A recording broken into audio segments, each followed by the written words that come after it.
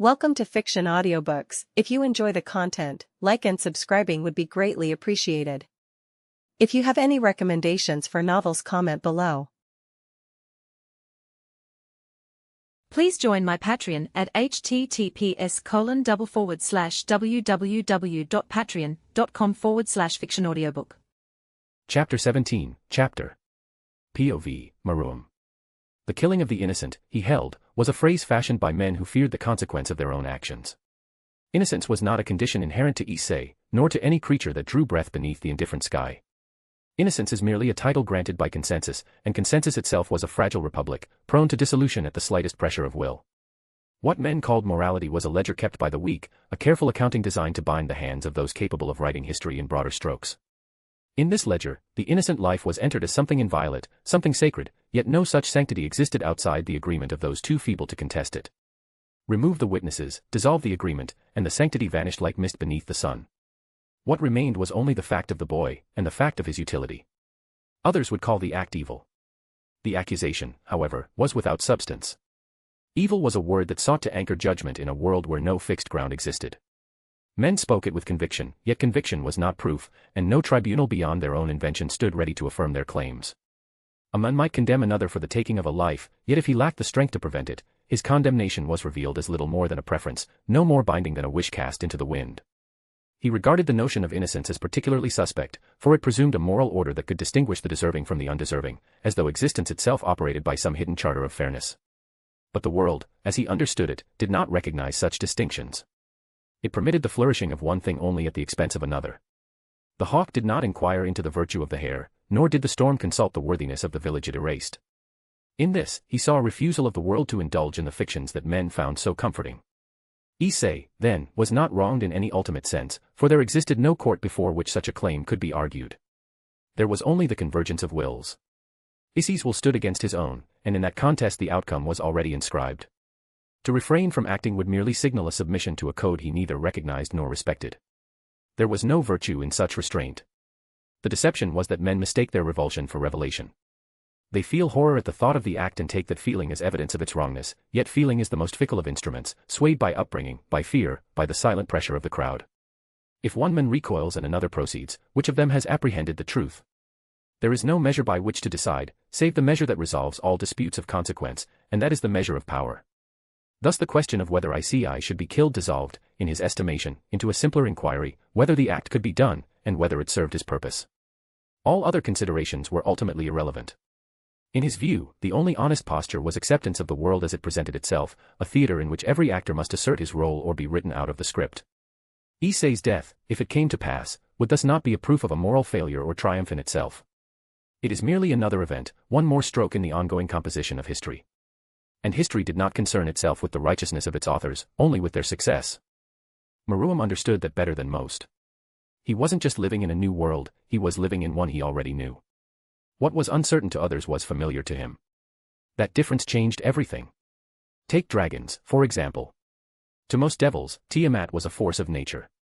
A being you avoided, respected, and never tried to provoke. To Maruam, she was, still dangerous, still unreasonably powerful, but also something that can be nudged into a direction he wishes to. She had a history, a personality, and most importantly, a very specific grudge. That made her predictable, which meant that she could be used. The problem he was dealing with made that kind of thinking necessary. The eye of the pit was a constant drain on House Beleth. A hole in reality sitting right in the middle of their territory, endlessly producing monsters that had to be contained. It wasn't something you could ignore, nor was it something you could brute force your way through either. The problem was that killing the beasts didn't solve anything. They just kept coming. The source of the problem was the connection to the dimension gap. As long as that remained open, the pit would never truly be cleared. Which meant there was only one real solution: close the wounds. That, unfortunately, was where things got complicated. Fixing something like that required power at the absolute top end, at the very least someone at the level of a dragon king. The kind of power that only a handful of beings in the entire world possessed. Even if you found someone capable, there was no guarantee they would agree to help. Especially when interfering risked drawing the attention of Tiamat, who might just take it as an insult. Most people wouldn't even consider it worth the risk. Maruam, unfortunately, didn't have that luxury. Waiting until he was strong enough to handle it himself was an option, but it was a slow one. Too slow for his liking. House Beleth had already insulted him, and he intended to answer that insult properly. For that, he needed the eye of the pit dealt with sooner rather than later. Which left him with the one option that actually worked. Go to the source. Tiamat herself. Normally, that would be suicide. Dragons didn't respond well to people meddling with their affairs, and Tiamat was no exception. She was reasonable, by dragon standards, which still meant proud, greedy, and easily offended. You didn't ask something from a being like that unless you had something worth offering. Fortunately, Meruem did. Tiamat had been chasing after Drake for a long time. Drake had once taken from her hoard, and even after being sealed away, that insult remained for a dragon's possession was indistinguishable from their sense of self. The boosted gear was a direct link to the one who had wronged her. It was an opportunity. And right now, that opportunity had a name. Issei Hayadu. Are you ready, Valerie? He asked his bishop, who had just finished inscribing her magic circle upon the floor and arranging a careful assortment of magical herbs and candles along its intricate lines with meticulous care. If you would, master, she replied politely, gesturing toward the unlit candles that stood waiting upon the circle. He snapped his fingers, and at once every candle in the Hayadu living room flared to life in perfect unison, their flames rising steadily as though guided by an unseen will, casting a warm, steady glow that softened the shadows along the walls and filled the room with a quiet, almost ritualistic stillness, as the faint scent of herbs mingled with the flickering light to create an atmosphere that's sacred.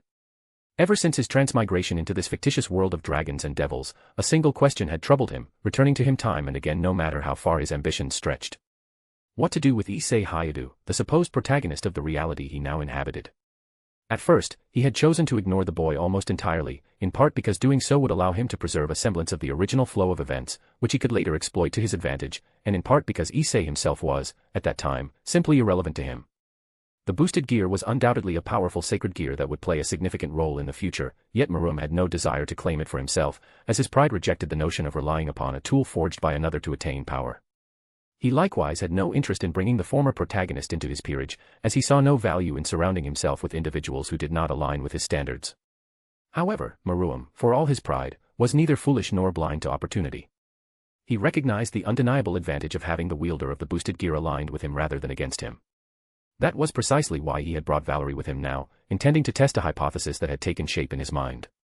Can you place the boy's body at the center of the circle, master? Valerie asked calmly. Meruem rose without a word and walked toward the couch where Issei's unconscious form lay sprawled, his breathing steady and oblivious to the events about to unfold. He lifted the boy with measured care before placing him within the heart of the intricate formation inscribed upon the floor. Valerie knelt beside the unconscious body, resting her hands gently upon his chest as she closed her eyes. Meruem felt the activation of the Sephiroth Graal as a faint holy presence spread through the air. Valerie extended her other hand toward him, which he accepted without hesitation as he allowed her to guide his consciousness inward, descending into the depths of Issei's soul. Yeah. The roar that greeted them defied comprehension, a sound so vast and overwhelming that it seemed to tear through the very fabric of existence, carrying with it a suffocating weight of ancient fury that pressed against his very soul with crushing force. Meruem felt his consciousness buckle beneath it as his knees gave way involuntarily, striking the unseen ground as if compelled by an unseen hand, while beside him Valerie collapsed in the same instant, her form trembling under the sheer magnitude of the presence that bore down upon them. It was a declaration of supremacy that reverberated through every layer of his being, as though the dragon's will sought to override his own. For a fleeting moment even Meruem, an ultimate class devil, felt the edges of despair claw at his composure, his thoughts scattering under the relentless assault as his very soul quaked beneath the weight of domination made manifest. When Meruem finally managed to gather himself, forcing his trembling form upright through sheer force of will, he lifted his gaze and found himself staring into a sea of crimson. Before him stretched scales of immense size, each one larger than a cliff face, layered seamlessly over one another as they shifted with a fluid, almost liquid motion. Their surface reflected a deep, burning red that seemed to pulse faintly as though alive, and the heat that radiated from them rolled outward in suffocating waves, pressing against his skin with such intensity that his body broke into a sheen of sweat simply from standing in their presence, as though he had been placed before an open furnace whose flames never dimmed.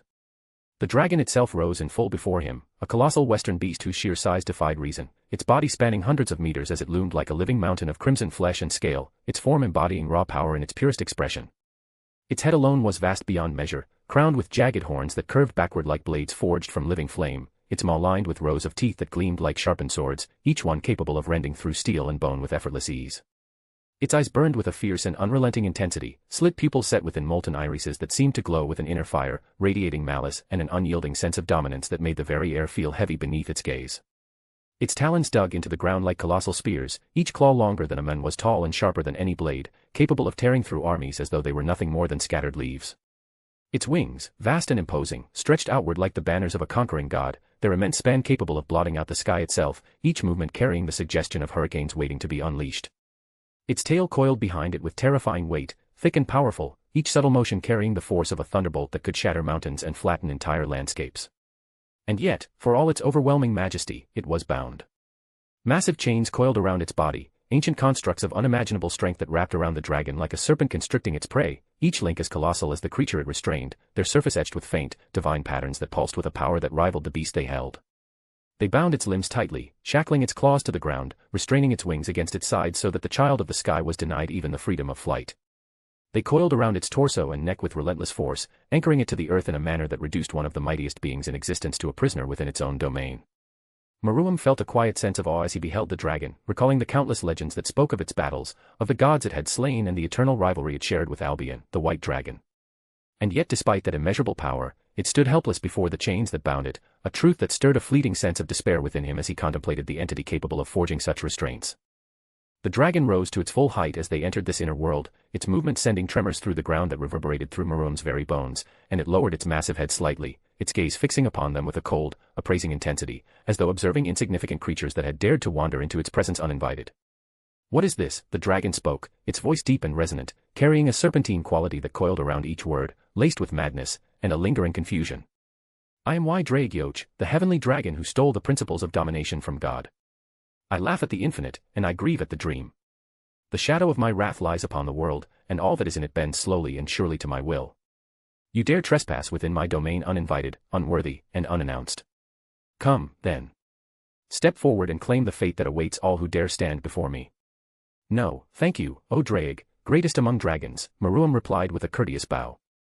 "Your generosity is noted, but I didn't come for rewards. I wished only to see you with my own eyes, to judge whether the tales spoken of your greatness held any truth. I couldn't believe that any being could truly embody such legend. Do you now?" Drake said, a trace of amusement entering his tone, as the inherent arrogance of dragonkind found satisfaction in such flattery. The dragon stepped forward, the ground trembling beneath its weight, yet before it could close the distance, the chains binding it pulled taut and halted its advance, eliciting a low snarl as its eye twisted with irritation toward its restraints. Maruam remained carefully positioned beyond the limits of its reach. Even if Drake couldn't really harm him here, it was better to be safe. Chained or not, a dragon is still a dragon. "The songs do you no justice," Maruam said, his voice steady. "They fail to capture even a fraction of your magnificence, O Drake, whose mere gaze is enough to drive both gods and mortals alike to despair." "You have nice manners for a devil," the dragon replied. "State your identity and your purpose, for you stand within my domain and I would know the name of the one who dares address me." "I am he who is called the Lord of Rings," he said, offering nothing further of his identity. It was neither prudent nor wise to surrender one's true name lightly before beings of immense power, least of all to the dragon of domination. "Is that so?" the dragon hissed. "And what is it you seek to accomplish by intruding upon my domain with such insolence, he who is called Lord of Rings?" "I would like to offer you a deal, one that might benefit both of us." "You presume too much, little bat," the dragon snarled, its voice thick with disdain. "I am the red dragon of supremacy. I have cast down civilizations as easily as I have slaughtered pantheons of gods. The mere mention of my name heralds calamity. What could you possibly offer me that I do not already possess?" "Freedom," Maruam answered simply. A low, dangerous sound rumbled from the dragon's throat. "You are either bold beyond reason or a fool with no hope of redemption," Drake said, a low, mocking sound rumbling through his throat. "I soared through the heavens while your ancestors had yet to crawl. And now you are chained to the earth," Maruam replied evenly. "And no less dangerous for it," the dragon countered, its gaze sharpening. "You should do well to remember that." A heavy silence followed as the dragon regarded him, his gaze piercing and contemplative. It looked like some loutish knight beriddled by a troll. "Setting aside, for a moment, the questionable credibility of your claim," the dragon said at last, his voice carrying a measured skepticism, "what would you wish in return?" "Oh, nothing excessive," Maruam replied, a faint, knowing smile forming upon his lips. "A partnership between us. You would lend me your strength when the need arises, and in turn I would extend mine to you when your circumstances require it. A mutually beneficial agreement between equals. What say you, O Red Dragon?" An overwhelming pressure descended upon them, crushing and absolute, saturating the very space with killing intent so dense that it felt almost tangible. Valerie collapsed to her knees, unable to withstand it, while Maruam himself felt his senses buckle beneath the sheer weight of it, his consciousness threatening to fracture under the strain. Even diminished by the chains, the dragon's presence was enough to make an ultimate class devil falter. You entered my domain uninvited, and I permitted it, the dragon said, his voice low and seething. You presumed to understand what might benefit me, and I tolerated that as well. Yet now you stand before me and dare to propose an alliance as though you were my equal, and you expect to do so without consequence. Unpunished. Hubris. Blasphemous. I am the red dragon of domination. I have hunted your kind as a wolf amongst sheep, and I humbled your maker long before your ancestors ever came to be. I kill as I please, and none have the strength to deny me. I have shattered the champions of ages past, and there are none in this era who can claim their equal. My scales are layered as shields beyond counting, each one an unbreakable bulwark. My fangs surpass the sharpness of any forged blade, capable of tearing through all that exists. My claws strike with the force of spears driven by divine wrath. The sweep of my tail carries the power of a thunderbolt that rends the earth asunder. My wings command storms that ravage the heavens themselves. My breath brings death to all that lives. Begone from my sight. The final word struck with such force that Maruam's soul itself seemed to shatter under its impact, his consciousness violently expelled from Issei's inner world as though he had been struck by an unstoppable force. His eyes snapped open, his body lurching forward as he coughed harshly, struggling to draw breath as dizziness overtook him. It took several long moments before his senses stabilized and the world ceased its relentless spinning. So that was the effect of a dragon's roar when unleashed by a heavenly dragon, he thought, a faint smile forming despite the strain. Amazing. All dragons possess the ability to release a roar infused with mana drawn from their very soul, a manifestation of their will that could drive weaker beings into despair and panic, the intensity of which depended upon both the strength of the dragon and the resilience of the one subjected to it. Even restrained as it was by the chains, Drake's roar had been sufficient to shake an ultimate-class devil to his core. I want that kind of power, Maruam thought, a gleam of ambition flickering in his eyes as the lingering dizziness faded, leaving behind a quiet sense of exhilaration and a trace of envy toward the immense being he had just encountered. That was the kind of power he sought, a power that stood above all things without justification, a power that did not rely upon manipulation or subtlety, a power that existed in its purest and most absolute form, unrestrained and unapologetic, asserting its presence upon the world simply because it could. He turned his gaze toward Valerie, who was coughing violently on the ground, her body trembling as she struggled to steady her breathing, and he moved without hesitation to kneel beside her, placing a firm hand upon her shoulder to help stabilize her as the aftershocks of the encounter still rippled through her form. It was then that he noticed the blood. Thin streams ran from her eyes, her nose, and the edges of her ears, staining her pale skin in stark contrast, and for a brief moment a flicker of concern passed through him as he assessed the extent of the damage. I'm fine, Master, Valerie said before he could voice the question, her tone steady despite the strain.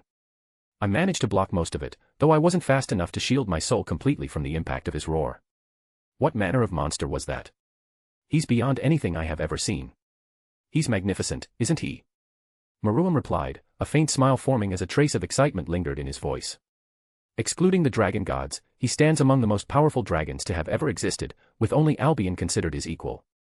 Ha ha ha, I knew he was powerful from all the tales and my previous knowledge, but experiencing it firsthand is something else.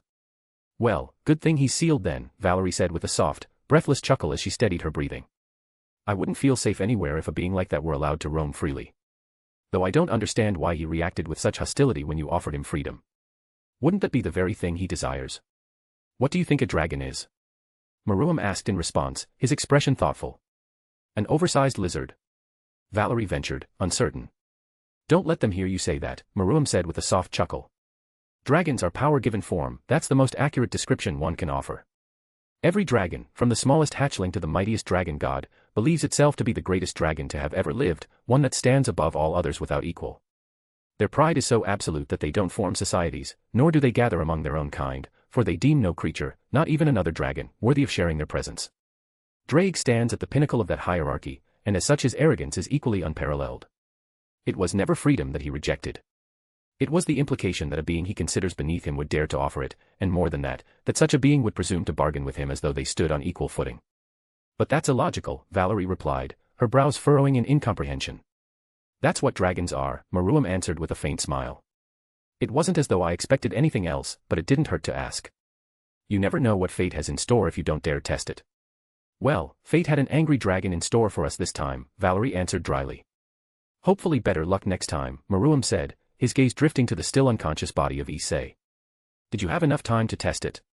Yes, Valerie said with a slight nod. As we discussed, I attempted to see whether I could separate the sacred gear from Issei's soul and claim it for ourselves, though unfortunately that's not something I am capable of accomplishing now.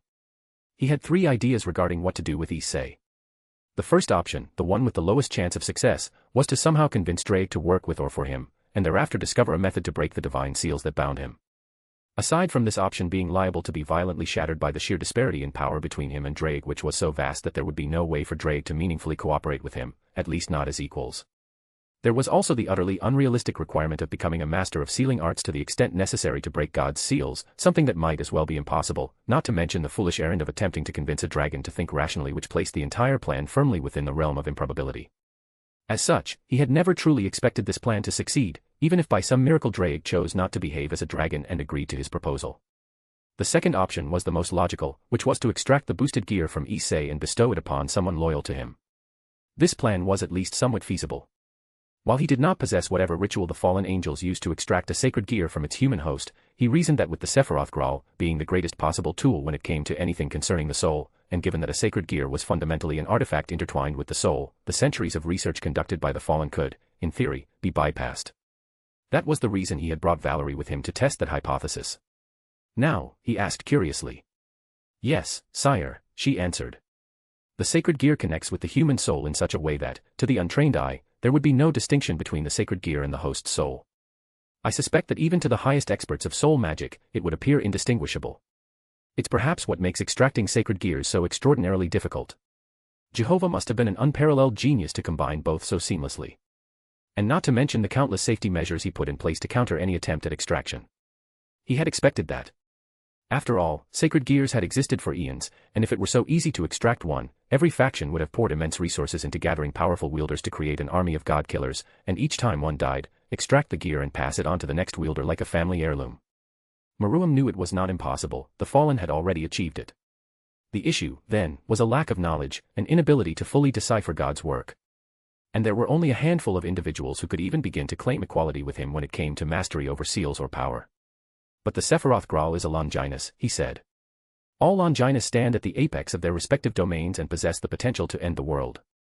The Sephiroth Graal governs the soul, which means it should represent the highest possible authority within that field. Which brings me to the next issue, Valerie said. Given enough time, I could theoretically brute force all the safety measures, tear the boy's soul apart, and extract the boosted gear. Given time in geological amounts. But even then, we would still face another problem. What problem? He asked, leaving the matter of the soul to the experts. The recovery system embedded within the gear, she replied. Each sacred gear is bound by an extraordinarily complex array of divine miracles that activate the moment it's separated from its host, immediately returning it to heaven's system. That mechanism lies outside the scope of my current capabilities, and I suspect, yours as well. That made sense, he supposed. After all, every sacred gear returned to heaven's system the moment its host died. But there was one exception he remembered from his previous life. The Nemean lion, Regulus, had somehow manifested after its host had been killed, acting to avenge him before encountering Serord Baal and being reincarnated as a devil shortly thereafter. Why hadn't Regulus instantly returned to heaven? Was there something unique about it? Of course, back then Meruem had simply assumed the author wanted another devil character to possess a sacred gear and serve as a rival to Issei, without any deeper reasoning behind it. And you can't hold onto it long enough to transfer it into another host? He asked curiously. No, at least not with my current level of knowledge, she answered calmly. Perhaps once I fully master my sacred gear or achieve balance breaker, it may become possible. But that will take a very long time. I'm sorry, Master. Don't be, he said casually. It was a long shot to begin with. It's enough that you have confirmed sacred gears can be extracted in the future with sufficient practice. In any case, I'm not particularly interested in the boosted gear. So, you intend to gift the boy to Tiamat? She asked evenly.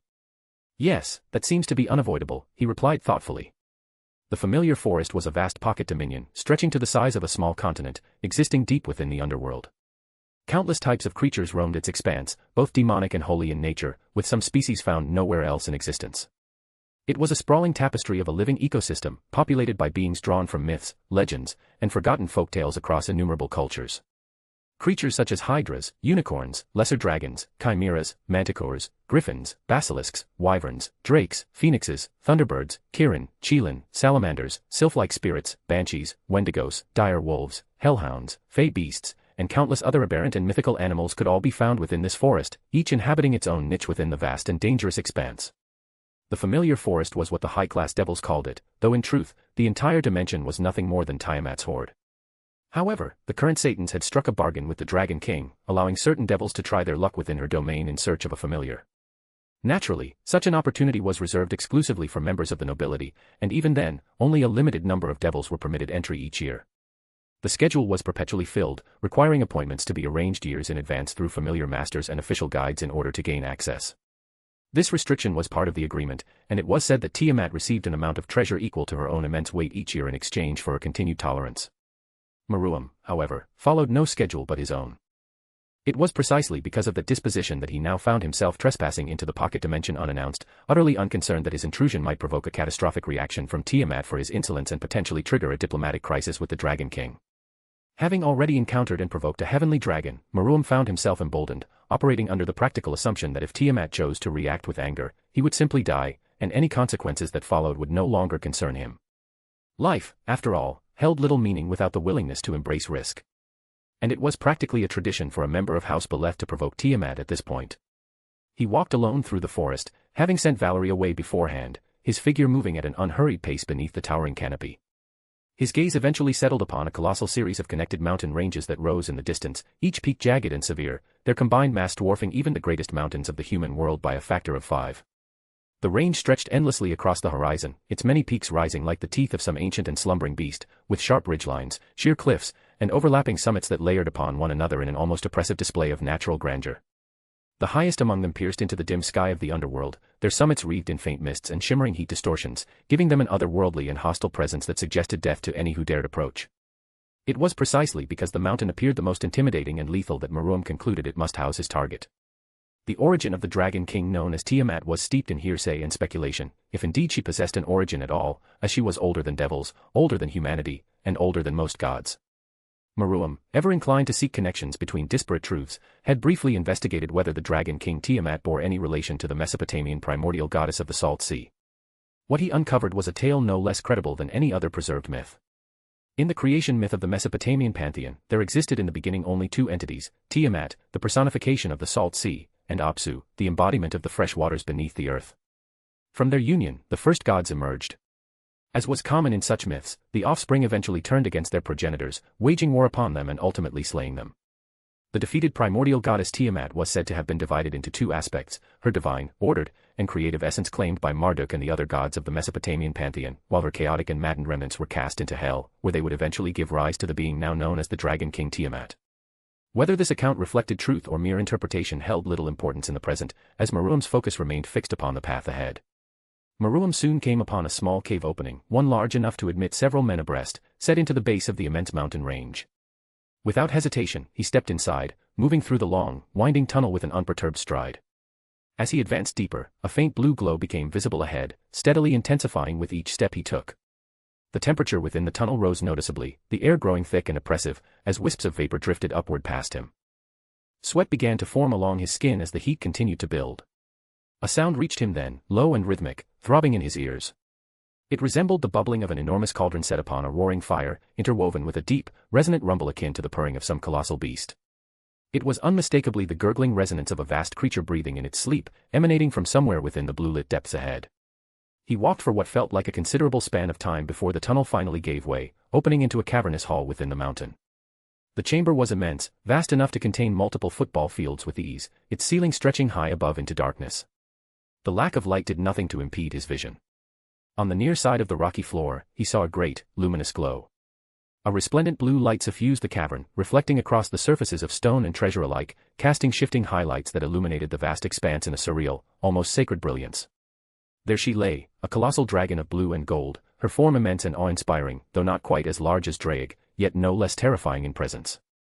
She slept, her massive body rising and falling with each breath, a deep thrumming emanating from her jaws and nostrils as thin streams of smoke curled outward. Meruem found himself momentarily disoriented simply by gazing upon her, as though her very existence distorted perception. Beneath her, under all 6 of her limbs and the vast coils of her tail, and extending outward in every direction across the unseen reaches of the cavern floor, lay innumerable piles of treasure. Gold, gemstones, and jewels were scattered in immense quantities, interspersed with swords both demonic and holy, intricately crafted armor, and countless other relics, all gleaming with a bluish hue beneath the ambient light. Behind her, where the cavern walls drew nearer, there could be seen rows of hanging weapons and equipment, coats of mail, helms, axes, swords, and spears, while great jars and vessels stood arranged in ordered lines, filled to the brim with wealth beyond estimation. Not a single inch of the vast cavern lay bare of treasure. It was a hoard capable of purchasing entire nations many times over. As he beheld it, Maruam felt something alien stir within him, the insidious sin of greed awakening at the edges of his consciousness. The sheer magnitude of the wealth before him inspired a rising desire to claim it, and fleeting images formed in his mind of all that could be accomplished with such resources. Yet he forced the thought away almost immediately, severing it with a thought. The hoard of a dragon carried with it a curse, a subtle corruption that ensnared the minds of those who gazed upon it, driving them toward obsession and ultimately toward ruin, as countless individuals had met their tragic end after succumbing to that desire. Maruam acknowledged the temptation, but he did not care for the accumulation of wealth for its own sake, and material possessions remained, in his mind, instruments to be utilized in pursuit of far greater ends. Well, thief. I smell you, and I feel your air. Come along. Help yourself again, there is plenty and to spare. Tiamat spoke, her voice rich with pride, yet carrying a distinctly playful edge, a sharp contrast to Drake, whose presence had been defined entirely by pride and wrath. Thief. O Tiamat, greatest of all dragons, he began, his tone smooth with deliberate flattery. I don't recall ever taking anything that was knowingly yours. Don't play coy with me, boy. Tiamat's eyes opened fully now, fixing him with a piercing, reptilian gaze. Her voice reverberated through the mountain, sending tremors through the very stone. I know the smell and taste of Beleth, who better than I? I recognized you the moment you entered my domain. It seems rather harsh to blame the son for the actions of the father, Maruam replied pleasantly. Or the great-grandfather, in this case. Thief, son of a thief, it makes no difference, Tiamat said, her long serpentine neck suddenly coiling around him with impossible speed. He had not seen her move.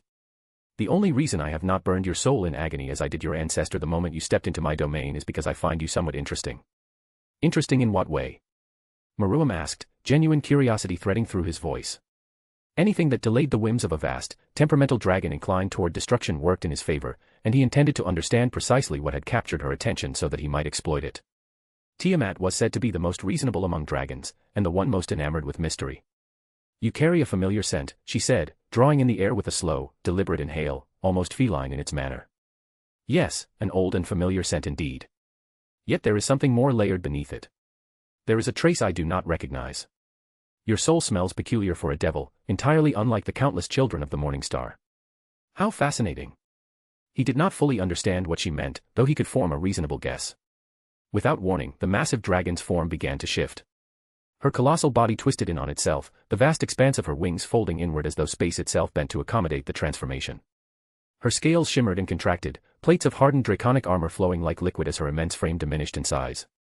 Limbs restructured, bones reshaped, and her serpentine mass condensed with a fluid, unnatural grace that defied conventional understanding of form. The overwhelming presence of the dragon did not lessen as she shrank, instead, it seemed to compress, intensify, and concentrate into something far denser and more suffocating. Where once there had been a towering, ethereal blue dragon, there now stood a woman. The faint, pale glow of her skin caught what little light lingered within the cavern, giving her an almost unreal presence. Her hair carried a luminous, cold blue sheen, like moonlight submerged beneath deep water, shifting softly as it cascaded down her back in long, weightless strands. Her eyes burned with a sharp violet brilliance, alive with mischief and an unsettling intelligence that seemed to peer far deeper than surface appearances. Dark, jagged horns arched upward from her head, framing her face like a natural crown, lending her an aura of quiet authority and latent danger. Her figure was slender, almost delicate at a glance, yet there was an unmistakable tension beneath that surface, a coiled strength that suggested restrained power waiting to be unleashed. Like many women of this world, her chest was enormous and scantily covered, though even that detail seemed secondary to the overwhelming presence she exuded. Strange markings traced faintly along her skin, resembling veins or fractures, as though something vast and unstable had been forced into a confined shape. One of her arms appeared encased in a hardened, scale-like armor that seemed grown rather than forged, seamlessly integrated into her body. She wore no garments intended for warmth or modesty. What little material adorned her clung tightly in narrow, deliberate sections, more akin to a second skin than actual clothing, covering only what was necessary while leaving much of her form exposed to the cool air of the cavern. She is breathtaking. Maruam found himself momentarily captivated, utterly drawn in by the blue-haired woman whose beauty defied simple description. Aren't you a flattering one? Tiamat said with a coy smile, her expression softening slightly, revealing the well-known draconic weakness for praise. Wait, did I say that aloud? He wondered, immediately reinforcing his mental barriers just to be sure. Bargaining with a dragon required a guarded mind. She moved before he could react.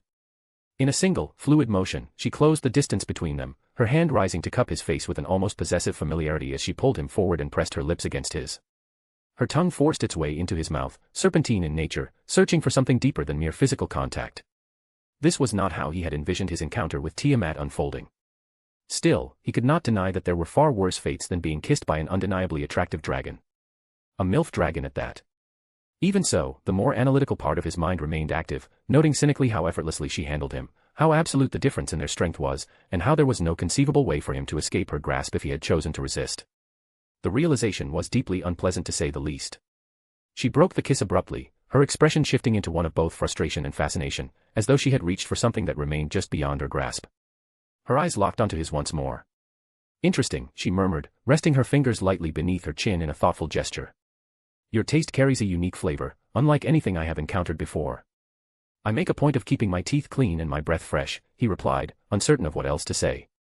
What else do you say to a dragon calling you tasty? Not your flesh, she snapped, a low growl threading through her voice. Your soul. It carries a flavor distinct from devil's or anything else I recognize. There is a significant amount of primordial energy coiled around it. Primordial energy, he asked, curiosity sharpening. You're referring to the energy of the dimensional gap. The chaotic force from which all existence had once emerged was often described as primordial energy, a volatile and corrosive power that would erode most beings into nothingness if they remained exposed to it for too long within the dimensional gap. Yes, hush now. I am thinking, Tiamat said briskly, circling him slowly, her gaze methodical and penetrating as she examined him from every conceivable angle, her interest only deepening with each passing moment. He found that he could no longer speak, even had he wished to do so, as she had stripped him of that ability with nothing more than a casual command. In that moment he was forced to confront the unsettling truth that even an ultimate-class existence amounted to very little in the presence of true monsters such as her. Until such time as she chose to release him from her spell, his thoughts drifted back to her earlier words, to the strange remark she had made about the taste of his soul. At first, he had assumed that the difference she perceived came from the fact that he was not originally from this world, and it seemed reasonable to think that a soul born elsewhere would carry some distinct quality, some unfamiliar flavor as she called it. Yet her words suggested something deeper, and the mention of a large quantity of primordial energy coiled around his soul lingered in his mind, stirring a quiet curiosity that he could not easily dismiss. The dimension gap, often described in various mythologies under different names, was said to be the birthplace of gods and the primordial canvas upon which existence itself was first shaped. The Greeks referred to it as Chaos, the Norse named it Chenunga Gap, the Egyptians spoke of Nun, and in Chinese mythology it was known as Hundun, while countless other traditions carried their own interpretations of that same boundless, formless expanse. It existed as a realm beyond conventional space and time, a place where distinction had not yet been defined, where matter, energy, and consciousness existed in an undifferentiated state, and from which all structured reality eventually emerged. According to many schools of thought, every soul passed through this dimension gap prior to birth, undergoing a kind of condensation from that vast, unshaped primordial essence into an individualized existence. As a result, every living being carried within them a trace of that original energy, a faint imprint of the chaotic, limitless potential from which they were formed. This primordial energy was believed to be the fundamental source of all magical phenomena, the underlying force that allowed the manipulation of reality through will, knowledge, and technique. Magical races, such as devils, angels, dragons, and other supernatural entities, were said to possess a significantly greater concentration of this primordial energy within their souls, which granted them an instinctive connection to magic and allowed them to wield it as naturally as breathing. Their bodies and souls were structured in a way that facilitated the flow and utilization of that energy, giving them an inherent advantage over ordinary humans. Humans, on the other hand, were thought to possess only a minimal amount of this primordial essence, enough to sustain existence but insufficient to grant them innate magical capability. This disparity was often cited as the reason why humans struggled to access magic without external aid, training, or artificial enhancement, and why their potential in that domain appeared limited when compared to other races. Some scholars theorized that this limitation was not absolute, that under certain conditions a human could awaken or cultivate the dormant traces of primordial energy within them, yet such cases were rare and often required extraordinary circumstances. Others believed that humanity's weakness in this regard was a deliberate balance imposed upon the world, a necessary constraint to prevent instability. If what Tiamat had said was true, if his soul indeed contained a greater concentration of primordial energy than what was typical even among exceptional individuals, then it could explain the ease with which he had grasped magic, the speed at which he had advanced, and the depth of mastery he had attained in such a short time. Yes, yes. Tiamat murmured, her gaze fixed on him though her words seemed directed more toward her own thoughts than toward him. Your soul does contain more primordial energy than usual, but what of it? There have been many individuals of greater destiny who possess the same trait. That alone does not account for the unique flavor I perceive, though it may be a symptom rather than the cause. Yes, that seems more likely. Indeed, the unique nature of your soul might explain the excess, but why is your soul unique to begin with? His heart seemed to rise into his throat as he listened, a flicker of unease taking hold at how close she appeared to be to uncovering the truth of his existence. The intuitive foresight possessed by beings of her caliber, manifesting as near-accurate hunches, was being displayed in full before him, and it was an unsettling thing to witness when one stood as the subject of that scrutiny. "Speak, who are you?" Tiamat demanded, her voice carrying an edge of insistent curiosity, her gaze sharp and unwavering as it locked onto him. There was something almost obsessive in her expression, like a predator that had discovered something new and intriguing, something that stirred both fascination and irritation in equal measure. He attempted to respond, only to find himself incapable of forming words, his silence answering her question in its own way as he regarded her with a questioning look. "I'm not asking for your name, Meruem, son of Andromelth of House Beleth," Tiamat clarified. "I wish to know what you are. Tell me who Meruem Beleth truly is. You will find that you are incapable of speaking anything but the truth." He was unsurprised that she knew his name. For beings of her level, such information could be divined or uncovered with trivial effort. It was for this very reason that when dragons or fae of comparable stature requested one's name directly, it was rarely a trivial matter, as such a request often carried implications far beyond simple curiosity. It was not wise to directly answer their questions. Granting them that information willingly could be akin to offering them access to the very core of one's being, something that could be used for purposes that were rarely benign. Meruem considered his situation carefully, aware that he could not reveal his origin as someone from another world, as that secret was too valuable and too dangerous to expose. A direct answer was therefore impossible, yet he was constrained by the condition she had imposed, one that ensured he could only speak the truth. He lacked both the power and the knowledge required to break free from her spell, which meant that whatever answer he gave would need to be both truthful and carefully constructed, revealing nothing of what he wished to conceal. He turned his thoughts toward Tiamat herself, analyzing her nature in an effort to determine what kind of response might satisfy her curiosity without compromising him. Like most dragons, she was fundamentally solitary, her interactions with others typically limited to conflict or strictly transactional exchanges. Such a lifestyle inevitably fostered a form of isolation, and dragons, in their own ways, developed their own ways of coping with that isolation. Some sought stimulation through destruction, unleashing their power in bouts of violence whenever boredom took hold. Others gathered followers and demanded worship, surrounding themselves with lesser beings whose reverence served to affirm their superiority. There were those who hoarded treasures obsessively, both for material value as well as a means of asserting control and ownership over something tangible. Some immersed themselves in ancient knowledge, dedicating centuries to the pursuit of understanding, while others engaged in intricate games of intellect, favoring riddles, bargains, and layered manipulations as a way to entertain themselves. There were even dragons who took an interest in shaping civilizations from the shadows, guiding events subtly to observe the outcomes of their interference. Tiamat, however, was known to be driven by curiosity. She was drawn to the unknown, to anomalies that defied expectation, finding genuine enjoyment in unraveling mysteries and demonstrating her intellect through discovery. It was that aspect of her nature that now fixed upon him, that compelled her to probe deeper, and it was that same curiosity he would need to navigate if he wished to emerge from this encounter without exposing more than he intended.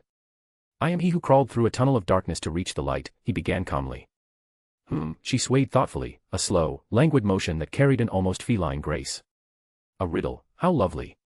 Crawling through a tunnel to reach the light could be a metaphor for birth, or perhaps a literal reference to your journey through these tunnels to reach me. It tells me something, though not nearly enough.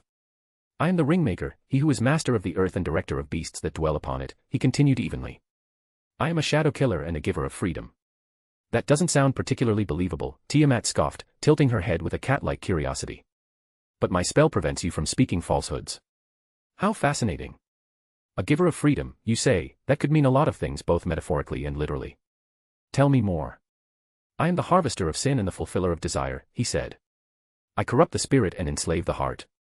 I turn dreams into nightmares." "A contradiction," she hissed, though her tone carried clear delight. "A giver of freedom, yet an enslaver of the heart. How intriguing. A harvester of sin and a fulfiller of desire, there is a connection there, something underlying those concepts, but what? You have given me much to consider." Her eyes gleamed with interest. "Now, why did you come to me?" "I have come to bargain," he said, the pressure around his voice lifting as her spell released its hold over him. "A bargain," she repeated, her curiosity sharpening. "For what?" "For pardon," he replied simply. "You wish to bargain for pardon," she said, her interest deepening as she continued to circle him, her movement slow and deliberate, like a predator studying prey already within its grasp. "Go on." "My great-grandfather, in his arrogance, gravely insulted you," Meruem began carefully. "For that, he paid with his life, and with a curse that lingers over all his descendants like an ever-present shadow. I don't claim the punishment was unjust, for he should have known better than to meddle with a dragon's hoard. I have come to set that wrong right and to make reparations. I present myself before you in all due humility and seek to bring closure to a wound left festering for far too long. You have a silver tongue, Tiamat said, amusement flickering across her expression. Humility, however, remains something you have yet to learn. One does not bargain for pardon, least of all with a dragon. Others with less patience than I would have reduced you to ash for such audacity. Still, your riddles have piqued my interest, so I will overlook that misstep. My apologies, O cleverest of dragons, he said, his tone measured and respectful. I simply have no wish to taint your domain with insincerity, nor to mislead you with falsehoods regarding my intentions. It would be the height of arrogance to assume I would be able to fool you. That's why I chose not to cloak my words in empty politeness, because the truth itself seemed more fitting. So yes, I have come to bargain with you. Silver-tongued indeed, she laughed softly. You hide your pride well beneath your flattery. You came to make a deal and not grovel for pardon, very brave of you to admit that to my face. Many wouldn't dare. Very well, I don't take honesty as an insult, unlike some of my more prideful kin. Tiamat came to a stop before him, her gaze meeting his eyes directly. You wish for me to mend the fractures in reality I created in my wrath. What do you offer in return? Surely you did not come empty-handed. No, Maruam replied. As a matter of fact, I have brought you something you have been seeking for millennia. With a small gesture of his hand, a magic circle formed beneath him, marked by the 7-pointed distinction of House Beleth. From it fell a young boy with chestnut hair and an average build, his body limp and unconscious.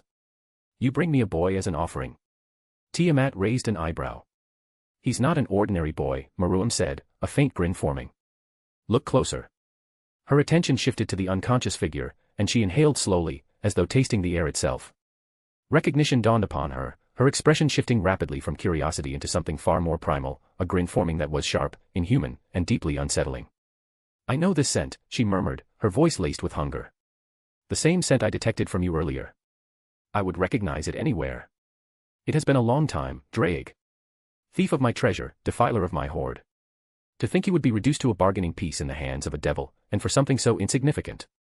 How far the mighty have fallen. From what Maruam remembered of the original timeline, Tiamat had not displayed overt hostility toward Issei for wielding the boosted gear. Her animosity had been directed solely at Draig, and she had merely tasked his host with retrieving what had been taken. Yet the murderous intent radiating from her now suggested that her grievance ran far deeper than a simple matter of borrowed treasure. I was under the impression, Maruam said calmly, that the Red Dragon Emperor had borrowed from your hoard and failed to return it. A dragon does not borrow, she snapped sharply. A dragon does not ask. A dragon takes what it desires and destroys what it does not. But this changes things, does it not, Draig? Her laughter rang out, wild and unrestrained. Maruam remained still as she descended into manic laughter, reliving ancient grievances that had clearly never faded. The notion that Draig had merely just borrowed from her now seemed to be increasingly unlikely. It seemed that the version of events he had known was incomplete, and whatever truly transpired between them was likely far more complex than a simple act of theft. Though curiosity stirred within him, the shift in her demeanor made it clear that she would not readily share the full truth. You truly spoil me, Maruam, Tiamat said suddenly, her attention snapping back to him with a bright, almost delighted expression. First riddles to amuse my mind, and now the opportunity to settle an old grievance. And all you ask in return is that I mend those fractures. That's all I ask for, Maruam replied, his posture easing slightly. Are you sure, she whispered, her voice dropping to a softer, more intimate tone as she leaned closer, her breath brushing against his ear. You have brought me the host of Draig alive. Many would pay an unimaginable price for such a gift. I could grant you wealth beyond your wildest imaginings. All you need to do is ask. There was something different in her voice now, something subtle yet insidious, and he felt the pull of it almost immediately. The same creeping desire that had stirred within him upon first witnessing her hoard began to rise again, stronger this time, more insistent.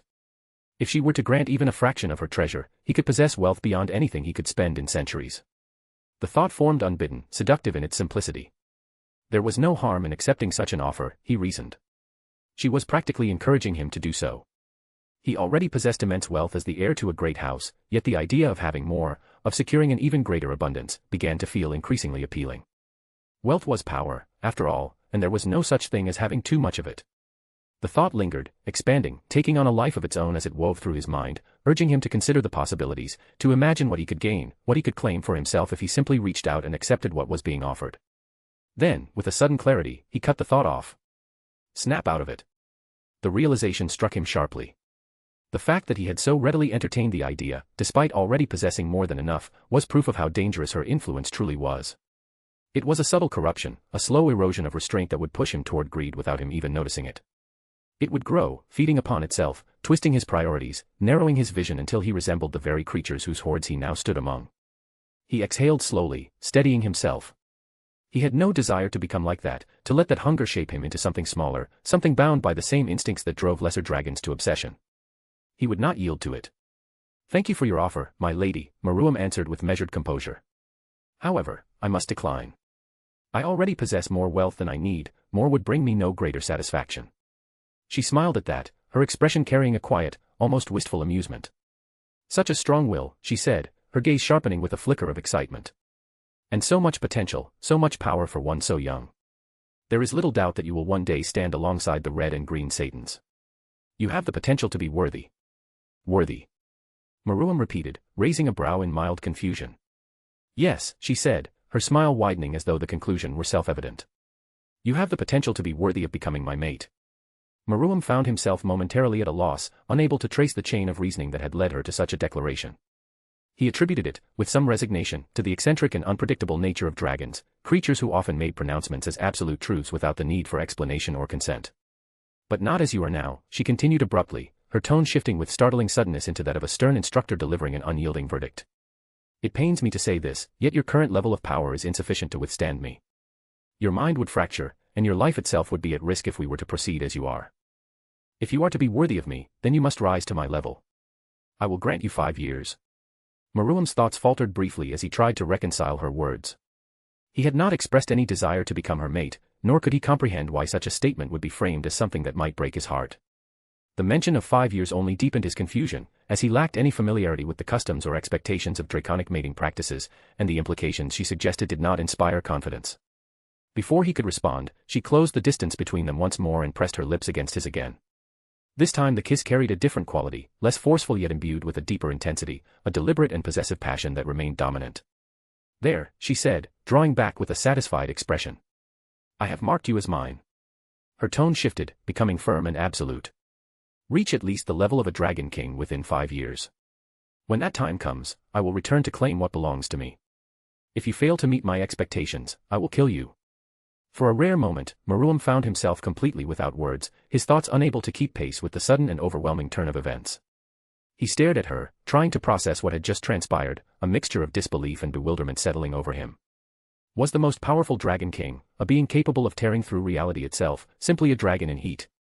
And had she truly decided, without consultation or consent, that he was to become strong enough so he can fuck her? This world's absurdity never fails to amaze me. Tiamat turned her attention away from him as though the matter had already been settled, lifting Issei effortlessly through the use of levitation magic before moving deeper into the cavern, her form receding into the vastness of her domain. "You may leave now, devil," she said over her shoulder, casting him a brief, amused smirk. "I will uphold my end of the agreement within a week." Meruem required no further encouragement, nor did he possess any inclination to linger within the domain of a dragon king any longer than absolutely necessary, especially one whose whims shifted so unpredictably. Without hesitation, he turned and made his way out, intent on putting as much distance as possible between himself and the presence he had just encountered. As he departed the familiar forest, Meruem found his thoughts turning toward the uncertain fate of Issei. The decision to hand him over to Tiamat had not been made lightly, nor had it been his first inclination. In truth, it had been a final resort, held in reserve precisely because of the volatile and unpredictable nature of the Dragon King, as well as the peculiar significance Issei held as a protagonist within the flow of events. There were, in his estimation, 2 plausible outcomes awaiting Issei under Tiamat's grasp.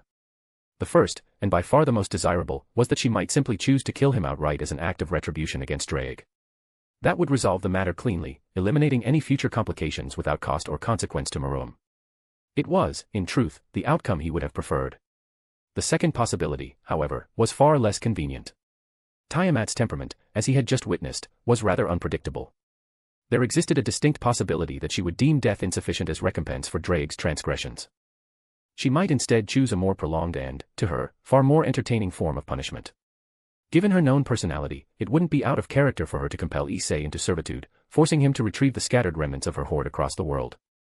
In the original timeline, she had made a similar demand, and although the version of Tiamat he had encountered seemed a bit different, she remained, at her core, a dragon who valued amusement and novelty. The opportunity to turn the host of Drake into a personal errand runner would provide both, and he doubted she would easily discard such a prospect. That outcome was far from ideal in his eyes. Maruam understood the nature of protagonists, the way fortune seemed to bend itself around them, guiding them through adversity and elevating them through struggle. If Issei were not killed outright, then the likelihood of him growing stronger was inevitable in typical hero fashion. Given enough time, and sufficient motivation, he would inevitably seek revenge. As the wielder of the boosted gear, Issei could genuinely be a threat, especially if that potential is properly cultivated. Under the guidance of someone like Tiamat, it was not unreasonable to assume that he would be forged into something far more formidable than he currently was. In fact, Maruam could easily imagine Tiamat deliberately cultivating that growth, shaping Issei into a worthy rival, a future opponent capable of testing her mate. And yet, despite all of this, Maruam felt no trace of regret. If anything, there was a quiet sense of anticipation that stirred within him. To exist without opposition was, in his view, a hollow endeavor. Greatness did not emerge in isolation, nor did it thrive in the absence of resistance. Every man who aspired to ascend beyond the ordinary required obstacles worthy of his ambition, adversaries capable of forcing him to confront his limits and surpass them. The measure of a man was defined by the caliber of those who stood against him. An existence devoid of worthy enemies would stagnate, dulled by the absence of challenge, stripped of the very pressures that forged strength and sharpened resolve. It was through conflict that one's will was tested, through opposition that one's growth was accelerated, and through the presence of formidable rivals that true dominion could be established with certainty. To stand at the pinnacle while surrounded by mediocrity held no meaning. It was only when one rose above those who could have stood as equals that such a position carried weight. Issei, in his current state, was insignificant, his weakness bordering on the absurd. But if he were to tap into that latent potential, then he could one day give Maruam a meaningful challenge. And though Maruam would not admit it, it grated on his nerves at how easily Drake dismissed his offer. Humbling his wielder once he reaches his full potential would serve as a sufficient payback. It was for this reason that Maruam did not shy away from the possibility of creating his own enemy. A man who sought supremacy could not afford to recoil from challenge. If he was to claim the mantle of Emperor of Hell in truth, then he would do so by overcoming all who stood in his path, regardless of their origin or potential. He stepped out of the teleportation circle and into the grand mansion of House Beleth, the ambient magic fading behind him as the sigil dissolved into nothingness. The moment he arrived within his chambers, he found Rosweiss already there, kneeling on the floor as though she had been awaiting his return. "Don't tell me you've been waiting for me in my room all this time," he said, raising an eyebrow as he took in the scene before him. The way her cheeks flushed, a soft redness spreading across her face as she averted her gaze for a fraction of a second, told him everything he needed to know.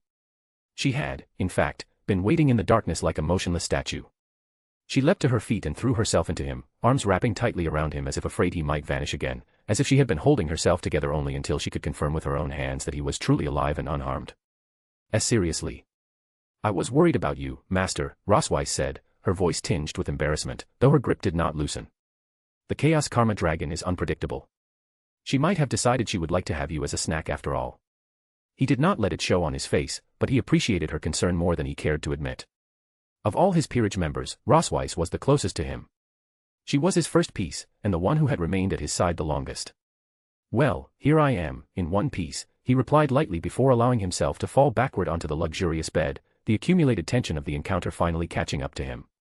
The interaction with Tiamat had been far more exhausting than he had let on, and beneath his composed exterior lingered a persistent unease, born from the undeniable truth of his own powerlessness in the presence of beings such as her and Drake.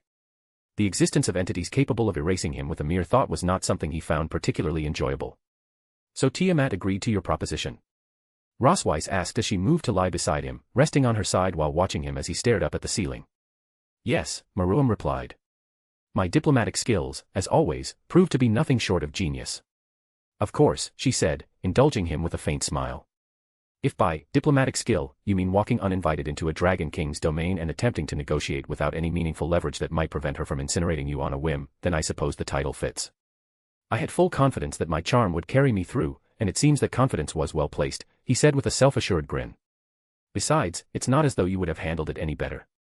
"Well, for one, I wouldn't attempt to negotiate with a dragon at all," Rosweiss replied dryly. "That's among the first lessons taught in diplomacy. One does not bargain with dragons. They are widely regarded as the most unreasonable beings in existence."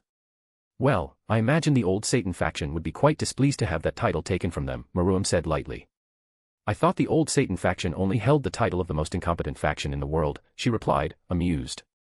"Incompetence and unreasonableness go hand in hand," Maruam replied. "It's only natural that they would excel at both." "Regardless, dragons are hardly better," Rosweiss said, watching him with quiet amusement. "That's an insult to dragons," Maruam protested. "At least their arrogance is justified. They are, after all, the most powerful race in the world." The old Satan faction, on the other hand, is a notoriously incompetent group with delusions of grandeur. Rosweiss let out a quiet laugh at the clear disdain in his voice. And yet, they remain one of the greatest threats to the stability of the underworld, she pointed out. When the cat is away, the mice dance on the table, Maruam said, fully aware that if the current Satans truly wished it, they could eradicate the remnants of the old Satan faction with ease.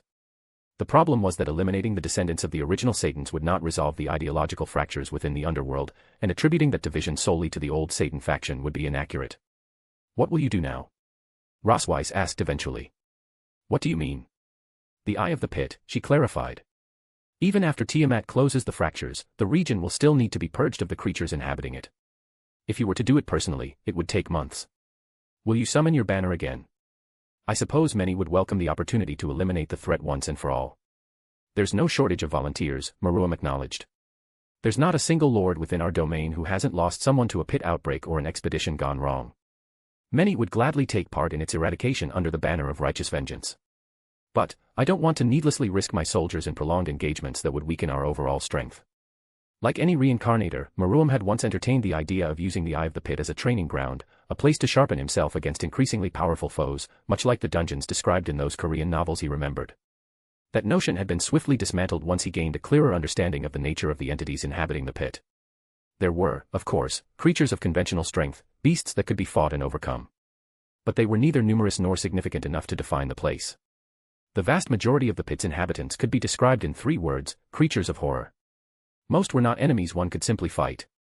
They were phenomena, things one endured rather than defeated, akin to diseases or plagues given form. Take, for instance, the veil rot, a parasitic phenomenon that manifests as a thin, drifting black veil in the air. Infection occurs with something as trivial as a brush against exposed skin. From there, the victim begins to lose themselves. Memories are stripped away in reverse chronological order, peeling from the mind and body alike as wisps of black vapor. Identity erodes piece by piece, the body weakens in tandem. And when the last memory is gone, the victim dissolves entirely. Worse still, the vapor left behind does gather, and birth more of its kind, turning every victim into a vector for further spread. Then there was the phenomenon known as the hollow choir, an entity that began as a purely auditory hallucination before gradually manifesting into something tangible. Victims would hear voices mimicking those of loved ones, familiar and comforting at first, before those voices began to override their internal thoughts. Over time, the individual would lose autonomy, becoming what was referred to as a speaker. In the final stages, the victim's body would split open at the chest, forming a hollow cavity that emitted layered voices continuously, spreading the choir further through sound alone. Another example was the carrion shepherd, a towering skeletal figure that emitted a low-frequency pulse across its surroundings. Within its range, dead tissue would reanimate, while living beings experienced involuntary muscle contractions resembling the movements of a puppet controlled by unseen strings. As exposure continued, victims lost control over their own bodies entirely, eventually joining the shepherd's ever-growing herd. These examples were only a fraction of what lurked within the upper layers of the Eye of the Pit, mere droplets within an immeasurable ocean of horrors. It was precisely this nature that rendered conventional strategies ineffective and made any attempt at systematic eradication an arduous and resource-intensive endeavor. What will you do, then? Rosweiss asked quietly. You will need your forces intact for the war you're planning. If only there were someone capable of producing expendable armies with at will, Maruam said, a hint of amusement threading through his voice. You mean a summoner? Rosweiss asked. Yes, a summoner would be ideal. Maruam replied calmly, an idea already forming in his mind regarding the next piece he would seek to recruit, now that Tiamat's cooperation had been secured. And, I'm terrible at estimating the length of a chapter. As many of you have guessed, he used Issei as a bargaining chip to deal with Tiamat. I hope you enjoy my take on how dragons should act. I feel that nowadays, in most pop culture, dragons have become more like pets or wise beings who help the protagonist. While that was a cool subversion of their classic portrayal as extremely prideful, greedy, and wrathful beings who hoarded gold and kidnapped princesses, I'm leaning back toward that original concepts. I imagine most dragons to be like Drake, taking almost everything as an insult. I also hope you like the riddles at the end. You already have the context for what they mean. I'm no Riddler, but I did my best. Chapter 18, Chapter POV, Maruam. What was truly fascinating about a world in which every myth and fragment of folklore existed as reality was the sheer breadth of possibilities it offered in, well, nearly everything. Take magic, for instance. The primordial energy that resided within every living thing and served as the source of all supernatural phenomena manifested differently depending upon the nature, history, and origin of the being in question. Within devils, that primordial force expressed itself as demonic power, which could then be shaped through imagination and intent to produce the desired effect. Within yokai, the same fundamental energy manifested as yuki, which they refined into yujitsu, granting them a broad array of techniques and abilities beyond their inherited racial abilities. Magic differed across races, and these differences led each culture to develop its own system for channeling and refining that power. Naturally, each system came with its own strengths, excelling in certain applications while falling short in others. Demonic power, being rooted in imagination, was instinctive and comparatively easy to wield, yet it was also notoriously inefficient when used without a magic circle, for the act of forcing imagination directly into reality demanded immense energy. The Millennian system used by humanity, on the other hand, was vastly more complex and difficult to master, as it relied upon calculation, esoteric logic, and deep understanding of cause and effect, and was in return remarkably efficient and accurate. Maruam found himself endlessly captivated by these systems, and studying them had long since become a personal hobby.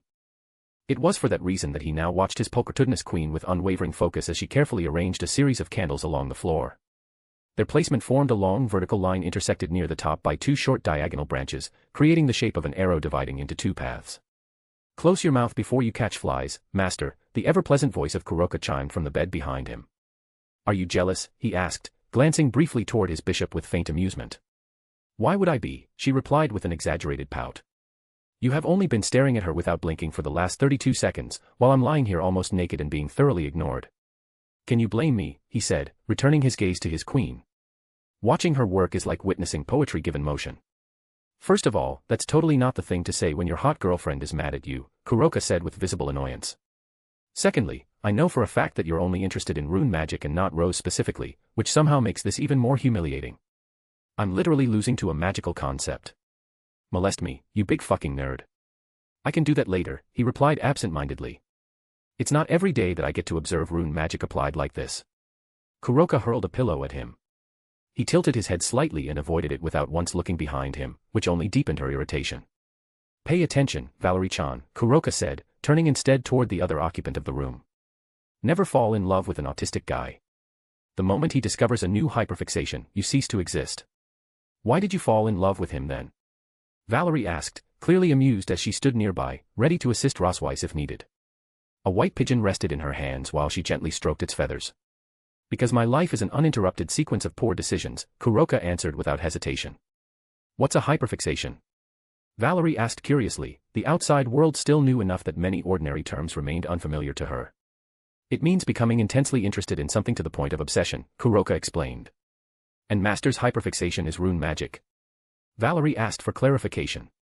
"Magic in general, and war crimes probably," Kuroka said casually, muttering the final part under a breath. "I will have you know that I have never committed a single war crime in my life," Maruam said, sounding genuinely offended. "Why don't we ask Demora Bale about that?" Kuroka snorted. "Ah, that's right. We can't, because you boiled her alive in holy water." "That's not classified as a war crime," Maruam replied patiently. "In fact, nothing is considered as a war crime in hell, all is fair. Besides, she deserved it. Many people on the DeviNet are praising my decisiveness. They're even calling me an honest Satan-sent prophet of depravity." "That's not the defense you think it is," Kuroka said dryly. Before he could respond, Rosweiss came to a halt, drawing his attention immediately back to her. "Valerie dear, bring me the knife and the pigeon, please," Rosweiss said in her soft melodic voice. Valerie obeyed at once and handed both the bird and the knife to her.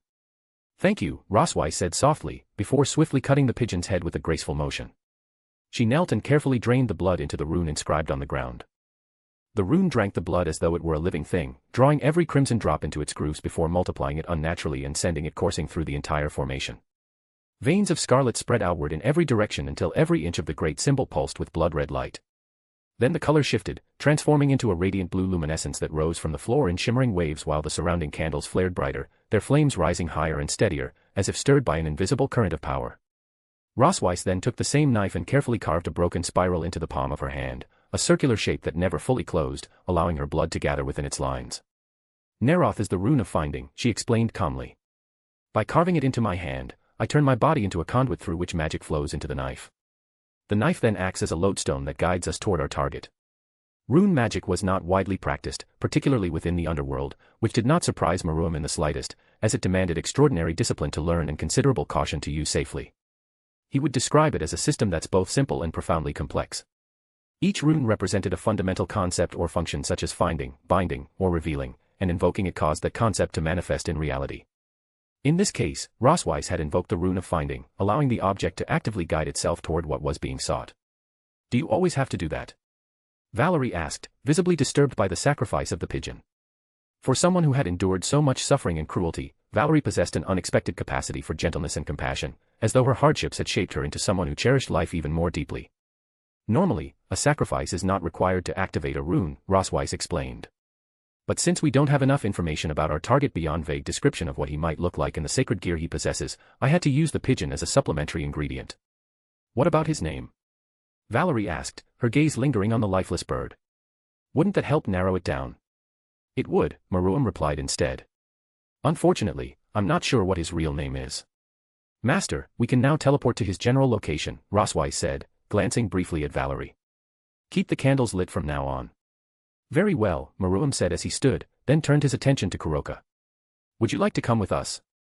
No, Kuroka replied, waving a hand lazily. I will stay here with Valerie. Maybe I can convince her to let me ravage her since my boyfriend has been criminally neglectful today, Naya. Maruam simply laughed before teleporting away alongside Rosweiss, who responded with a quiet roll of her eyes. The Son of Man will send out his angels, and they will weed out of his kingdom everything that causes sin and all who do evil.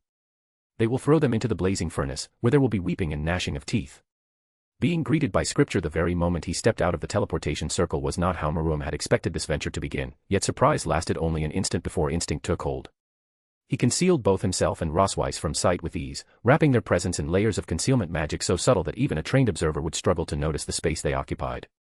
Ordinarily, scripture recited aloud carried an unpleasant effect upon devils, inflicting migraines, nausea, and a piercing pressure akin to the agony suffered when one of their kind attempted to pray to him. Maruam and the members of his peerage, however, no longer possessed the racial weakness to holy power that burdened ordinary devils, thanks to the Sephiroth Graal. He could kneel in a cathedral and pray with the devotion of a lifelong priest, or read scripture cover to cover, and it would affect him no differently than any other collection of words. His attention shifted to his surroundings, and he quickly discerned that they had arrived within the shell of an abandoned building, its hollow interior echoing faintly with the voices of those gathered within. His gaze settled on the group standing at the center, and he suspected at once that his target was among them. There were 7 individuals in total. 6 were the standard attire of exorcists, while the 7th stood apart in pristine white priestly robes. Their backs were turned toward Maruam and Rosweiss, obscuring their faces, though their focus was clear. All of them were watching a young boy seated on the narrow concrete ledge of a window, looking down at them with visible boredom, as though the entire affair were wasting his time. The boy could not have been older than 14. His stature was small, his skin dark, his hair a muted gray-blue, and his eyes carried a striking shade of purple. Maruam recognized him at once, and a faint grin touched his lips at how easily he had located his target. The priest had just finished reciting the scripture, and Maruam chose to remain still, observing the exchange with quiet interest. Tell that to someone who gives a fuck, the boy replied after the priest had finished. The only reason I'm entertaining you at all is because you have been following me for the last 3 days. I don't like people following me. It was never our intention to trouble you, the priest said softly, his voice measured and calm. But we received reports of creatures born of shadow terrorizing the people of this great city, robbing them, assaulting them, and preying upon any who resisted. We have sought the source of that disturbance, the one some have begun calling the demon of Bologna, and the path of our search has led us here. Would you happen to know why? Of course I know, the boy replied casually. I'm the one who has been terrorizing those weaklings. What are you gonna do about it? The exorcists behind the priest drew their swords at once and shifted into combat stances, yet the priest calmly raised a hand, halting them before they could advance. Peace, my friends, the priest said. You must forgive my companions. They are zealous souls who wish only to destroy what they perceive as evil, in accordance with the Lord's will. But I believe there is misunderstanding here, and I don't believe blood need be shed this day. I'm not scared of you, the boy said defiantly. And why should you be? The priest replied with a soft laugh. Do you know who we are? You're from the church, the boy answered. Then you know you have no cause to fear us, the priest said warmly. We are servants of the Most High, charged with shepherding his flock until the day of the promised return of our Lord and Savior. We are called to uproot corruption wherever it festers, to cast down wickedness wherever it takes root, and to cleanse the stain of evil wherever it seeks to flourish. We bear mercy for the repentant, protection for the innocent, and righteous judgment for those who delight in cruelty. We bring holy fire against the unrepentant wicked, and we humble the proud who trample the weak beneath their feet. Only the corrupt, the malicious, and the unclean have reason to dread our coming. Tell me, child, are you one of them? The boy fell silent, perhaps beneath the pressure released by the assembled exorcists, whose holy presence had grown heavier with each passing moment. No, the priest continued gently. I don't believe you need to fear us. What's your name? Leonardo, the boy answered. Maruam's smile widened faintly at the confirmation. This was indeed the wielder of the Annihilation Maker. He was not sure whether Leonardo was the boy's true name or whether, like many within the hero faction, he had chosen to cosplay as some historical figure. It would seem the name was genuine. Leonardo, the priest repeated. The name means lion-hearted, one who bears courage like the lion bears strength. It's a beautiful name. Tell me, Leonardo, why have you been using your gift to terrorize the good people of this city? Why should I answer that? The boy huffed. You haven't even properly introduced yourself. You are right, of course. My apologies, the priest said with a gentle smile. It would seem I have neglected my manners. Allow me to correct that. I am Archbishop Emmanuel, and these are my companions. We are in Bologna, Master, Rosweiss confirmed quietly through the aid of her scrying magic. Are you certain it's wise to remain here? Italy in its entirety falls under the sphere of influence of the Church, and our presence within its territory, especially unannounced, could be interpreted as a provocation of war. The fragile peace between the three factions remained delicate even now, and at any moment a sufficient act of provocation could reduce years of restraint to open war. Leonardo being here complicated matters considerably. If it became known that Maruam had entered Church territory without permission in pursuit of a sacred gear wielder, he might earn the wrath of both the Church and the Satans who wished to preserve the present peace. Maruam had no intention of leaving empty-handed. And like iron drawn toward a lodestone, the method by which he could accomplish that without revealing his presence came to him at once. One by one, the priest finished introducing each of the 6 exorcists who accompanied him, 3 of whom were women. Will you now answer my question, Leonardo? What do you know of my gift? The boy asked instead. I know it to be a blessing bestowed by the Lord, Reverend Emmanuel replied. A sacred gear is granted to those chosen to stand as protectors of humanity, to shield others from harm and to carry out a purpose greater than themselves. We, as servants of the Lord, seek out those who bear such gifts, so that we may guide them, train them, and ensure that they may fulfill the role they were meant to play without falling into despair or corruption. I would extend that same offer to you, Leonardo. The world is harsh, and there are many who would seek to exploit your power for their own ends, twisting it into something that spreads suffering and ruin. We can protect you from them. You would be given purpose, and the means to wield your gift without fear. If you don't wish to share your reasons, then you needn't do so. As long as you repent your evil deeds and open your heart to the Lord and walk in the path of redemption, all is forgiven. Just like that? Leonardo asked. Just like that, the priest said with a gentle smile. The house of the Lord remains open to all who are willing to open their hearts to him. Maruam listened with rapt attention, curious what Leonardo would say. He wanted to know how the boy born with power to bring creatures of nightmare to reality grew up to be. Leonardo laughed. He looked at the priest with open incredulity, as though the words he had just heard were too absurd to be taken seriously. How ridiculous, Leonardo said. So I can commit as much evil as I want, and if I say I'm sorry afterward and repent, then I'm saved. All who sincerely desire salvation may receive it through his sacrifice, the priest replied calmly. Leonardo, I understand your suspicion of us, understandably so, but we only mean to help you. You have been entrusted with extraordinary power. Such gifts are not cast blindly into the world without meaning. The Lord has chosen you as an instrument through which his divine will may one day be made manifest, and with such blessing comes great responsibility. Responsibility toward your fellow men, toward the innocent who cannot defend themselves. The kingdom of God stands besieged on all sides by enemies, by heretics, by monsters who prey upon the weak and corrupt what is sacred. Many suffer because there are too few willing to stand between cruelty and the defenseless. And you, Leonardo, have the power and the duty to save many lives. I beg to differ, sir, Maruam said as he revealed himself at last, stepping forward with calm assurance, Rosweiss moving in quiet tandem at his side.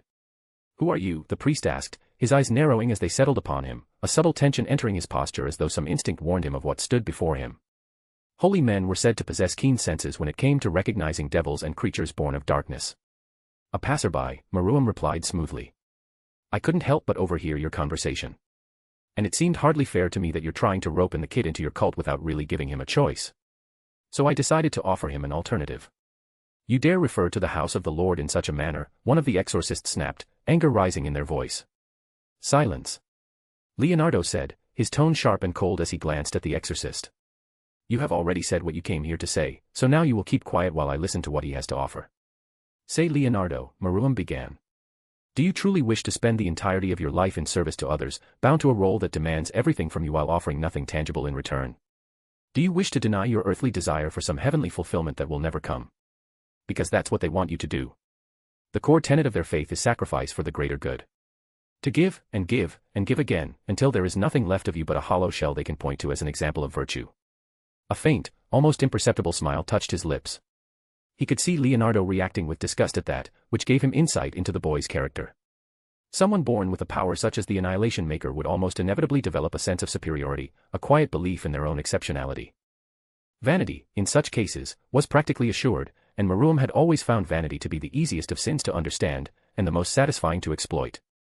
But what's a life spent denying oneself? Maruam continued with disgust. What's the value of power if it is never used? What is the purpose of desire if it must always be restrained? He gestured lightly toward the priest and his entourage. They will dress it up in noble language. They speak of duty, of responsibility, of being chosen. But strip it down to its essence, and what do you have? A life spent kneeling. A life spent obeying. A life where your desires, your ambitions, your very identity are secondary to a will that is not your own. A life that places a burden upon your shoulders while freeing them of theirs. You are to become their instrument, their weapon, their martyr if necessary. And for what? For a kingdom you will never see. A reward you cannot touch. A future that conveniently comes only after you've given everything you are. Empty promises. Maruam could tell that his rhetoric, along with his subtle appeal to Leonardo's ego, was beginning to take effect, evident in the shift of the boy's body language and the way his posture adjusted in response. Tell me, Leonardo, have you ever seen a starving man fed by promises alone? Maruam asked solemnly. I haven't. And perhaps it's true that the world is besieged by monsters and heretics alike. But ask yourself this, why must you be the one to bear that burden? Why must your life be spent fighting battles chosen by others, for a cause defined by others, under rules imposed by others? Why you?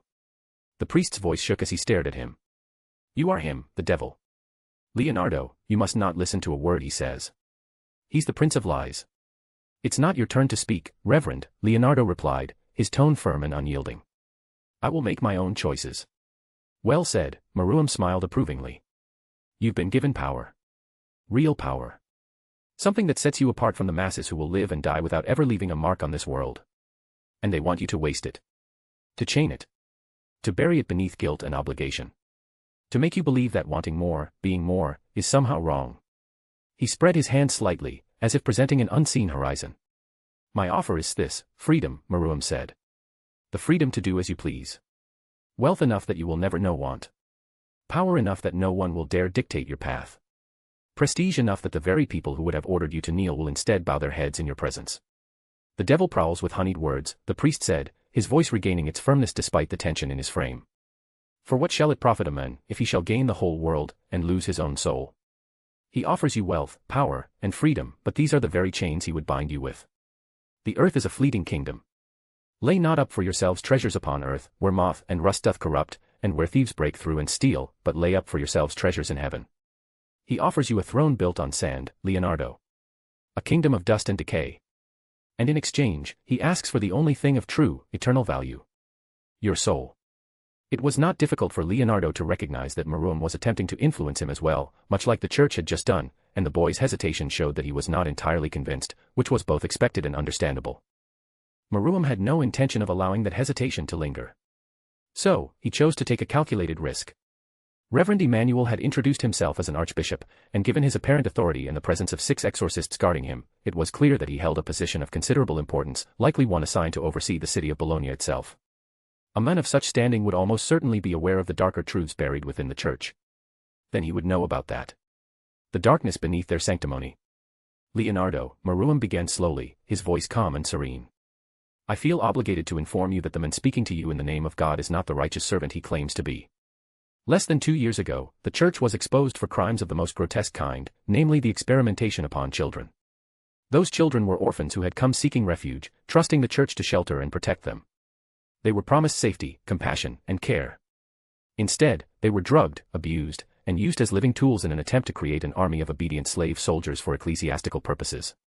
The man standing before you, Emmanuel, was among those involved in those experiments upon the defenseless. If he was willing to do such things to children under his care, what assurance do you have that he would not do the same to you? Lies, cried the priest at once. Lies, lies. The devil seeks to poison your mind and lead you astray. Do you deny the existence of the Holy Sword Project, Reverend? Maruam asked calmly. The priest faltered, his reaction sealing his fate. The brief widening of his eyes was enough for Maruam to draw his conclusion, and a faint smile touched his lips as he recognized that his assumption had been correct. Even if the archbishop had no direct involvement, the truth of the matter was secondary. What mattered was the seed of doubt that had now been planted in Leonardo's mind. Maruam disliked relying on outright lies when manipulating others, for his pride found little pleasure in deception, yet he was practical enough to use whatever tool proved effective. Besides, it was only half a lie. That was a mistake, the priest cried desperately. The church never condoned such acts. Behind him, the exorcists tightened their grips upon their weapons. Hook, line, and sinker, Maruam thought with a quiet, sadistic satisfaction. You wanted to experiment on me? Leonardo shouted, fury flashing across his face as he made a sharp gesture with one hand. The shadows beneath the priest and each of the 4 exorcists convulsed. From the floor erupted monstrous forms of darkness, hulking abominations stitched from living shadow, each bearing jaws lined with fangs as long and sharp as butcher's knives. Their bodies rose in a blur of black mass and writhing limbs, striking before their victims could even process what was happening. One monster lunged upward and tore through an exorcist from waist to shoulder as cleanly as a blade through butter. Another snapped its jaws around a woman's torso and severed her nearly in half with a wet crunch of bone. The priest staggered backward only for the shadow beneath his feet to swell into a maw that split him from groin to throat in a spray of blood. The remaining 2 exorcists managed half-drawn swings before clawed limbs impaled them through chest and neck, lifting them from the ground like butchered livestock before casting them aside. The slaughter lasted only seconds and 5 corpses struck the floor. Then the monsters knelt beside the fallen bodies, plunged clawed hands into their chests, tore free the still warm hearts, and began to feast on the fallen corpse of the holy men. Why are they eating them? Maruam asked curiously. Exorcists can use holy power, Leonardo replied casually. I've been experimenting with different kinds of monsters lately. These are the first versions of my copycat monsters. They gain the abilities of defeated enemies by eating their hearts. Right now they can only keep the power for one use, though. My stamina is kind of shit. What a twisted child, Maruam thought with amusement. Still, he had expected worse. To be born with the ability to manifest nightmare creatures through mere thought was enough to distort any mind. To possess such power from childhood, before discipline, empathy, or limits had fully formed, made normal development almost impossible. Children learned morality through consequence. They learned restraint because they could be punished, corrected, overpowered, or denied. A child who could kill adults with a gesture learned different lessons entirely.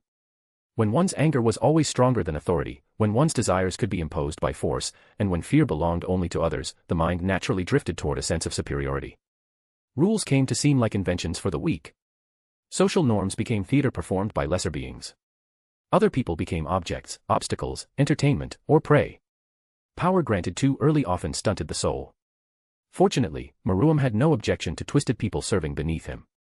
Considering the nature of his ultimate ambitions, excessive tenderness was a greater liability than cruelty. He had already seen it in Valerie, Kuroka, and even Rosweiss to a lesser degree.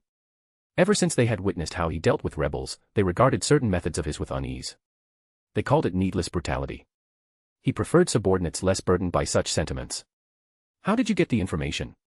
Leonardo asked suddenly, meeting his gaze with renewed interest. Information. Maruam repeated, mildly curious. I doubt the church would publicly announce their own failures, Leonardo said, watching him like an eagle studying prey. How did a devil like you know what happened inside the church? How did you know Reverend Emmanuel was involved? He wasn't, Maruam said with a smile. I never laid eyes on the men before today. Never even heard of him. There was a strange silence at that. Leonardo stared at him in open shock. Then he burst into laughter. He laughed so hard that he bent forward clutching his stomach, tears forming in the corners of his eyes. The boy was deeply warped. He had just learned that he murdered a good priest over a false accusation delivered by a devil, and his response was to laugh like it was the funniest joke ever. You have just killed an archbishop of the church, Maruam said, amused. So what? Leonardo replied with a sneer. I'm sure that was what you wanted from the start. Maybe, Maruam said casually. Maybe not. In any case, you will be hunted now. An archbishop is the 3rd highest rank in the church, and you just butchered one in cold blood. I'm not scared of anything, Leonardo declared defiantly. You should be, Maruam replied calmly. The church is the most powerful organization on earth. There is nowhere you can run that they cannot eventually reach. Do you think I'm weak? Leonardo said. Behind him, 7 monstrous shadow beasts rose from the floor, towering forms of fang, claw, and writhing darkness. If anyone wants to come after me, let them. My demons will feast on their broken flesh. The ease with which he spoke of murder made it obvious this was no new habit. There was a danger in being born superior to one's peers. When a child was stronger than everyone around him, he began to mistake circumstance for destiny. When no one could challenge him, he mistook inexperience for invincibility. He came to believe himself untouchable, eternal, exempt from the ordinary laws governing lesser lives. Meruem decided to correct that erroneous belief. Before Leonardo could register any movement, Meruem was already beside him. One moment there was distance between them, and in the next, Meruem's hand rested lightly on his shoulder. Leonardo's breath caught as his eyes widened in shock, his gaze darting toward the towering shadow creatures he had summoned, only to find that they had vanished without a trace, erased before they had even fully solidified. The realization settled quickly, and he understood exactly who was responsible. "You're strong," Meruem said casually.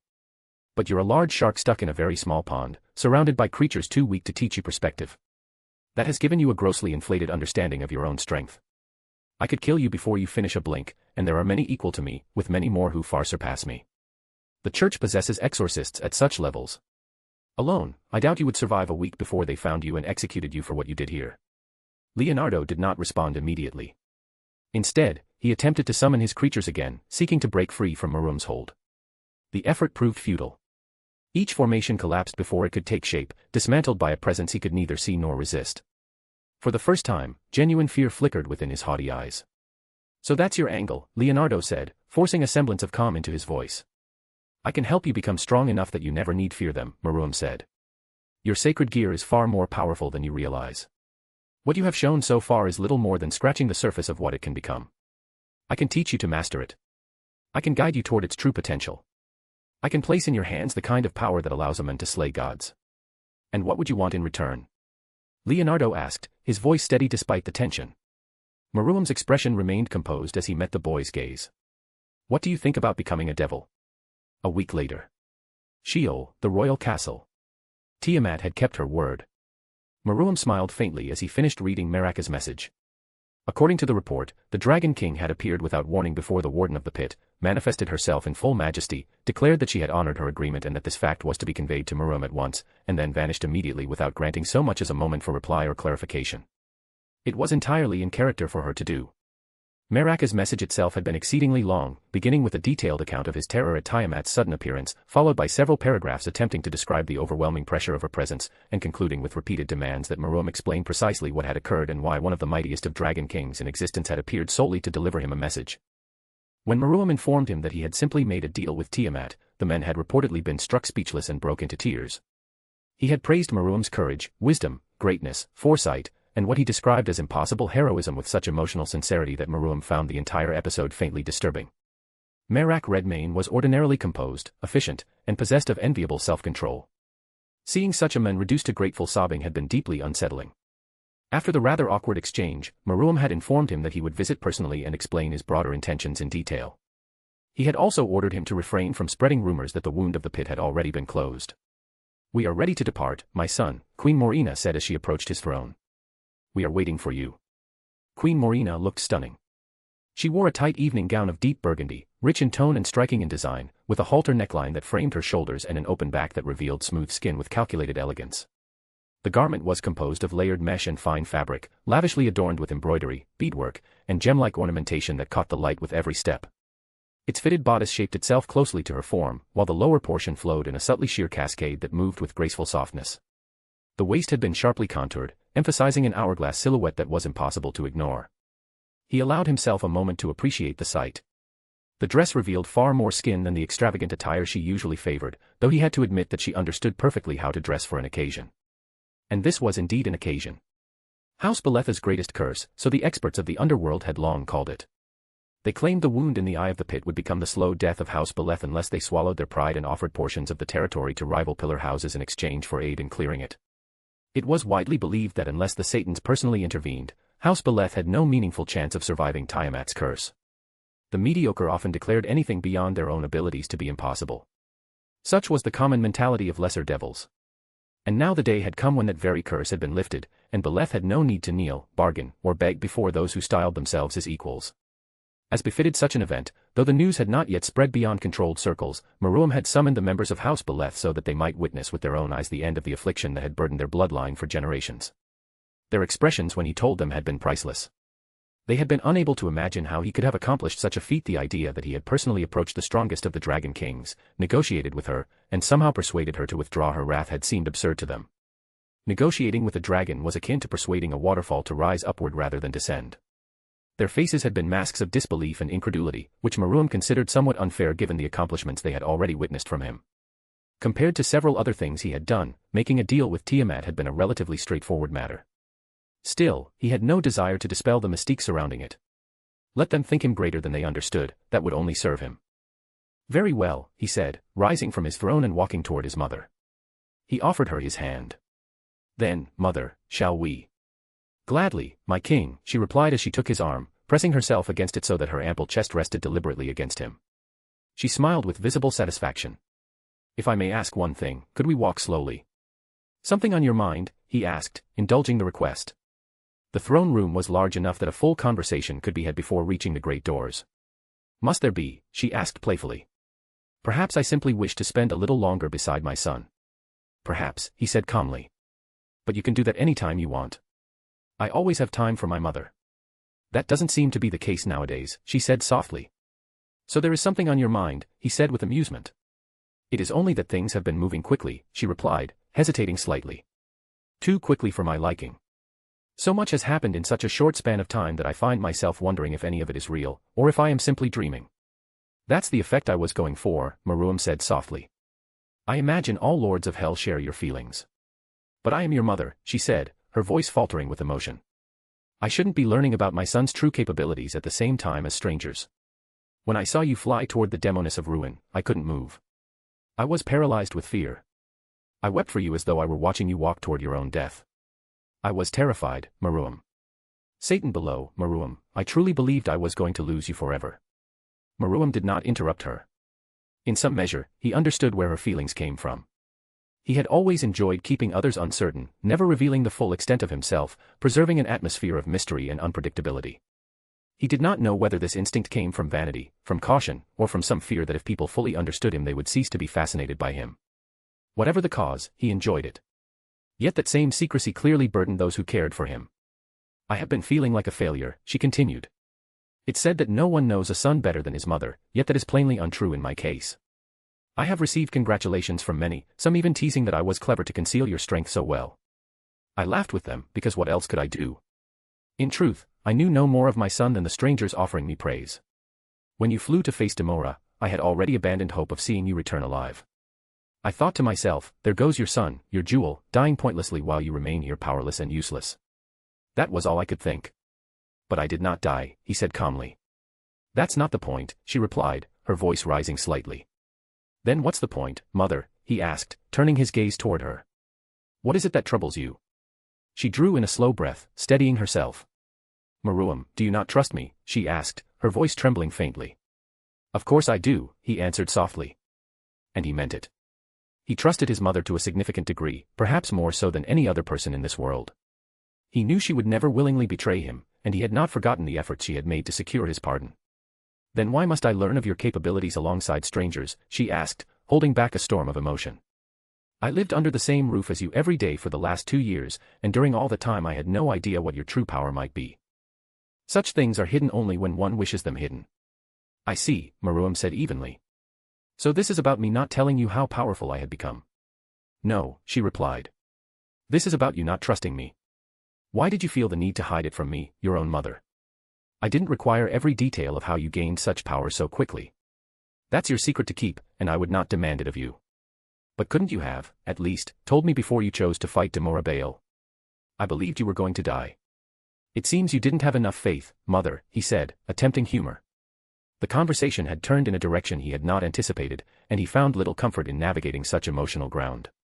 This is not the time for jokes, Maruam, she said, frowning. What exactly was he meant to say? It was not as though he had hidden things out of malice. At the beginning, he had not known how much he could trust anyone, including her. He had been reborn in hell as a devil for Satan's sake, in a world that had once existed only as fiction in his memory. Under such circumstances, caution had seemed the only sensible path. He had kept his cards close, revealed little, and guarded every advantage, lest some careless mistake expose a weakness that another might exploit. I guess, he said at last, stopping just short of the great doors, I didn't think it was that much of a big deal. You are my son, she said, meeting his eyes. Everything about you is a big deal to me, especially your safety. She exhaled deeply. I only wish things could return to how they once were. Before all of this. Before your exile. You used to trust me. You used to depend on me. I still trust you, he said softly. That hasn't changed, nor will it. Yet I'm not the same person I was 2 years ago. I can't remain your little boy forever. I must grow, and become the king I was meant to be. She looked at him in silence for several moments, studying him with the quiet instinct of a mother who sensed more than words revealed. I suppose that's true, she said at last. How ironic. I once resented my own mother for being so overbearing, and now I'm becoming just like her. I only want you to know that if you ever need someone to speak with, to vent to, or even to sit beside in silence, I will always be there for you. I know, mother, he said, smiling softly. Now we must do something about that frown. It doesn't belong on a face so lovely. Especially one dressed so beautifully. Do you like it? She asked, her smile slowly returning. I wore it especially for you. He raised an eyebrow slightly at the emphasis, though he chose not to comment upon it. You look breathtaking, Maruam said smoothly as they walked out of the throne room together. Welcome to Scarhold, Your Majesty. Merak bowed deeply before him, holding his sword in both hands in a formal gesture of offering and respect. Arise, Merak, Maruam said casually, stepping forward and embracing the men as soon as he rose. It's good to see you again. The feeling is mutual, Your Majesty, Merak replied softly, a warm smile forming across his face. It hasn't been long since our last meeting, yet it feels as though an age has passed with all that has occurred in that time. Merak then turned and offered a respectful bow to the rest of the Beleth household, all of whom had arrived in full regalia, dressed in their finest attire. His sister Herodias and Athaliah stood out in particular, each presenting herself with striking elegance. Herodias wore a delicate silver headpiece resting across her forehead, signifying her status as a princess, along with an elegant statement necklace and finely crafted arm jewelry. Her dark blue fitted dress was richly adorned with layered chains, beads, and jewels that cascaded over the bodice in intricate patterns, catching the light with every subtle movement. Athaliah wore a darker, more daring ensemble, a midriff-bearing outfit with a structured upper piece that wrapped around her chest and neck. Like her sister, she was heavily adorned with jewelry that draped across her bodice and shoulders in complex ornamental layers. Her arms were covered in matching decorative pieces and bracelets, all embedded with dangling embellishments that shimmered as she moved. Around her hips rested a belt-like arrangement of intricate ornaments that connected seamlessly into the flowing skirt beneath. Maruam found himself briefly wondering whether his mother and sister were engaged in some silent competition over who could carry the greatest amount of jewelry while revealing the most skin, though the thought quickly passed as he reminded himself that such displays were entirely in line with the nature of devils. Vanity was woven deeply into their culture, and occasions such as this were opportunities to display wealth, beauty, and status without restraint. Such extravagant ornamentation had become the established fashion trend among nobility. He himself was dressed no less impressively, clad in an elaborate white and gold ensemble, the long flowing robe adorned with intricate gold trim and ornate patterns, with red and green gem-like accents embedded throughout the chest and fabric. His brothers wore garments of similar design, each distinguished by their chosen colors. Belathriel was dressed in blue and silver, while Herman wore a combination of lilac and rose tones that set him apart. As Merak completed his greetings with the royal family, Maruam's attention shifted briefly to Belathriel, noting the subtle tension in his posture. The second prince appeared unusually nervous in Merak's presence, and Maruam found himself wondering whether the man was Belathriel's hero. Prince Belathriel, Merak said with a respectful bow. Tales of your brilliant campaign have reached even us here. It's an honor to have you grace this place with your presence. The honor is mine, Belathriel replied smoothly, accepting the praise with practiced composure. I grew up hearing stories of your exploits, Lord Merak. Your words mean a lot. Merak continued speaking with Belathriel for a short while, and then with Herman as well, before finally turning his attention back to Maruam. The exchange had been brief enough to remain within the bounds of etiquette, ensuring that the king was not kept waiting unnecessarily. Your Majesty, Merak said, focusing on him. I have assembled every soldier stationed here, as you commanded. Maruam's gaze shifted outward toward the gathered formation. Thousands of soldiers stood assembled across the vast expanse of Scarhold. At once, as if moved by a single will, they dropped to one knee in perfect unison. The sound of armored bodies striking the ground echoed across the chamber like a single thunderclap, reverberating through stone and steel in a unified impact that spoke of discipline forged over centuries. At ease, soldiers, Maruam said smiling. They rose at once, disciplined as a single body, though none dared lift their gaze fully to him. And thus spoke Maruam. It was 1,000 years ago that this portal first opened, he said. My great-grandfather, in his arrogance, trespassed where no mortal was meant to tread. And for that hubris, the world was torn. From that wound came horrors without number. Beasts of fang and venom. Creatures of madness and fire. Legions that knew neither mercy nor fatigue in our realm burned. And so my grandfather decreed that an order be founded, drawn from the bravest, the strongest, the most steadfast among us. Men and women who would abandon comfort, family, and peace to stand eternal watch at the mouth of ruin. His gaze swept across them. That order stands before me now. For close to a millennia you have held this line. Here you have bled side by side. Eaten beside one another in smoke and ash. Laughed in the shadow of death. Buried brothers and sisters with your own hands. You have screamed in agony, rejoiced in survival, cursed the darkness, hated the enemy, endured wounds of flesh and spirit alike. And above all else, you protected. You protected those who would never know your names. You protected children yet unborn. You protected fields you would never till, cities you would never see, and futures you would never claim for yourselves. Well. Today, I bring glorious news. Your vigil is over. The wrath of Tiamat has come to pass, and the war for which you were forged is no more. History will perhaps not remember each of your names. But know this, while others ruled in comfort, it was you who held the world together. The first signs of emotion broke through the formation. Some soldiers stood rigid, unable to process what they had just heard. Others lowered their heads as trembling spread through their bodies. Then came the tears, silent at first, then openly, as decades of exhaustion, duty, and restraint finally found release. So hear me now, guardians of the pit, Meruem said, his voice rising. Lay down the burden of 1,000 years and return to your homes. Embrace the families who thought they had lost you. And when they ask who saved the realm, tell them it was the Phantom Legion. A wave of sound broke across the ranks, cries of disbelief gave way to laughter, to shouting, to weeping. Soldiers embraced one another openly, some falling to their knees in relief, others gripping their comrades as though afraid they might wake from a dream. Armor clattered as discipline gave way to joy, and the air filled with voices calling out, thanking, praising, celebrating. Some spoke of returning home, others of loved ones long thought lost, and many simply laughed, overwhelmed by the sudden freedom that had been denied to them for so long. Gradually, as the initial surge of emotion settled, Merak stepped forward once more to address them. His voice carried the steady authority of a commander who had stood among them for years. He spoke of their shared hardships, of the honor it had been to stand beside warriors of such resolve, of the unbreakable bonds forged in battle and hardship. He praised their endurance, their loyalty, and their unwavering commitment to a cause greater than themselves, reminding them that their legacy would endure in the world they had preserved. When he had finished, he turned back toward Meruem. And it would not have been possible without our great king, Merak said clearly. It was he who went to Tiamat herself and wrested salvation from the jaws of the Dragon King. Long live the king! Long live the king! Long live the king! Long live the king! The chant spread rapidly, voices rising together in unison until the earth trembled with the force of it. The soldiers struck their chests, raised their weapons, and shouted with unrestrained fervor, their voices echoing against the stone as they repeated the cry again and again, their loyalty and gratitude resounding throughout Scarhold. Well, you've won yourself an eternally loyal legion of warriors, Hermann said with a faint smile once the soldiers had been dismissed. Indeed, your majesty, Merak added, still smiling. Your speech was well delivered. It felt appropriate for the occasion, Meruem said calmly. These people have spent their lives risking everything to protect my kingdom.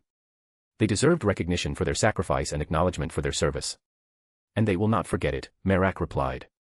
Soldiers are accustomed to receiving nothing from their lords, not even gratitude for a task completed well. At best, a handful of high-class devils receive acknowledgement, while the thousands of low- and middle-class soldiers receive nothing despite risking their lives without hesitation. For their king to descend personally, address them directly, and speak to them as you did, sire, is the highest honor they could ever receive. The Underworld was deeply hierarchical, a society in which the weak were expected to serve the strong without expecting anything in return. Nobles, being overwhelmingly more powerful than their subordinates, had little need to seek approval or loyalty through gestures of goodwill, unlike human rulers who relied upon the support of their people to maintain legitimacy. Power itself was often considered sufficient justification. For Meruem, offering recognition cost nothing. It was a calculated investment rather than an act of sentiment. He would need soldiers for the wars to come. It was always preferable when men marched willingly toward death and thanked you for the privilege.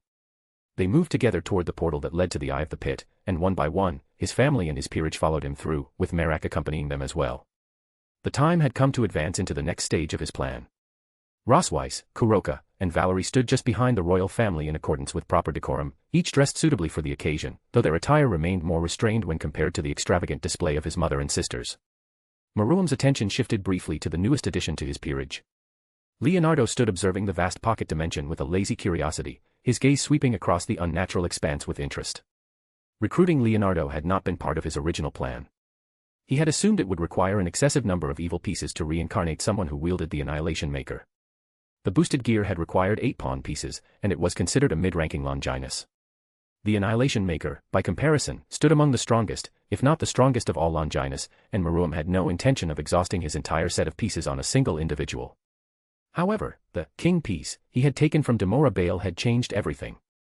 The king piece possessed a unique property, allowing it to amplify the power of its user by a factor ranging anywhere from 10-fold to 100-fold, depending on compatibility and capacity.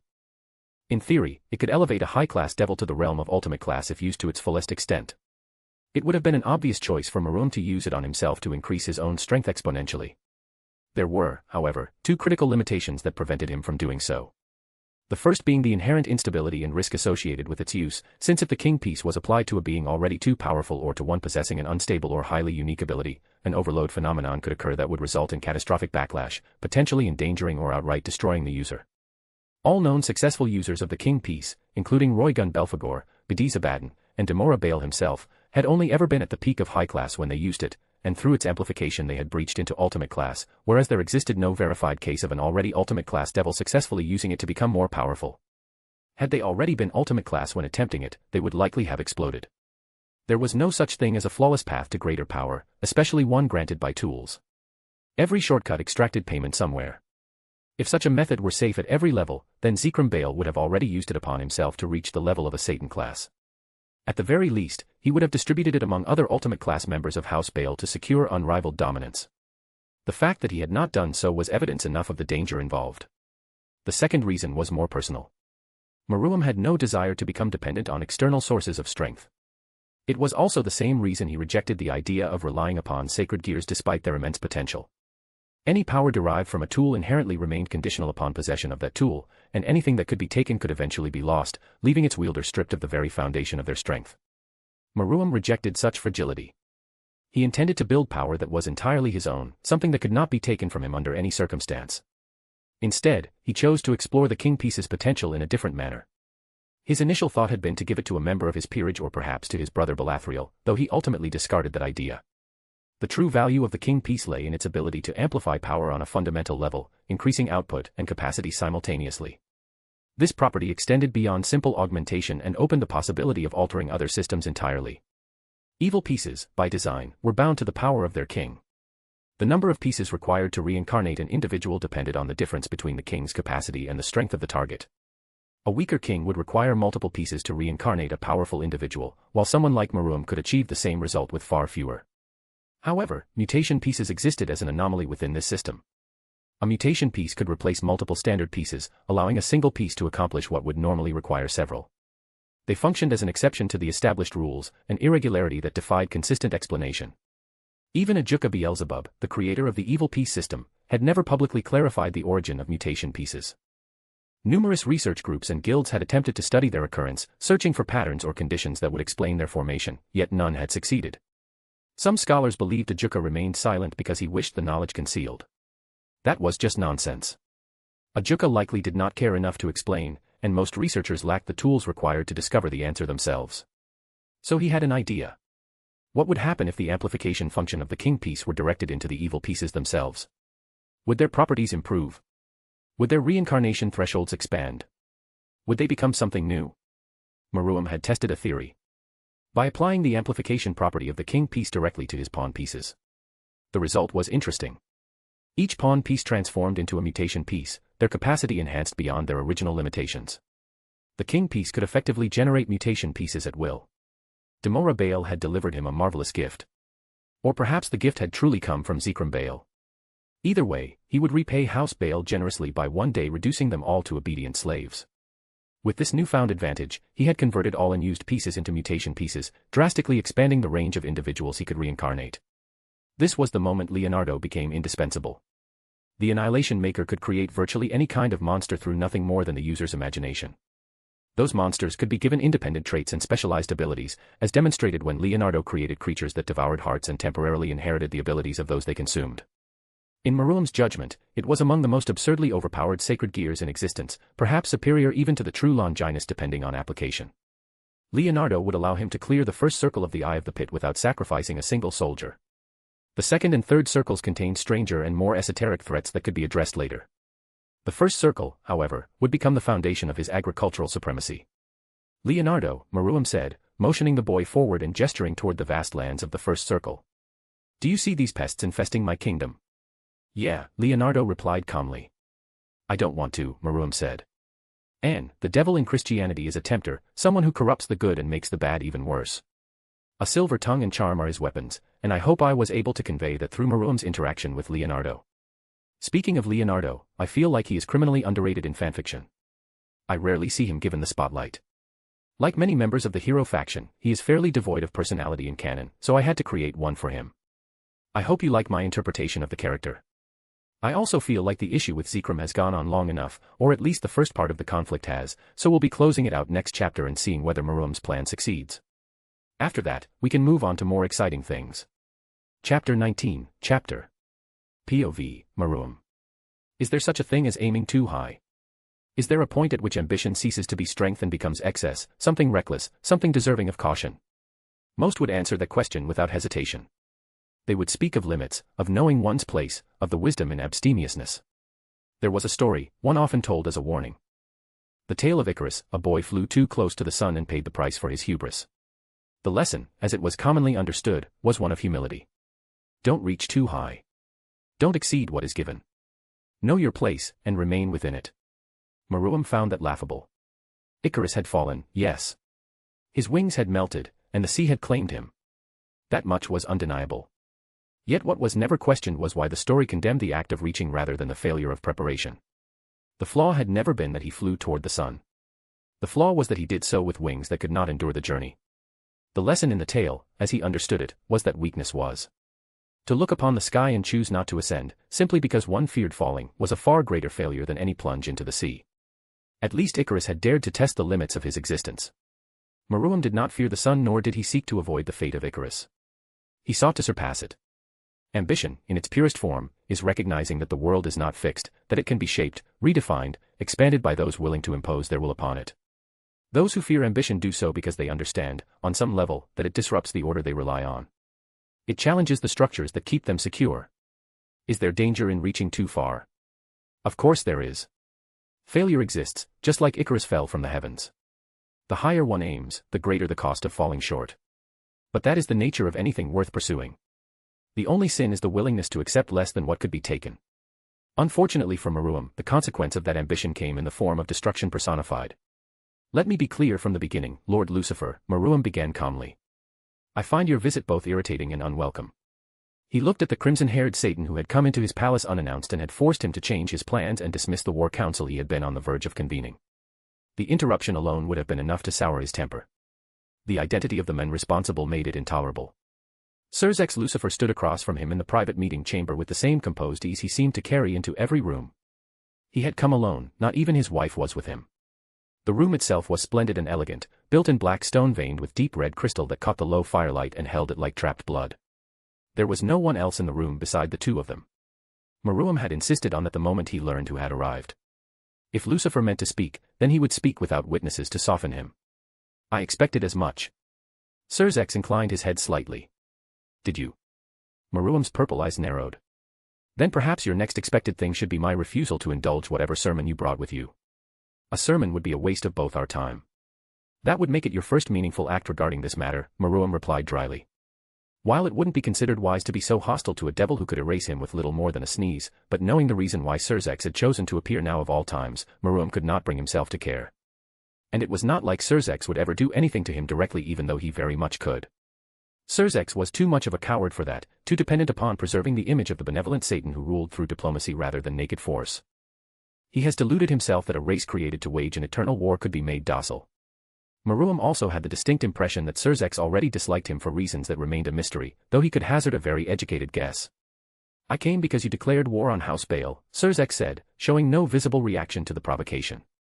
No, Maruam said, reclining slightly on his seat. You came because I declared war on House Beleth openly. That distinction matters rather a great deal to men of your profession. I came anyway because the matter is grave. Grave for whom? Maruam raised an eyebrow. For the Underworld. Sirzek's gaze remained steady.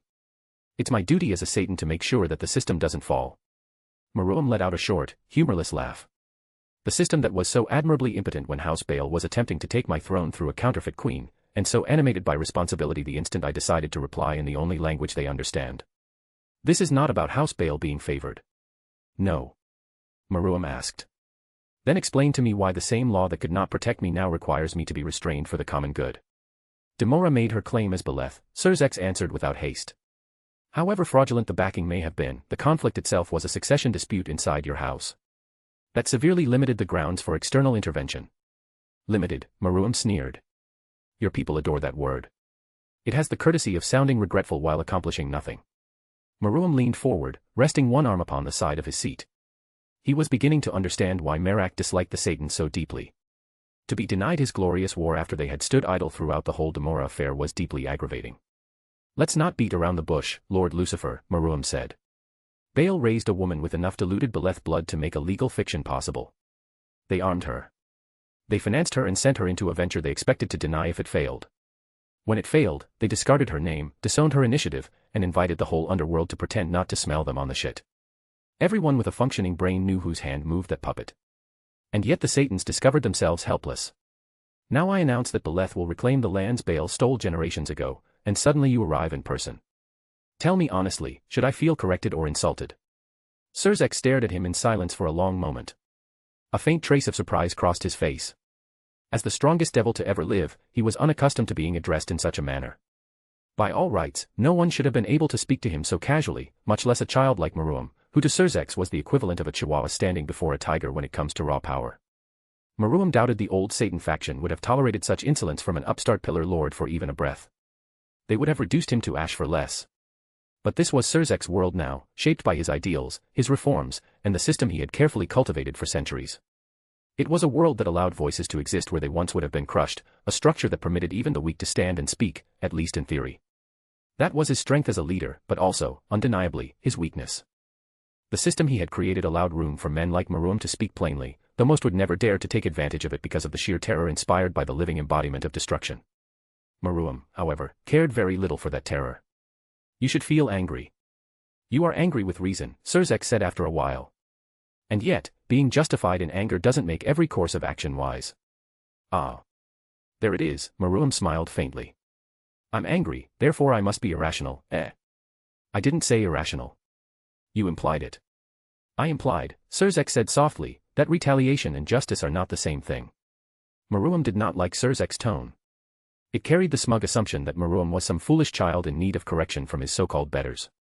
Don't patronize me, Lord Lucifer, he said. I know very well what I'm doing. I'm not flying into rage nor acting irrationally. Baal tested whether House Beleth could be undermined through deception without consequence. If I do nothing substantial, then the answer to that test becomes yes.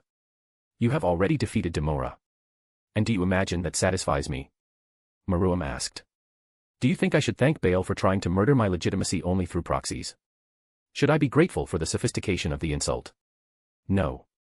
Then don't speak to me as if the battlefield ended with her death and defeat. Surzex met his gaze evenly. I'm speaking to you as someone responsible for what happens after you widen the field. Do recall, if you would, Lord Lucifer, that it was not I who started this, Maruam said darkly. House Baal murdered my father and attempted to usurp my throne. You cannot prove that in a form that gives me authority to act retroactively, Surzex answered softly. I could not intervene on inference alone. Could not, Maruam repeated softly. There is a species of men who uses that phrase the way a priest uses prayer. It absolves him of the unpleasantness of choosing. And there is a species of ruler who mistakes fury for clarity. Surzex replied evenly. Don't flatter yourself, Maruam laughed coldly. My fury is merely the correct emotional response to treachery. My clarity is separate. Clarity can still lead to ruin, Your Majesty, Surzex said calmly. And I think you know that as well as I. You know what I think? Maruam asked. I think you despise me. It had been troubling Maruam ever since Surzex arrived at his palace and requested an audience, because there had been an unmistakable note of distaste in Surzek's demeanor from the very beginning. Maruam could not recall doing anything that should have earned the mighty Satan's personal hatred. Certainly, House Beleth and House Baal despised one another, and since the Gremarys were Baal's dogs in everything but name, there was old bitterness there as well. He had not forgotten that House Gremory had refused to attend the celebration of his return from exile. That absence had been a clear declaration of where they stood regarding him and his house. Surzek's expression barely shifted. That is a dramatic reading, Surzek said with a pleasant smile. Am I wrong? Surzex did not answer immediately, which was an answer in itself. So there was something you have against me, Maruam thought with amusement. The only act of the previous Maruam that might have left a lasting stain in Surzek's mind would have been the exile itself. Yet he had the distinct feeling it went deeper than that. There was a clear discomfort in the way Surzek looked at him, as though Maruam's very presence summoned something unpleasant from memory. "There it is," Maruam said with a low laugh. "You need not say it. I can see it well enough. To you, I'm an echo of something ancient and unpleasant. A vulgar reminder that devils were not always trying to cosplay as civilized canaille." "Your contempt for restraint is well known," Surzek said, meeting his gaze steadily. "My contempt is for cowardice masquerading as restraint," Maruam replied, wholly unoffended by the insult. "And my concern is for madness masquerading as strength," Surzek said, his voice losing a degree of softness for the first time. "Finally abandoned your precious subtlety," Maruam said with a grin. Surzek continued ignoring his tone. "I do think you represent a tendency in devil society that many of us have spent centuries trying to move past. The glorification of domination. Cruelty for the sake of it. Power treated as a moral argument in itself. Yes. I find that dangerous. I did my duty as a king and administered justice upon the murderer of my father," Maruam replied with annoyance. He did not appreciate being judged for his actions, especially not by Surzek of all people. "You call that justice?" Surzek said with a short snort. "Some would call that theater for primitive appetites." "Some would," Maruam admitted, his eyes glinting. "Usually those who mistake ugliness for moral inferiority. Power has never been clean, Lord Lucifer. Your generation merely perfumes it and congratulates itself for the fragrance." A pulse of pressure filled the chamber for a single instant before vanishing. Maruam's heart throbbed painfully in his chest from that brief and intentional lapse in Surzek's control. It seemed he had struck a nerve when he mocked the work Surzek and his companions had spent centuries building. "What you call perfume, others call discipline," Surzek said carefully. "Your discipline looks like paralysis to me," Maruam countered. "The story weak men tell themselves for not doing anything." Surzek regarded him sternly. Maruam met his gaze without flinching, though inwardly he was panicking. Still, however powerful the fear in his heart may be, this was the man he intended to surpass, and he would not reveal weakness before him. "You're not the only ruler in the underworld who has been provoked like this," Surzek said at last. "Yes," Maruam said with a thin smile. "But I may be one of the few with enough spine to choke on it in public." "You have a unique way of seeing things, King Maruam," Surzek said, narrowing his eyes. "Unique," Maruam repeated with distaste. "How sterile a word for what you mean." "It is accurate." "No," Maruam said. "What you mean is barbaric. Savage. An offense to your grand project of enlightenment." "Some things should remain in the past," Surzek said quietly, his eyes momentarily distant, as though he had wandered into old memories. He did not, however, deny Maruam's accusation. Maruam's smile widened a fraction. "And yet your underworld roared with approval when I took my throne. Did it displease you, that spectacle? The blood? The screams? The enthusiasm from all the hoi polloi who suddenly remembered what they were?" A faint shadow crossed Surzek's face. "I admit, it worried me a bit." "Yes, I imagine it did," Maruam said. "All those younger devils you have been raising to believe they are comrades and companions first, masters second, perhaps not masters at all. All that effort. All that polishing. And then a single assent reminds them that power, naked power, still thrills their blood. And they will flock to me like moths to a flame. You are very proud of being an exception that flatters the worst instincts of the crowd." Maruam's gaze did not waver. "I'm proud of being honest about what those instincts are." "I'm aware," Surzek answered dryly. "That's why I am trying to ensure they do not govern the future of our race. Those instincts built eras of horror that nearly destroyed us all. I think your ascent has awakened ugly admiration in precisely the kind of devils who miss a past that was never glorious." "There it is," Maruam said mockingly. "The reformer speaks. You think making Baal pay for their transgression might fracture your fragile system and many would follow me. You object to what I signify. You Satans are truly nothing more than Zekram's lapdogs." "I object to the consequences of what you choose," Surzek answered with a sigh. If the insult offended him, he did not show it. In truth, he seemed mildly amused by Maruam, as though indulging an unruly child. It infuriated Maruam to no end. "And if what I choose happens to humiliate Baal in the process, is that merely an unfortunate overlap?" "If you march now," Surzek answered coolly, "Baal may end up less humiliated than you imagine." That caught Maruam's attention. His expression sharpened into something colder and more analytical. "What do you mean?" Maruam asked curiously. At this moment, privately, many suspect what Baal did. Publicly, they can still hide behind denial and technicality. Surzek clasped his hands behind his back. They attempted a covert scheme and failed. That leaves them somewhat compromised, but not yet condemned. If you now launch an open campaign under the banner of reclaiming lost territories, you simplify their narrative for them. They will say House Beleth has always intended to reopen borders through war. They will say Bael was guarding stability against a revanchist king who cloaks appetite in inheritance. Meruem's eyes narrowed. As laughable as it was, he could easily imagine many nobles siding with Bael simply because Bael possessed more allies, more wealth, and greater influence. When profit was involved, the lords of hell developed very short memories. I think, Surzex continued. Your war rescues them from a failed scheme and hands them cleaner ground. That's a neat argument, Meruem said. But it depends on the assumption that I should care how cowards explain themselves. You should care how the rest of the underworld responds to those explanations. I care about power.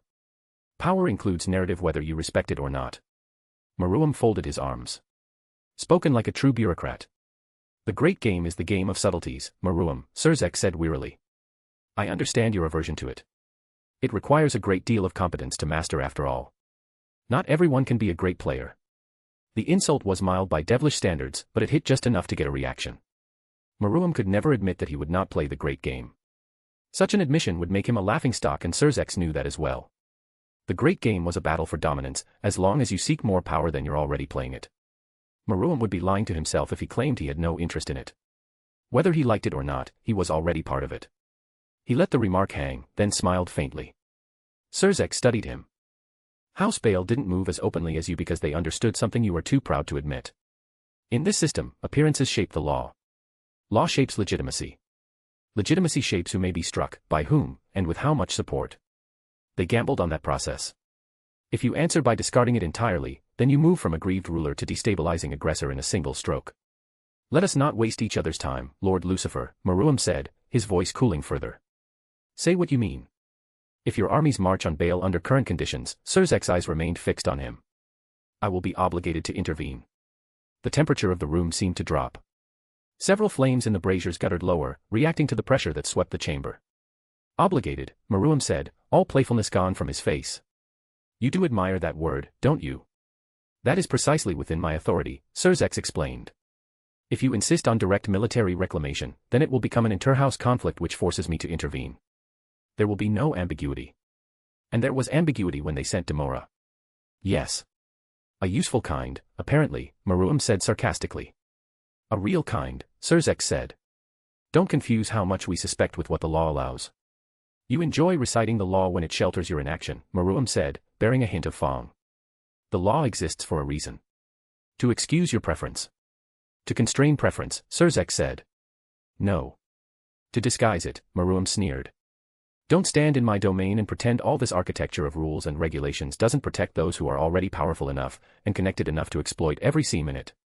Surzex did not flinch at the accusation. It also prevents Satans from dragging the entire underworld into madness because our pride was wounded. And there speaks the heir to a guilt older than himself. Meruem's lip curled slightly in mockery. He could see it now, the nature of the men regarded as the strongest devil to ever live, and what he saw stirred revulsion in him. Surzex was a man shaped so deeply by war that every instinct within him bent toward preventing its return. The scars of that age had become doctrine inside him. They informed his policies, governed his judgments, and softened his hand whenever force might have resolved what patience only prolonged. Meruem saw in him a ruler who feared victory purchased through blood more than he feared the slow decay born of hesitation.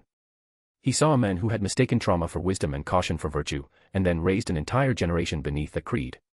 Surzex's expression tightened by a degree. You inherited a throne built on the memory of catastrophe, Meruem said. So now you worship restraint the way zealots worship relics. Anything that resembles decisive force alarms you because you fear becoming what came before. Yes, Surzex admitted freely. I do. I have no shame in admitting it. I watched cities burn until the horizon itself glowed red for days. I saw children raised among ruins who learned the names of massacres before they learned the names of flowers. I buried comrades whose only crime was being born early enough to inherit their father's hatred. I watched proud houses spend generations avenging insults no one alive could remember. I saw victory celebrated atop fields where nothing remained worth ruling. I tell you, there is no glory in war, Surzex continued. There is noise, smoke, hunger, graves, and men convincing themselves that necessity has made them noble. There are mothers who receive titles in place of sons, and children who only inherit their father's hatred. There are rulers who call ruin a price worth paying because they will never personally pay enough of it. I don't want the younger generation to live through what I did. I don't want them to believe cruelty is strength or that bloodshed is proof of bravery. If restraint spares them even a fraction of that inheritance, then I will bear every accusation of cowardice you care to make. War is madness. For you, perhaps. For all of us, Surzek said, and now there was iron in his voice. You may romanticize the older age because you were not tasked with making sure it never returns. Maruam laughed once, soft and sharp. Romanticize? Hardly. I simply refuse to confuse poltroonery with progress.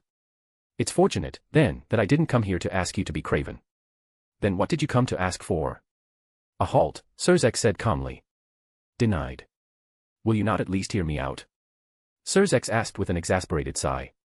I have heard enough already. A pressure descended upon the room, crushing the space itself beneath its weight. Surzek did not rise, did not raise his voice, did not allow so much as a crease to form upon his face. Maruam did not move. He could not. Every muscle locked at once. Breath caught in his throat like prey snagged in wire. His spine turned rigid, his limbs heavy, his instincts screaming like a lamb standing before a butcher. Maruam had known killing intent before. He had felt murderous auras, predatory malice, the oppressive weight of superior beings asserting dominance. This was nothing like those things. Those still belonged to life.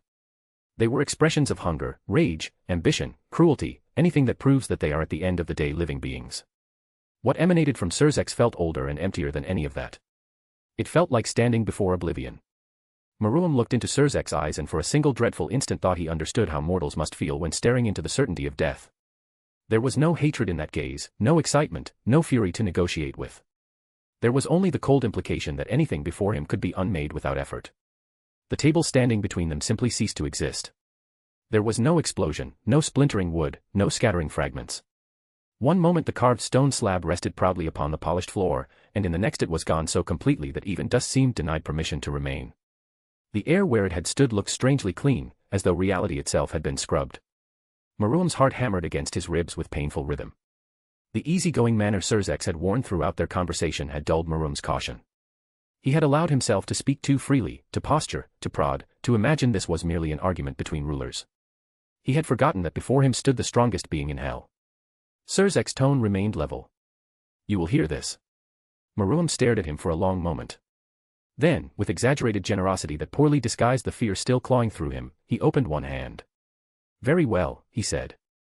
I suppose I can grant at least that much. Surzek continued as though nothing at all had occurred. I can convene a formal inter-house review under my authority, or you can demand a formal tribunal of the pillars. Not of your succession itself. That matter is settled. Of the material support behind Demora's claim, the movements that preceded her attack, and the responsibilities of House Beleth if external interference can be shown. Force the matter into collective scrutiny and corner House Beleth politically. Maruam stared at him, then laughed with open disbelief. A tribunal? Yes. You came into my palace, after Baal sent a false queen with real armies, and your answer is a tribunal. Maruam said through gritted teeth. You're not dealing with fools, Surzek replied calmly. Baal will lose the mask of innocence only in private circles that already trust them. They're expert players of the great game. Publicly, they will gain the oldest shield in politics. They will become the party under open attack. Their covert failure becomes irrelevant in the face of overt retaliation. What I'm offering you is a way to turn that failure into leverage and extract influence from it. You are asking me to trust process after process has already been used against me. I'm asking you to use the system that constrained me and turn it into a weapon of your own. Maruam looked at him. Weapon. Yes. Surzek met his eyes. Do you imagine I enjoy telling you that law has limits? Do you imagine I am blind to how offensive that sounds to the victim? I know what Baal did, or near enough. What I didn't possess was a lawful opening broad enough to act without tearing at the same restraints that keep Satans from becoming what they once were. You, however, possess an opening now, and I'm advising you to use it in a manner that secures something lasting. You can make an accusation backed by recent provocation and public demand. If you choose war, you remove all uncertainty and allow them to frame the narrative in their favor. If you force inquiry first, you preserve ambiguity where it harms them, and every day that uncertainty remains becomes another day their allies grow less comfortable standing beside them. And if they refuse? They can be sanctioned and publicly isolated. Maruam's laugh this time was colder. Sanctioned? Do you think any pillar house cares about that? Some do, Surzek shrugged. More importantly, if they refuse to comply with my authority, then they forfeit my protection. It's as simple as that. Not enough, Maruam said flatly. Perhaps not, Surzek said. But more than war will gain you immediately. Maruam looked away for a moment, toward the seven-pointed star of Beleth hanging above the pillars. He turned Surzek's words over in his mind. The talk of sanctions and political isolation he dismissed almost immediately. In his view, those were laughable remedies, the kind of polished nonsense politicians offered when they lacked the will to do anything real. The only part of Surzek's proposal that carried any actual weight was the warning that House Beleth would lose Surzek's protection if they refused to comply. The truth of the matter was that House Beleth could posture all it liked, carrying itself with the arrogance of a house that believed itself untouchable, but they could not afford to lose Surzek's backing. The remnants of the old Satan faction were practically waiting outside the door for any sign of weakness. It would not be an exaggeration to say that Zikram Beleth had been one of the principal architects of the civil war, and there were many among the sidelined old guard who would gladly repay the debt with interest. The real question was whether Surzek would actually follow through on the threat. Maruam did not believe he would. The reason was simple, however bitter it was to admit. House Beleth was not as important, influential, or powerful to the current underworld as House Beleth.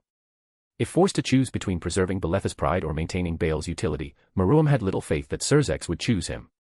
"Let me tell you what your offer sounds like to me," Maruam said with a sneer. "It sounds like this: swallow the insult like the impotent recreant you are. Trust the institutions that failed to protect you. Then, when you finally conclude that your own hands are the only honest instruments left, submit once more because now and only now the guardians of peace have discovered their courage." It sounds like being told to trust the same fence after watching wolves pass through it. "So you would rather set the whole underworld aflame," Surzek answered more sharply now. "Because you cannot bear that your enemies used cunning more effectively than you did." Maruam's eyes fixed furiously upon the Crimson King, having no choice but to swallow the insult. "You think me crude?" Maruam said at last. "I think you are smart enough to prefer brute force because it flatters you. And I think," Maruam said softly, "that you are smart enough to know Beleth is guilty and too compromised by your own precious order to say it plainly." Surzek said nothing, because they both knew he was right. "Look at us," Maruam spread his hands. Two men of rank, both quite aware of the truth, both unable to speak it in the only language that would satisfy the room. "That's your civilization." For a long moment neither moved. "What do you actually want?" Surzek asked suddenly. "Excuse me." Maruam blinked, surprised by his directness. "Enough with the theatrics," Surzek said. "Strip away the pleasure of insulting me, which I grant you have earned some right to enjoy. What do you want?" "You know what I want," Maruam said, regarding him carefully. "You want war," Surzek said curtly. "I know that is merely a means to an end. The disputed lands are also only a means to an end. I'm asking what satisfies you." "I want House Beleth broken." "In what form?" "They attempted to remove me," Maruam said calmly. "Their punishment should be loud and clear. I want the disputed territories returned. I want Beleth made to understand that trying for my throne was not a free wager. I want the underworld to understand that House Beleth is not something to be tested and then spoken to of moderation." Surzek nodded slowly. "So territory, punishment, and public lesson." "Yes. You don't want the council to decide the matter. I would sooner ask vultures to referee a corpse. You refuse territorial arbitration. I refuse to let men with deluded interests and inherited cowardice tell me what already belongs to my house." Surzek's eyes narrowed slightly. "Then you are not asking for justice. And what exactly did Beleth ask for when it manufactured Demora?" "Dialogue."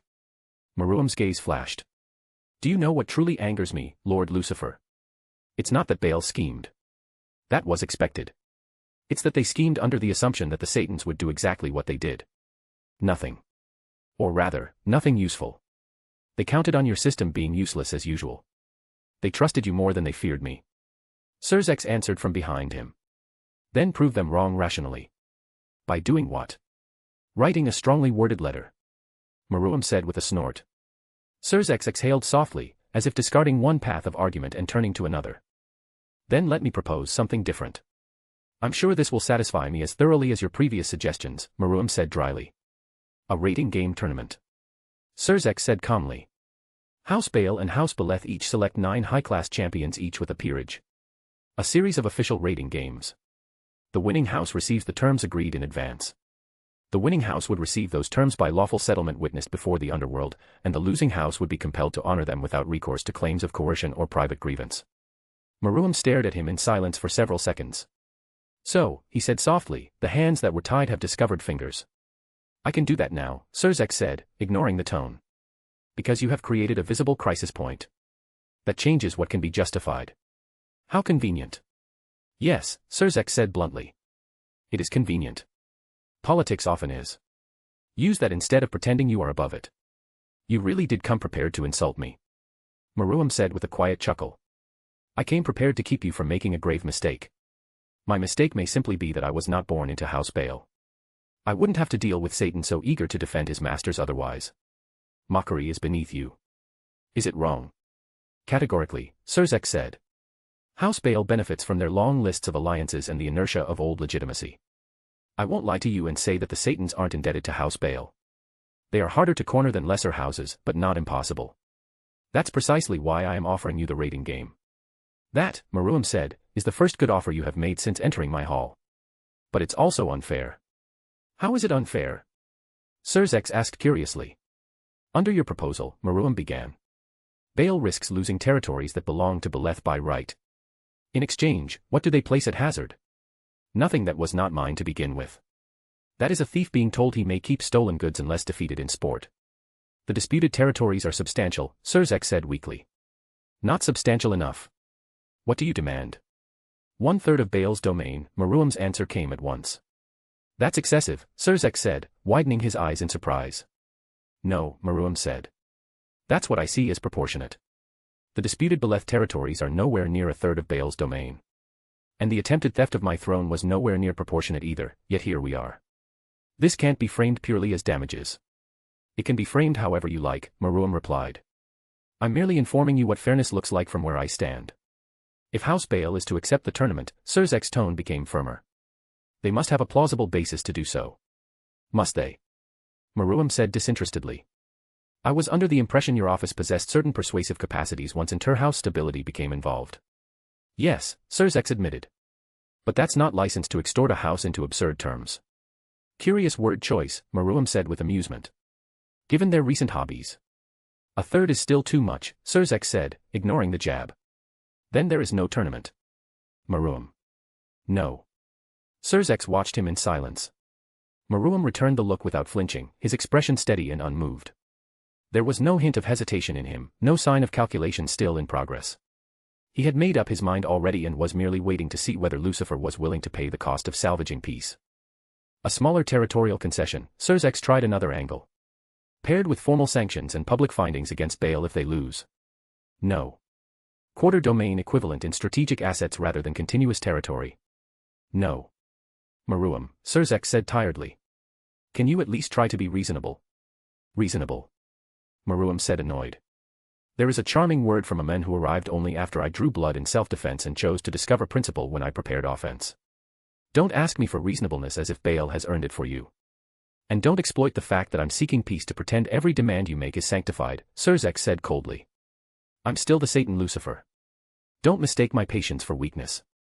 I would never. That would be discourteous. Maruam's voice made the word sound like mockery sculpted into etiquette. Very well. Since we are reminding one another of station, allow me the same courtesy. I'm a king in my own house. You are not here to command my domestic obedience.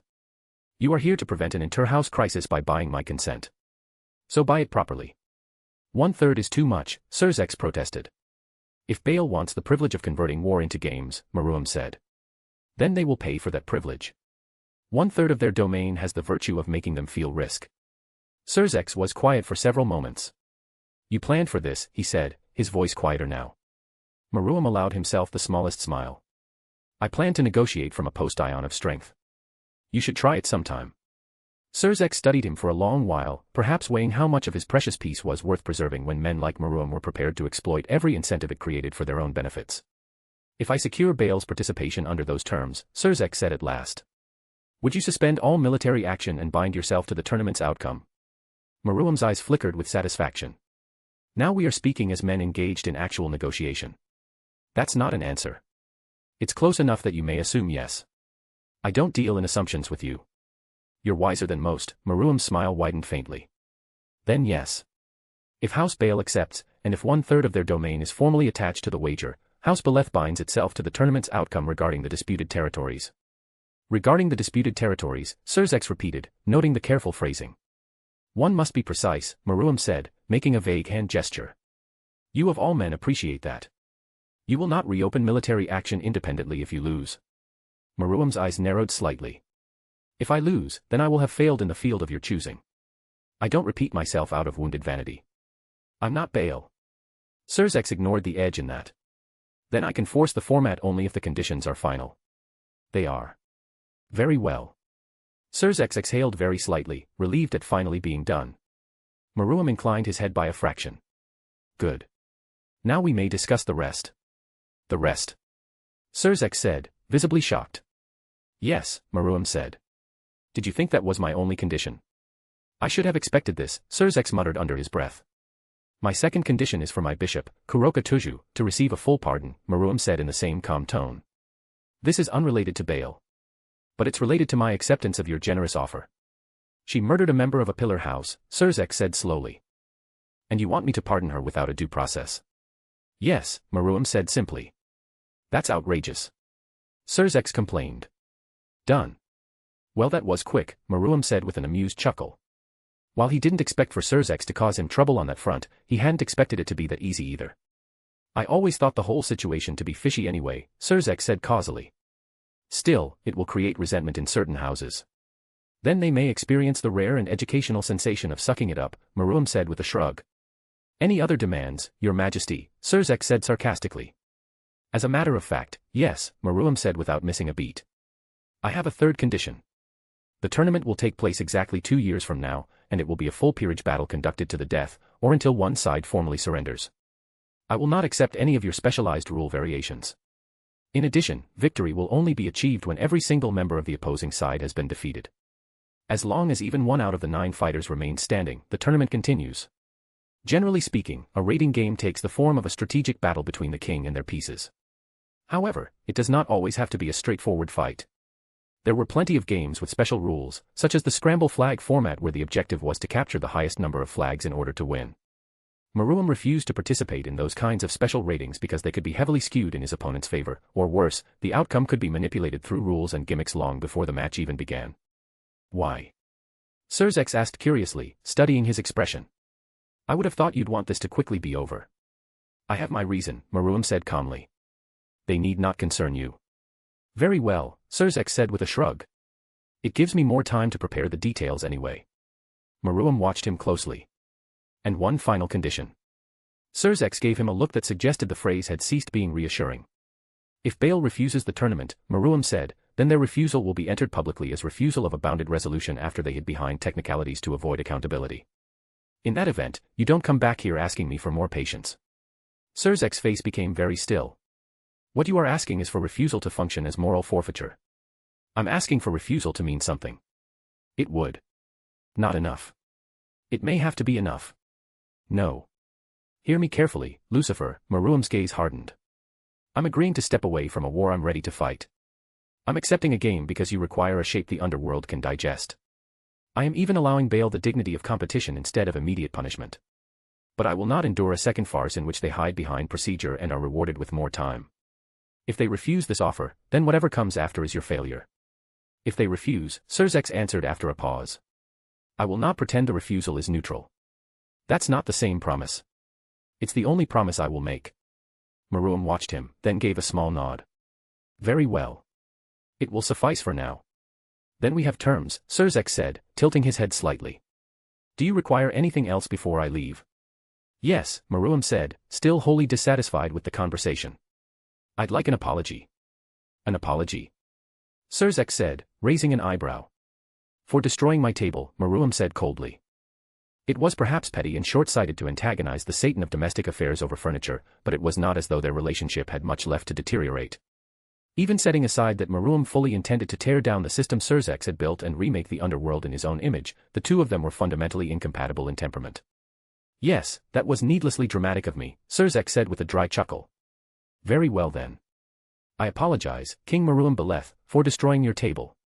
I will send you the finest from my personal collection. Goodbye, Lord Lucifer, Maruam said. I'm sure you know the way out.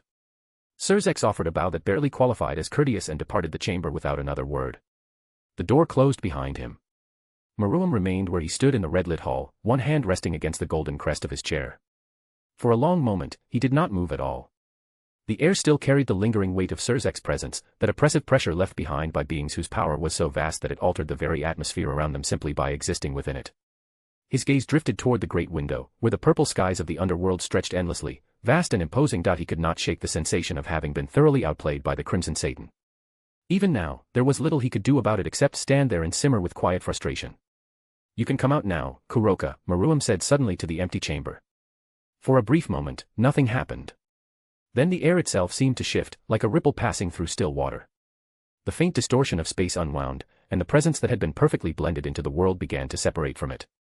The illusion peeled away layer by layer, as though reality itself had been gently folded back, revealing Kuroka standing there where there had been nothing at all before. "How did you know I was here?" Kuroka asked with a playful grin.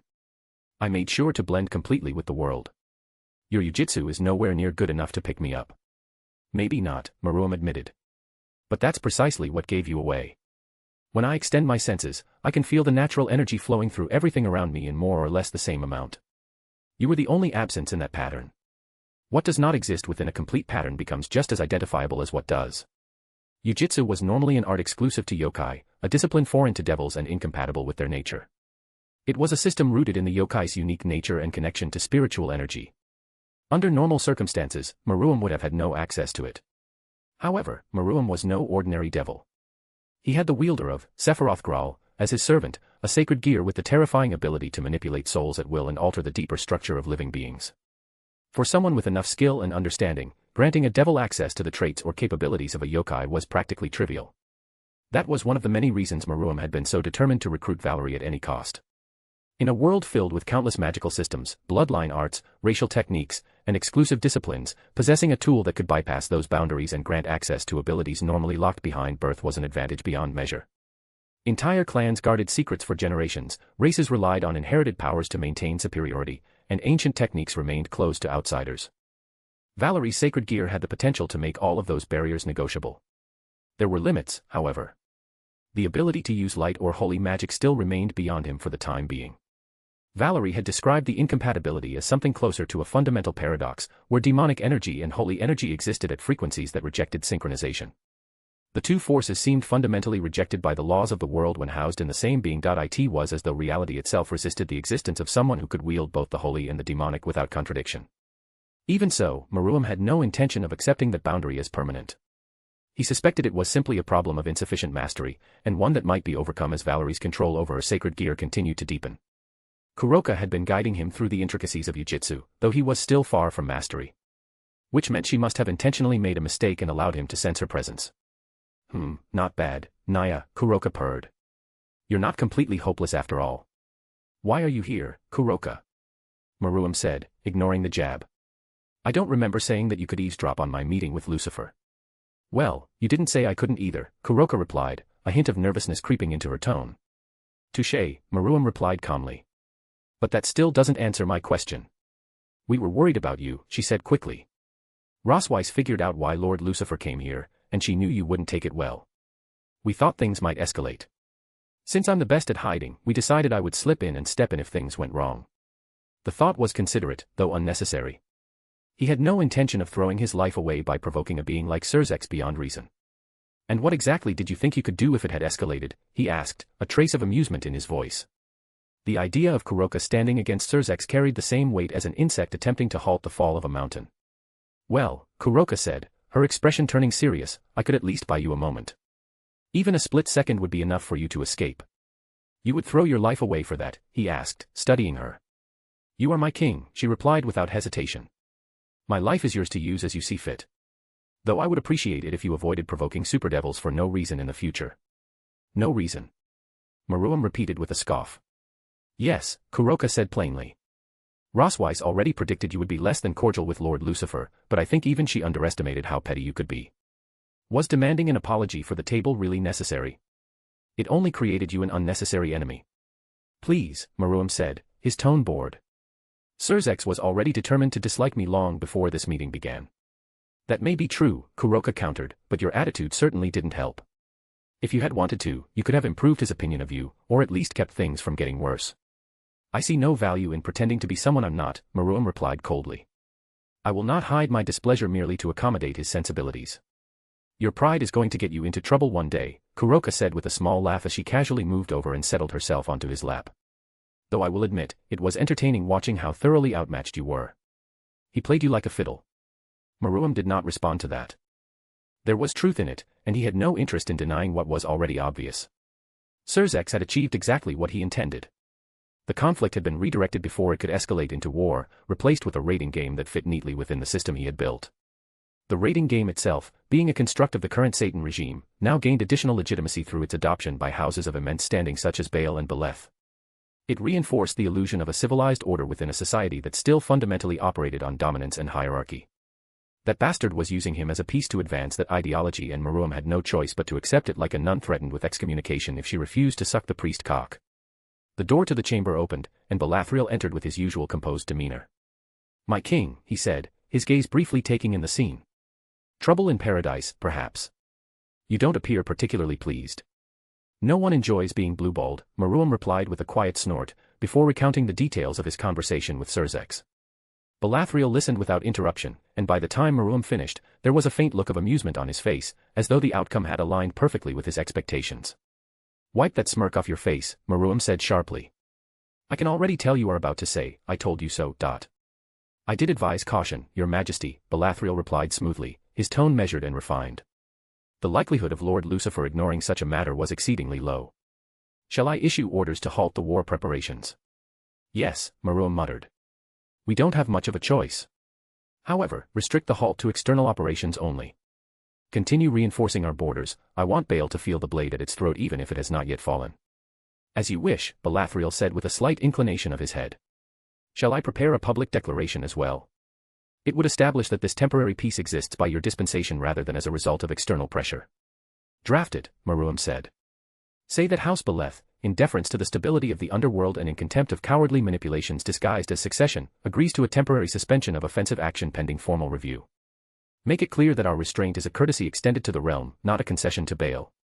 The blood debt remains unpaid." "At once," Balathriel said calmly. He paused briefly before continuing. "You are aware, however, that a raiding game of this kind heavily favors House Baal. They possess at least 5 ultimate-class devils within their ranks, while you're the only one at that level on ours. This is without accounting for individuals such as Bediza Baden and Roygun Belphegor, who are almost certain to fight on their behalf. It's highly likely they will assemble a full roster of 9 combatants, each at the level of ultimate class, all supported by experienced peerages. The condition of everyone needing to be defeated allows you a great degree of influence and possibly win it on your own, but even your capabilities would be severely tested against 9 ultimate-class opponents.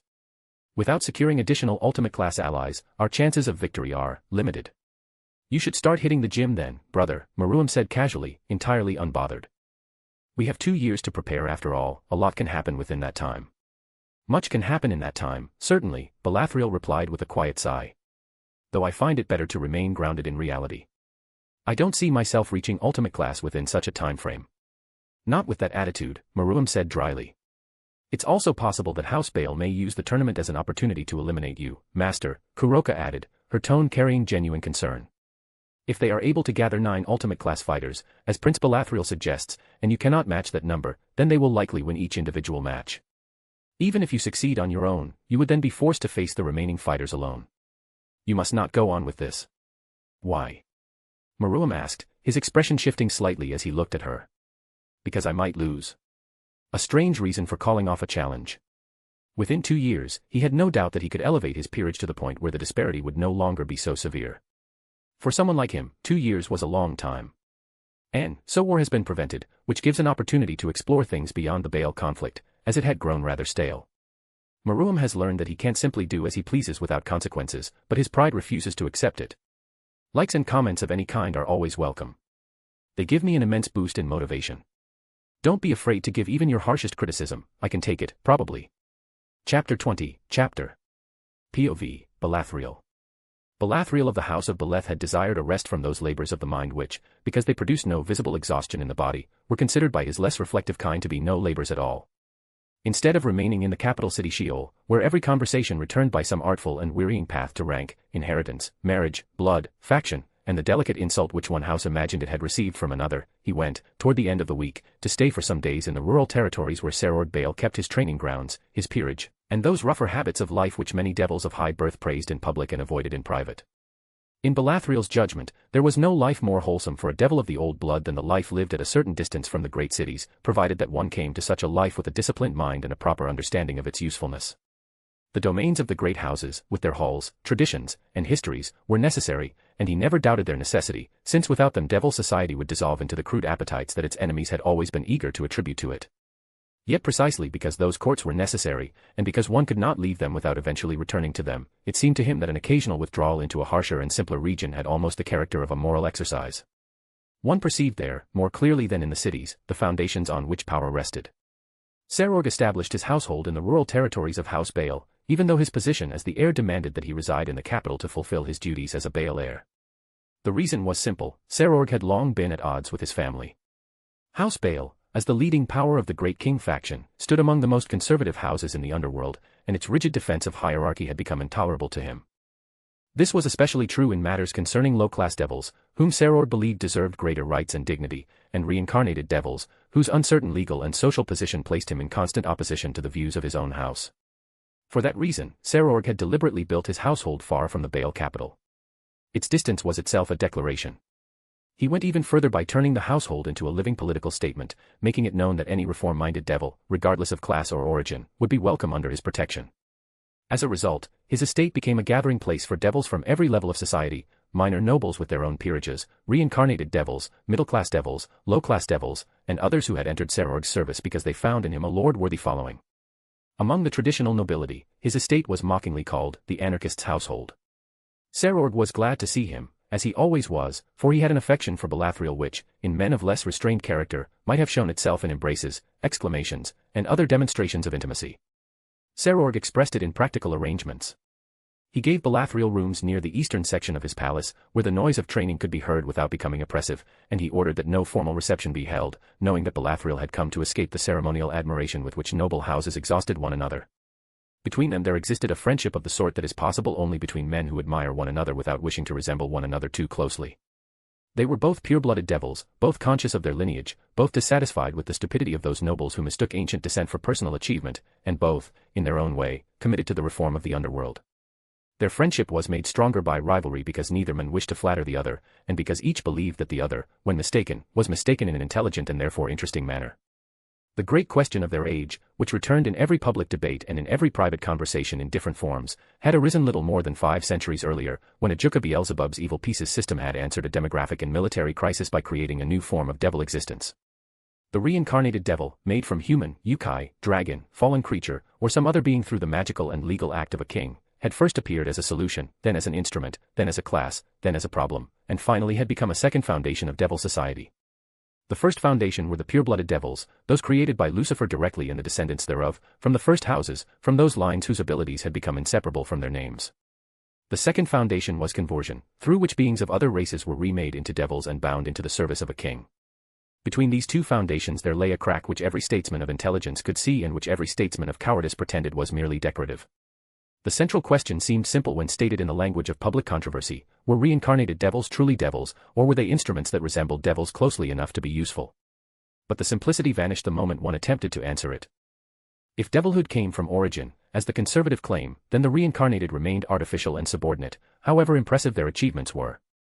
The conservatives admitted that the reincarnated could fight, serve, reason, marry by permission, bear children in certain arrangements, and even rise in public fame through raiding games or military service, yet they insisted that these facts did not alter the foundation. The evil pieces system, they said, had been designed to restore strength after a catastrophe, and therefore it was a military system rather than a charter of citizenship.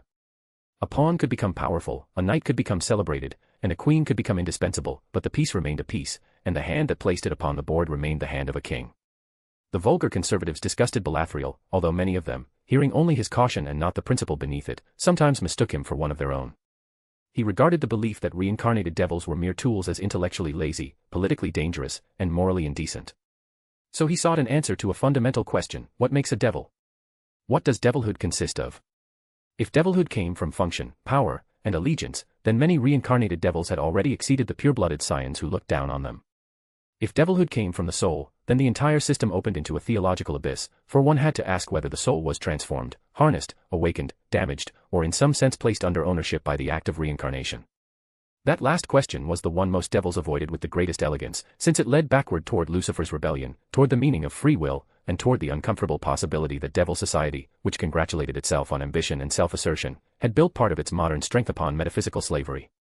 But, in spite of Balathriel's respect for Serorg and in spite of the comfort he found in the directness of his host's manner, he was from the first day conscious of an uneasiness which he did not at once name.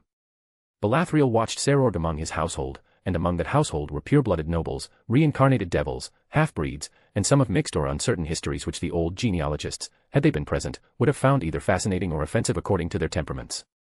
Serorg treated them all equally regardless of their social status. He rebuked a pure-blooded youth with the same public severity he used on a reincarnated pawn, and he praised a reincarnated knight in front of pure-blooded observers with no concern for the social unease it produced. That was admirable. The problem was that Serorg only spoke of the reincarnated devil insofar as those whom he personally knew, but when asked his opinion of what he thought of the reincarnated devils as whole, he never gave a clear answer. Serorg would say that he knew reincarnated devils, that he trusted some of them, that he distrusted others, that some were vain because they had acquired power suddenly, that some were humble because they had once been weak, that some possessed a fiercer hunger than any pure-blooded youth he knew, and that others, having received a second life too easily, did not understand the gravity of the gift. However, from these observations he drew no single flattering conclusion and no single condemnatory one, and it was this attitude that troubled Balathriel most. Serorg would say that reincarnated devils should be free, and when Balathriel asked what institutions would sustain that freedom, Serorg would answer first with the name of a person who had earned it. Balathriel held reformist views and had defended them before men who considered any concession to reincarnated devils the beginning of civil decay. He had argued for legal protections against abusive kings, for clearer consent procedures, for education suited to those who retained memories from former lives, for defined rights in matters of family, property, testimony, and bodily autonomy. He had even offended several of the pillar houses by saying that a reincarnated devil who had served the underworld with distinction could not be treated indefinitely as a piece of living equipment. Yet he had also argued, with equal force, that reform without form was destruction disguised as generosity. He wanted regulated contracts, graduated autonomy, courts of appeal, institutional oversight, and a long transition away from absolute ownership. He wanted to examine whether the evil peace system itself required redesign, because he doubted whether consent was clean when resurrection, power, survival, and belonging were offered through submission to a king. Serorg, who was also called radical liberal by his enemies and dangerous by his relatives, considered this position humane in language and timid in substance. To him, lifelong servitude remained servitude even when wrapped in regulations, and the reincarnated devil who possessed memory, will, loyalty, love, anger, pride, and the ability to form a family was already a person before any council granted him the courtesy of recognizing it. However, Serorg did not wish to abolish the evil pieces, for he regarded them as a neutral instrument whose morality depended on the circumstances of use, the presence of real consent, and the right of the servant to seek release from the bond. He believed that merit should weigh more heavily than blood, and he pointed, often with irritation, to figures such as MacGregor Mathers, Suji Okita, and Tannen, whose existences made nonsense of the comfortable assumption that conversion produced a lesser kind of devil. This disagreement was sharpened by the fact that both men opposed the same conservative camp. Both rejected the old argument that reincarnated devils were necessary assets without political standing. Both despised the view, still held in most great houses, that ownership was safer than chosen loyalty because a bound servant could be managed more efficiently than a free ally. Both regarded as unserious the third position, held by a few mystical lunatics and bitter purists, that the evil peace system had created a class of soulless imitations whose apparent personality was a magical echo.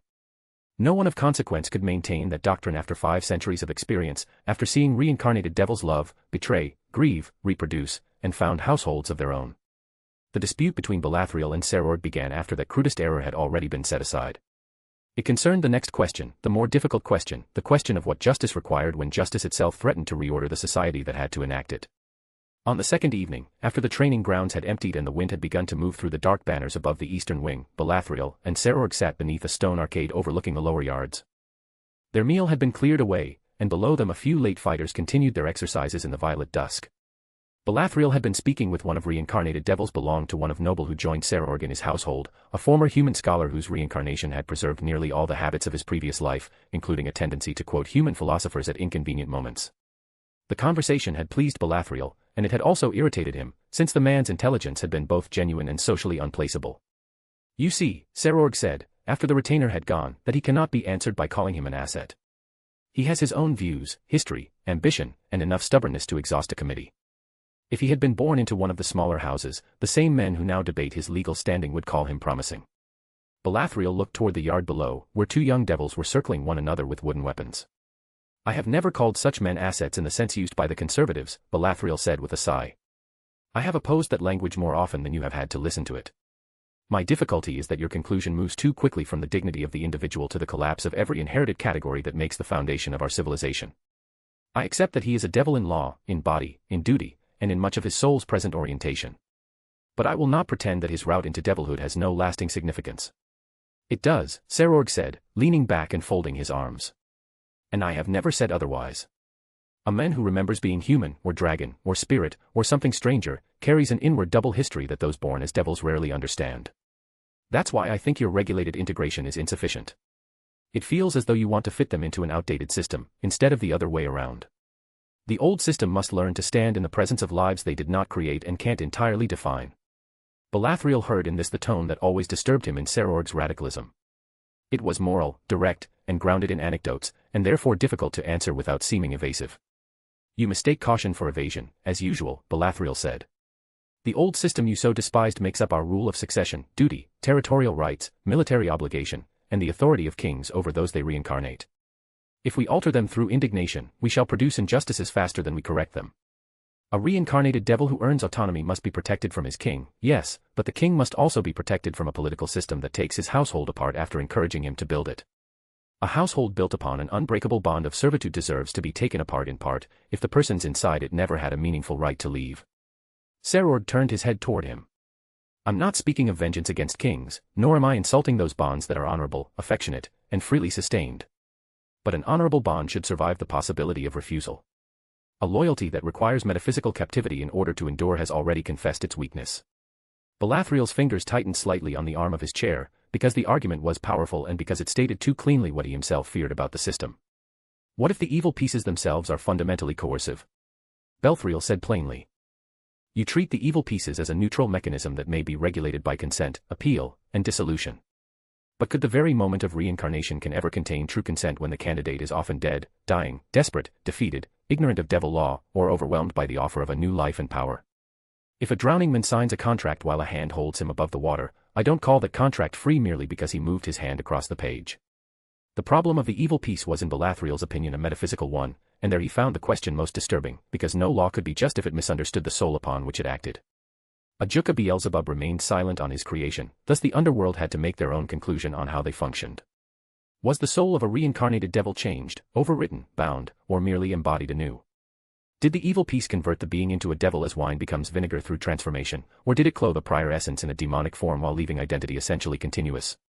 Did loyalty to a king arise from gratitude, law, magic, social dependence, or some admixture so subtle that no testimony could isolate it? If the soul was enslaved, then the underworld had reproduced in technical form the very domination against which Lucifer's rebellion had once defined devil pride. If the soul remained free, then the legal ownership of such a soul became even more monstrous, since it placed a free will under hereditary convenience. If the soul became truly devil, then the refusal to grant full devil status became a political lie. If it remained originally human, yukai, or dragon beneath a devil's body, then the entire society had filled itself with beings whose identities could not be contained by its laws. Serorg's expression changed, and Belathriel knew he had reached the point where their positions crossed in an inconvenient way. Serorg wanted full emancipation for the reincarnated, but he was less hostile to the technology itself. Belathriel favored slower political reform, yet he disliked the evil peace technology more deeply. That was the reason, despite having many opportunities until now, he hadn't recruited anyone into his peerage. You're not entirely wrong, Serorg said slowly. I've seen gratitude turn into obedience before the servant has discovered his own will again. I have seen men mistake rescue for ownership and women mistake power for debt.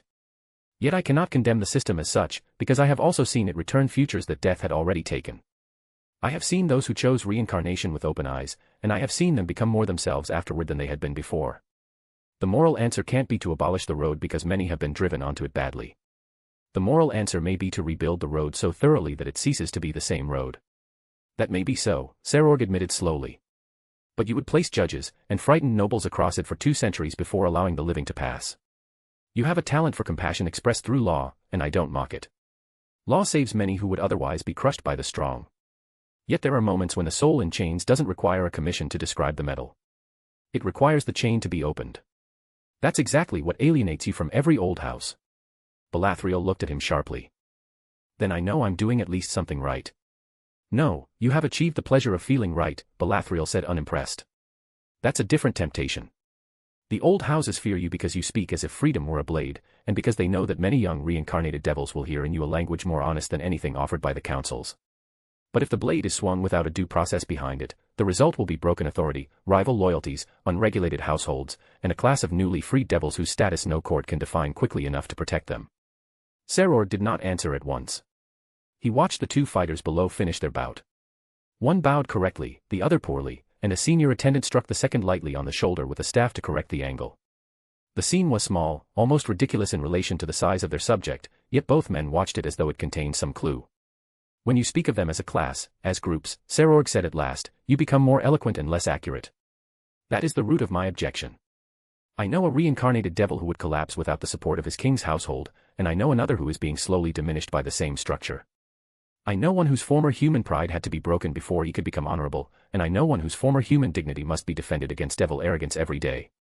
I know one who serves from love, one who serves from fear, one who serves from habit, and one who serves because no one has shown him that service can mature into partnership.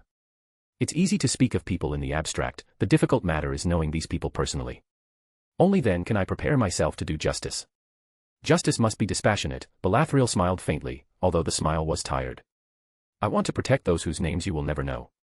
You may do justice to the one before you, because he trains in your yard, eats at your table, and has the good fortune to be seen by a lord who dislikes cruelty. The underworld must govern thousands who stand before no Saror bail. A system built from noble exceptions is merely another form of aristocratic vanity. Well said, Saror accepted the point with a nod. I know that personal honor can't replace institutions. I know that a good king is a poor answer to the existence of bad kings. But I refuse to ask the wounded to wait until the institution becomes conscious enough to recognize their pain. A law that arrives too late may be intellectually superior to a rash decree, yet the dead do not admire its balance. Beleth was silent for a time. He had often thought something similar, though never with Saror's impatience. His own mind was methodical, and in method there was safety and a certain cold temptation. He liked distinctions because they prevented lies from dressing as moral fervor. He liked gradualism because civilizations could be ruined by good men who had never administered anything larger than their own outrage. Yet he knew that gradualism also permitted comfortable men to praise tomorrow what they refused to do today. What do you want then? Beleth said. Give them full freedom at once. That would be anarchy. I believe, Saror said calmly, that every reincarnated devil should possess recognized personhood from the moment of conversion, should possess a protected will, should possess a path to dissolve or transform the king-servant bond, and should possess the right to family, property, testimony, and political representation. I believe the rating games should cease treating them as extensions of a king's prestige and should recognize individual achievement as belonging first to the one who earned it. I believe exceptional service should create autonomy, and I believe even ordinary service should never erase the self.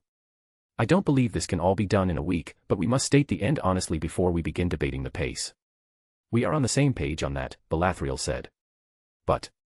Saror said amused. There is always a but following that. But, Beleth enunciated the word clearly. I also believe that the king-servant structure can't be dissolved into ordinary contract without altering military organization, household law, succession expectations, and the magical architecture of the evil pieces themselves.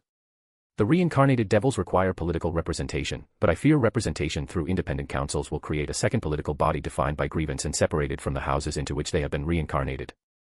I prefer advisory chambers first, mixed court second, and political standing tied gradually to service, education, and household integration. Saror gave a low sound that was almost laughter. You have built a staircase. Yes, Beleth said. Because cliffs are poor instruments of social ascent. And I say that some are already hanging from the cliff while you are measuring the stone. That sentence will be quoted by irresponsible people. Then quote yours beside it and make them tired enough to think. This time Beleth did laugh, because the irritation between them had found its old familiar shape. They were friends enough to wound one another only where the wound might clarify. The next morning, Saror took Beleth through the lower compounds where the reincarnated members of his household lived and trained. He did not parade them, which Beleth would have found intolerable, and he did not arrange sentimental scenes. They simply walked, spoke with those who approached, observed drills, listened to petitions, and passed through the ordinary life of a great martial estate. That ordinariness affected Beleth more than any theatrical appeal could have done. A former human swordsman complained about the rationing of practice blades. A young woman who had once been a stray magician asked whether her child would be eligible for instruction in Baal legal history. A quiet reincarnated bishop requested permission to travel to the capital to testify in a case involving an abusive peerage. A pure-blooded youth, not yet wise enough to hide his resentment, muttered that the household was becoming a school for filth, and Saror corrected him with a severity that made even Beleth feel the air tighten. Afterward they walked beyond the yards, where the land sloped toward red fields of mineral dust and black grass. Balathriel knew that Serorg had shown him nothing false, and that was precisely what troubled him. False displays could be dismissed.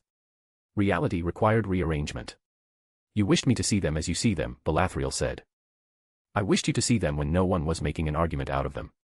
That itself is an argument. Everything is an argument to you when it threatens to become evidence. Balathriel considered this and found it unfair, though usefully unfair. You think my mind turns people into categories, Balathriel said. There is truth in that, although less than you suppose. I turn persons into categories because law can't hold each face in memory. The danger in your position is that you would make policy from moral recognition, and moral recognition is unevenly distributed.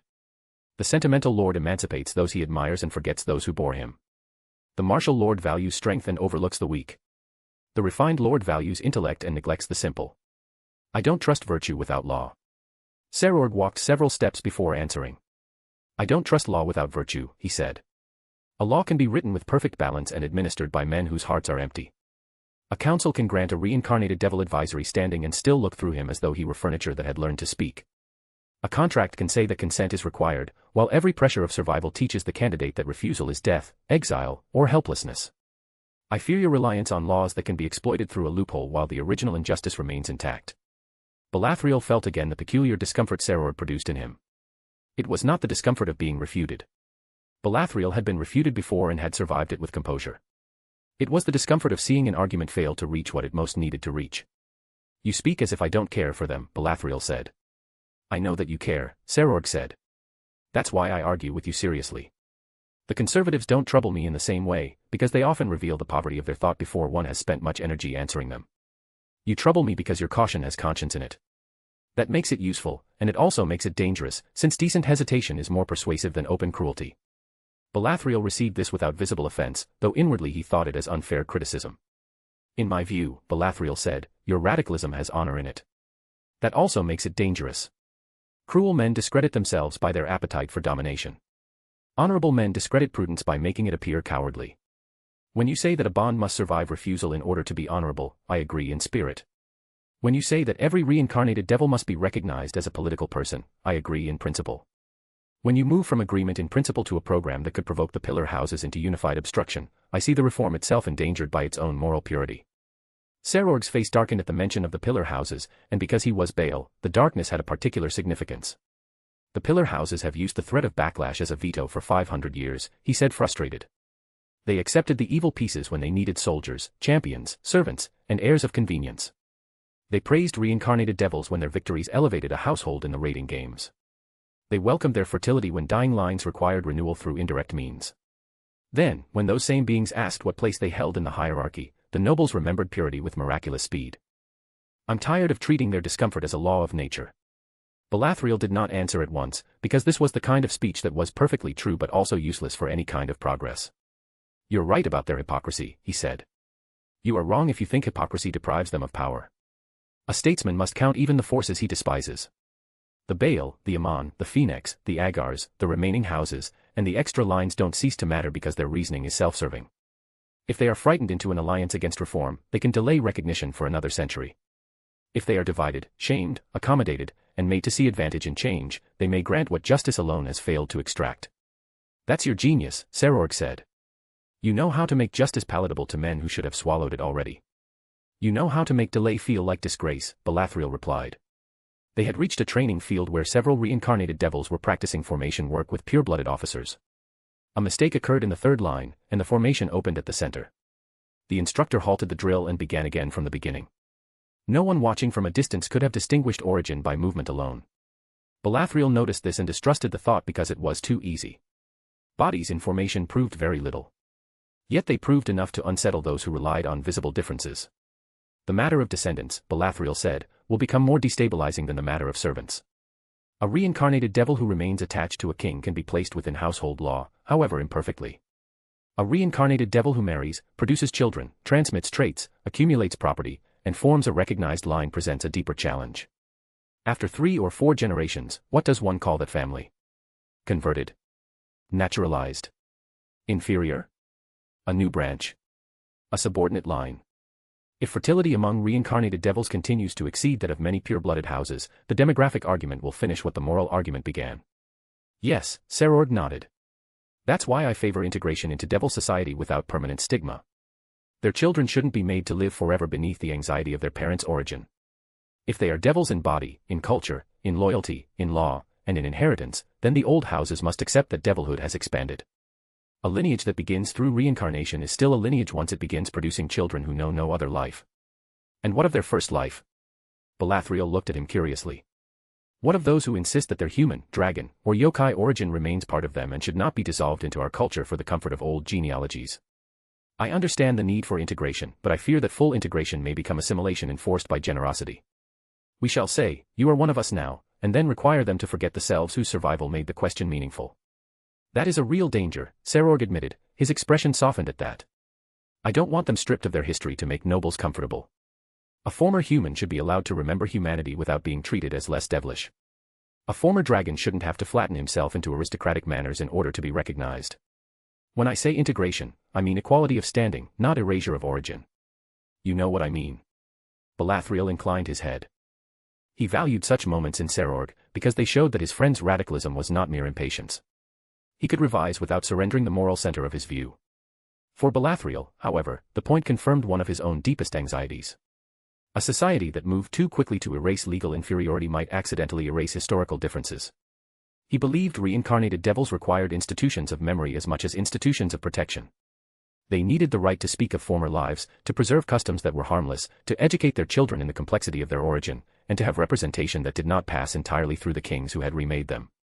But he feared independent councils because councils could become factions, factions could become parties, parties could become rival sovereignties, and rival sovereignties within the underworld had a habit of ending in blood. In discussions that arose during the remainder of the visit, Belethriel often gained the upper hand at first. He had more definite ideas regarding the reincarnated devils as a historical force, their legal disabilities, their demographic role, their philosophical significance, their danger to hereditary legitimacy, and their possible incorporation into a revised hierarchy. Serorg had fewer settled presumptions, and because he refused to speak of reincarnated devils apart from those he knew, he was more easily accused of contradiction. One day he defended the king-servant bond as capable of honor, and the next day he denounced lifelong servitude as morally intolerable. 1 hour he praised merit as the proper solvent of inherited arrogance, and another hour he admitted that a society based entirely on strength would abandon the weak. Belethriel could point out these contradictions with surgical efficiency, and Serorg would sometimes concede them, though never in the spirit Belethriel expected. You call these contradictions, Serorg said during one evening's dispute, when light had been lit and rain struck the stone outside. But that's simply the way things are. The bond can be honorable in one household and degrading in another. Merit can expose false nobility and become cruel when worshipped alone. Integration can heal stigma and threaten memory. Autonomy can liberate one reincarnated devil and terrify another who has known only dependence since rebirth. I will accept the charge of contradiction if the alternative is to speak smoothly about lives that don't move smoothly. Sure, it's complex, Belethriel answered with equal seriousness. But I don't want complexity to paralyze legislation or sanctify impulse. Every law simplifies. Every reform draws lines where life has gradations. If we wait for policy to match the soul, we shall never write a statute. If we write statutes without regard for the soul, we shall create another species of injustice. My position exists between those failures, and I confess that it is less inspiring than yours. It may be less inspiring, Serorg looked at him across the table. And it may save more lives in the first decade. I don't deny that. My fear is that, after saving lives in the first decade, it will become satisfied with itself and spend the next century explaining why the second step must wait. Your staircase is useful only if someone is forced to keep climbing. Belethriel had no immediate answer, since this was precisely the accusation he made against his own caution in private. In Belethriel's eyes, Serorg was a man whose heart had chosen before his mind had finished arranging the matter, and this seemed to him both dangerous and enviable. He himself rarely chose in that way. His mind moved by distinctions, comparisons, and consequences, and when he cared for something, he often discovered that he cared for it most strongly after proving to himself that it deserved to be cared for. He had sometimes wondered whether this was a higher discipline or a deficiency of character. Watching Serorg's household, with its pure-blooded scions, reincarnated servants, he felt again that uncomfortable suspicion that the intellect, when too pleased with its own balance, can become a graceful form of evasion. On the final night of Belethriel's visit, the two men stood again beneath the eastern arcade. The rain had cleared, and the lower estate shone under the lamps. Somewhere beyond the wall, a group of reincarnated devils were singing in a language that was not demonic, and the tune, carried faintly by the wind, seemed to Belethriel to belong neither wholly to the underworld nor wholly to the world from which it had come. He found the sound strangely moving, and because he distrusted moods that arrived with music, he said nothing of it. That's also part of the answer. Serorg, who had heard it too, spoke first. They bring songs we did not compose, memories we did not authorize, griefs we did not cause, and loyalties we did not inherit. If they are devils now, then devil society must become large enough to contain those things. If it refuses, then it is smaller than the beings it claims to rule. I don't dispute that, Belethriel said, looking out over the wet stone. But if you demanded full emancipation as a principle, you would provoke a coalition against reform. The pillar houses, and every minor noble terrified that his dignity depends upon someone else's subordination would unite if you demanded full emancipation as a principle.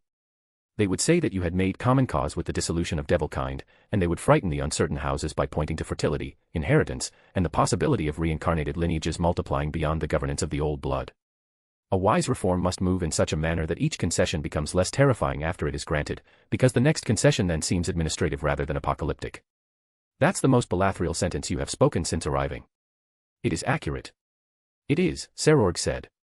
It's also incomplete. Then complete it. The reincarnated devil shouldn't have to prove that his soul is real in order to be spared ownership, Serorg said, though his voice had lost its debating edge. He shouldn't have to surpass a pure-blooded noble in battle before being treated as a person. He shouldn't have to become exceptional before the law discovers him. That is the point I once stated before every gradual measure, every council, every contract, and every compromise. If we begin there, I can listen to your staircase. If we don't, your staircase leads to a room whose door remains locked.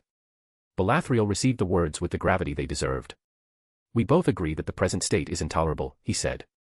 I still maintain that the transition from possession to citizenship must be made carefully, and defended against both aristocratic sabotage and revolutionary simplification. Serorg turned to him more fully. Then why are you the gradualist? You know they will never stop sabotaging it. Because a rotten pillar may still hold a roof while one builds its replacement. That sounds like wisdom until one remembers who is forced to stand under the roof. It's wisdom precisely because I remember them, Belethriel answered, with more heat than he had intended. A collapsed order doesn't free the weak. It delivers them to whoever has enough force to seize the ruins. If we abolish the current king-peerage relation without designing a stable system in place, we risk creating a society our fathers fought a civil war to end. Serorg was silent for some moments, and Belethriel understood that he had made an impression. He also understood that he had not convinced him. You think I worship strength, Serorg said at last. I think you trust it too readily when it appears as earned capacity. Power earned triumphs power given, Serorg said with conviction. I prefer a society based on that principle than what we have. That's the beginning of a meritocracy, Belethriel said calmly. A society where power is the only determinant of worth. That's something my brother would celebrate, but not you, I think. A meritocracy can easily become another aristocracy with a shorter memory and harsher manners. Serorg's expression changed slightly, and Belethriel knew that this argument had weight for him, since Serorg had seen weak devils treated with contempt by those who had transformed effort into a moral weapon. The radical reformers who admired Serorg often misunderstood him on this point. They supposed that because he had made himself powerful through discipline, he wished the underworld to rank all beings by achievement. In truth, his sense of justice had been formed partly by his knowledge of humiliation, and he did not wish to create a world in which the weak were merely insulted by a different class of victors. I didn't say power is the only measure, Serorg said. I say blood cannot be the first one. Then we agree again in words and divide again in application. That's because your application keeps bowing to the people we both claim to oppose.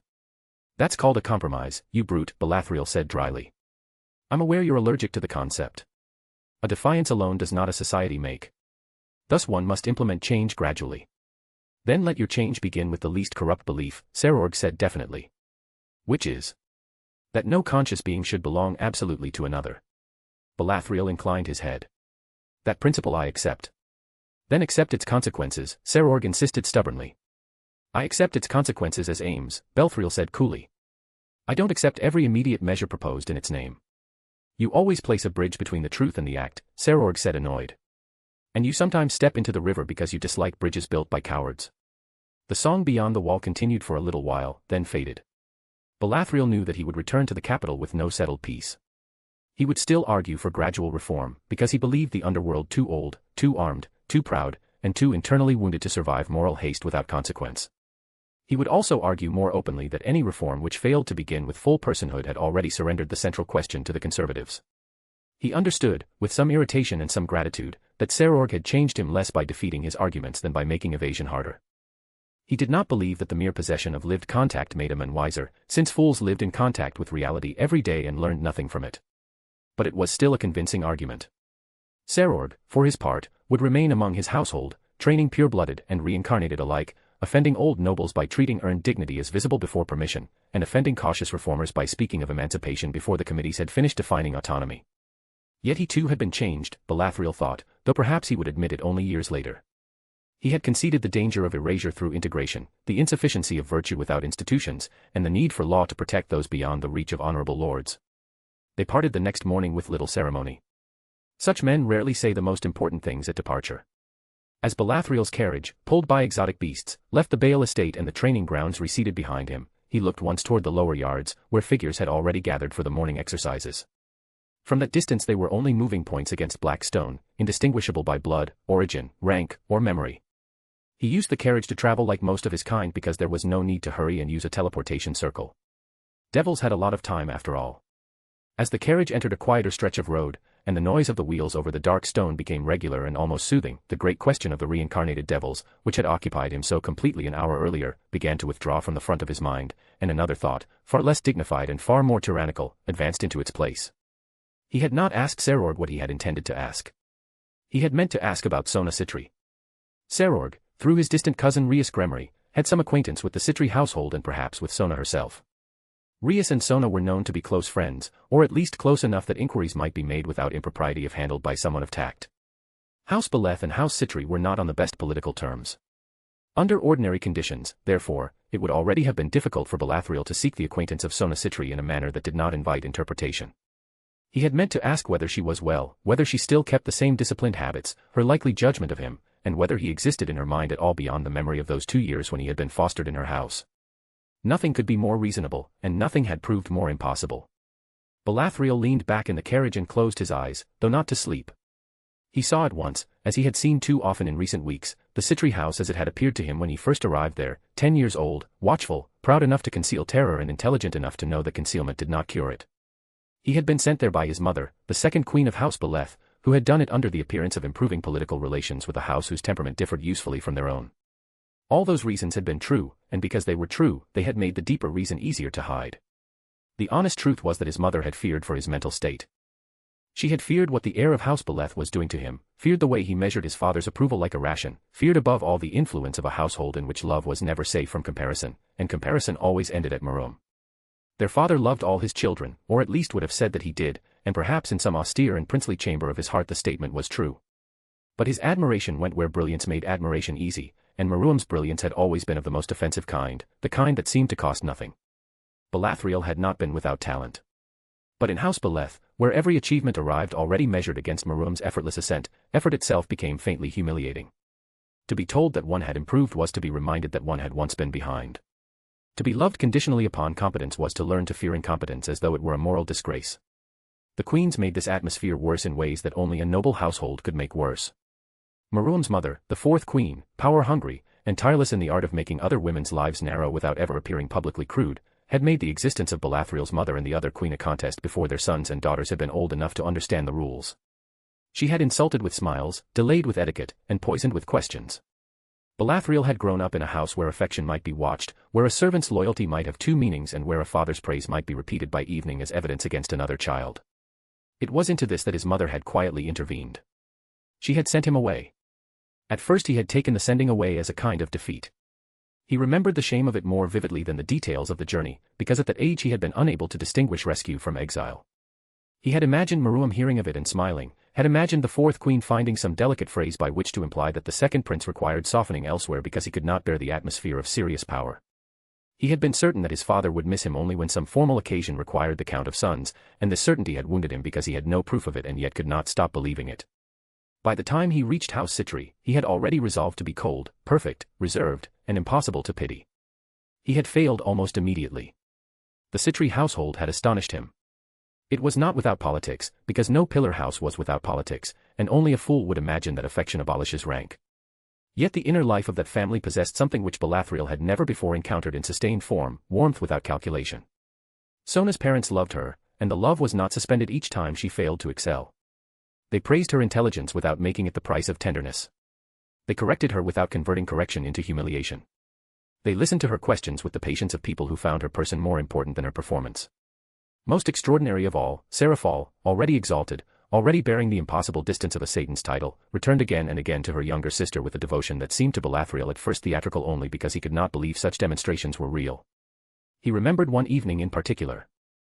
Sona had been bent over a chessboard, refusing with childish stubbornness to accept that her position was lost, while Seraphol, who had arrived late from some matter of terrifying importance that no one at the table wished to name fully, sat beside her in ridiculous domestic ease, encouraging her, teasing her, and finally allowing herself to be defeated through a transparent blunder that Sona seemed not to notice.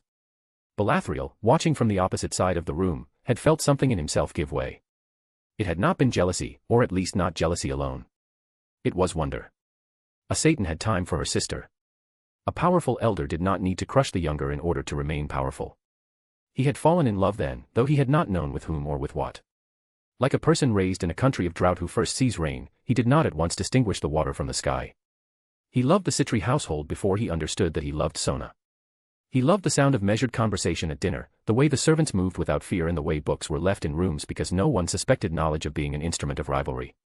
He loved Seraphol's absurdity because beneath it he saw an invincible loyalty. He loved Sona's seriousness before he knew he loved her face.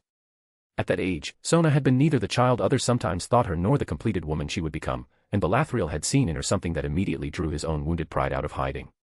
She was exacting with herself, ambitious, controlled, and possessed of a mind that liked order. And unlike Maruam, she did not shine by humiliating others with light. She worked. She studied. She lost patience with foolishness, then regretted the manner of her impatience. She wanted to be recognized, and because Belethriel understood too well what it meant to hunger for recognition without wanting to beg for it, he felt toward her first a kinship, then admiration, then that more dangerous tenderness which makes every ordinary gesture memorable. During the 2 years he spent there, he convinced himself many times that his attachment was gratitude, then friendship, then intellectual sympathy, then the natural loyalty of a fostered guest toward a house that had treated him well. He had been too young, too proud, and too bruised by his own family to admit more. When he returned to House Beleth, the departure from Citri hurt more than he had expected.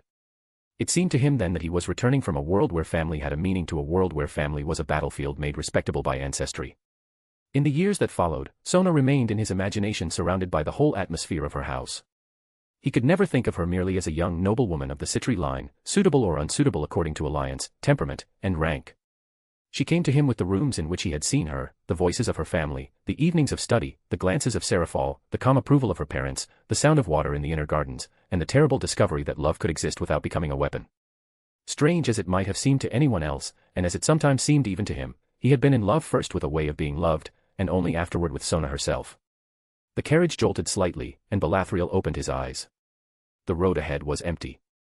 His attendants rode at a proper distance, and within the carriage there was no one to see the expression which had come over his face, an expression he would have controlled instantly had anyone been present. He had wished to ask Serord for help, and had been unable. He was the second prince of House Beleth, not a child trembling in an antechamber. He was of excellent blood, educated, politically serious, and neither poor nor obscure. He examined the reasons, as he examined every weakness once he could no longer prevent it from existing. First there was politics. Any approach towards Sona would be read through this context. Was Belethriel seeking alliance? Was his mother moving through him? Was House Beleth trying to soften Citri resistance on some council matter? Was the second prince compensating for Maruam's dominance by building an independent bloc? Every honest feeling in a noble heart had to pass through such questions before being allowed to appear in public, and by the time it emerged it often looked guilty merely from the inspection. Then there was Maruam. Even after the recent change in him, even after those startling weeks in which his older brother had seemed subdued, or perhaps awakened to some knowledge of what he had been, Belethriel could not separate his own hopes from the old habit of comparison. He remembered Maruam had asked Sona to a dance and he had feared if Maruam perhaps knew of his feelings for her and was doing it to hurt him deliberately. If Maruam had wanted Sona, Maruam would have known how to appear before her.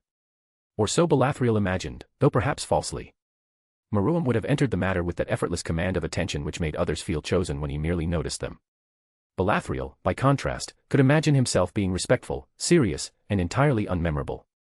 He could imagine Sona listening to him with courtesy and feeling nothing. This last possibility tormented him most because it contained no injustice. He could endure being opposed by politics, delayed by family, or misrepresented by rivals. What he could hardly endure was the thought that Sona might judge him kindly and without love. To be rejected by contempt would at least permit anger. To be refused by gentleness would leave him nowhere to stand. He tried to laugh at himself, but the laugh failed. He was not a boy in the Citri library anymore. Sona herself was no longer the girl bent over a chessboard while Seraphol pretended not to lose. She had grown, as he had grown, and he knew enough of her reputation to know that her mind had sharpened rather than softened. She would not be impressed by lineage alone, and he would have despised her if she had been. She would not be won by vague devotion, nor by the romantic melancholy that lesser men mistake for depth. That question, which he had often avoided, returned now unpleasantly. Did he love Sona, or did he love what Sona represented? Did he desire her as herself, or did he desire and trance again into the moral climate of House Citri, where affection had appeared to him like a law of nature rather than a rare and revocable mercy? He could answer the question in several ways, each sincere and none complete.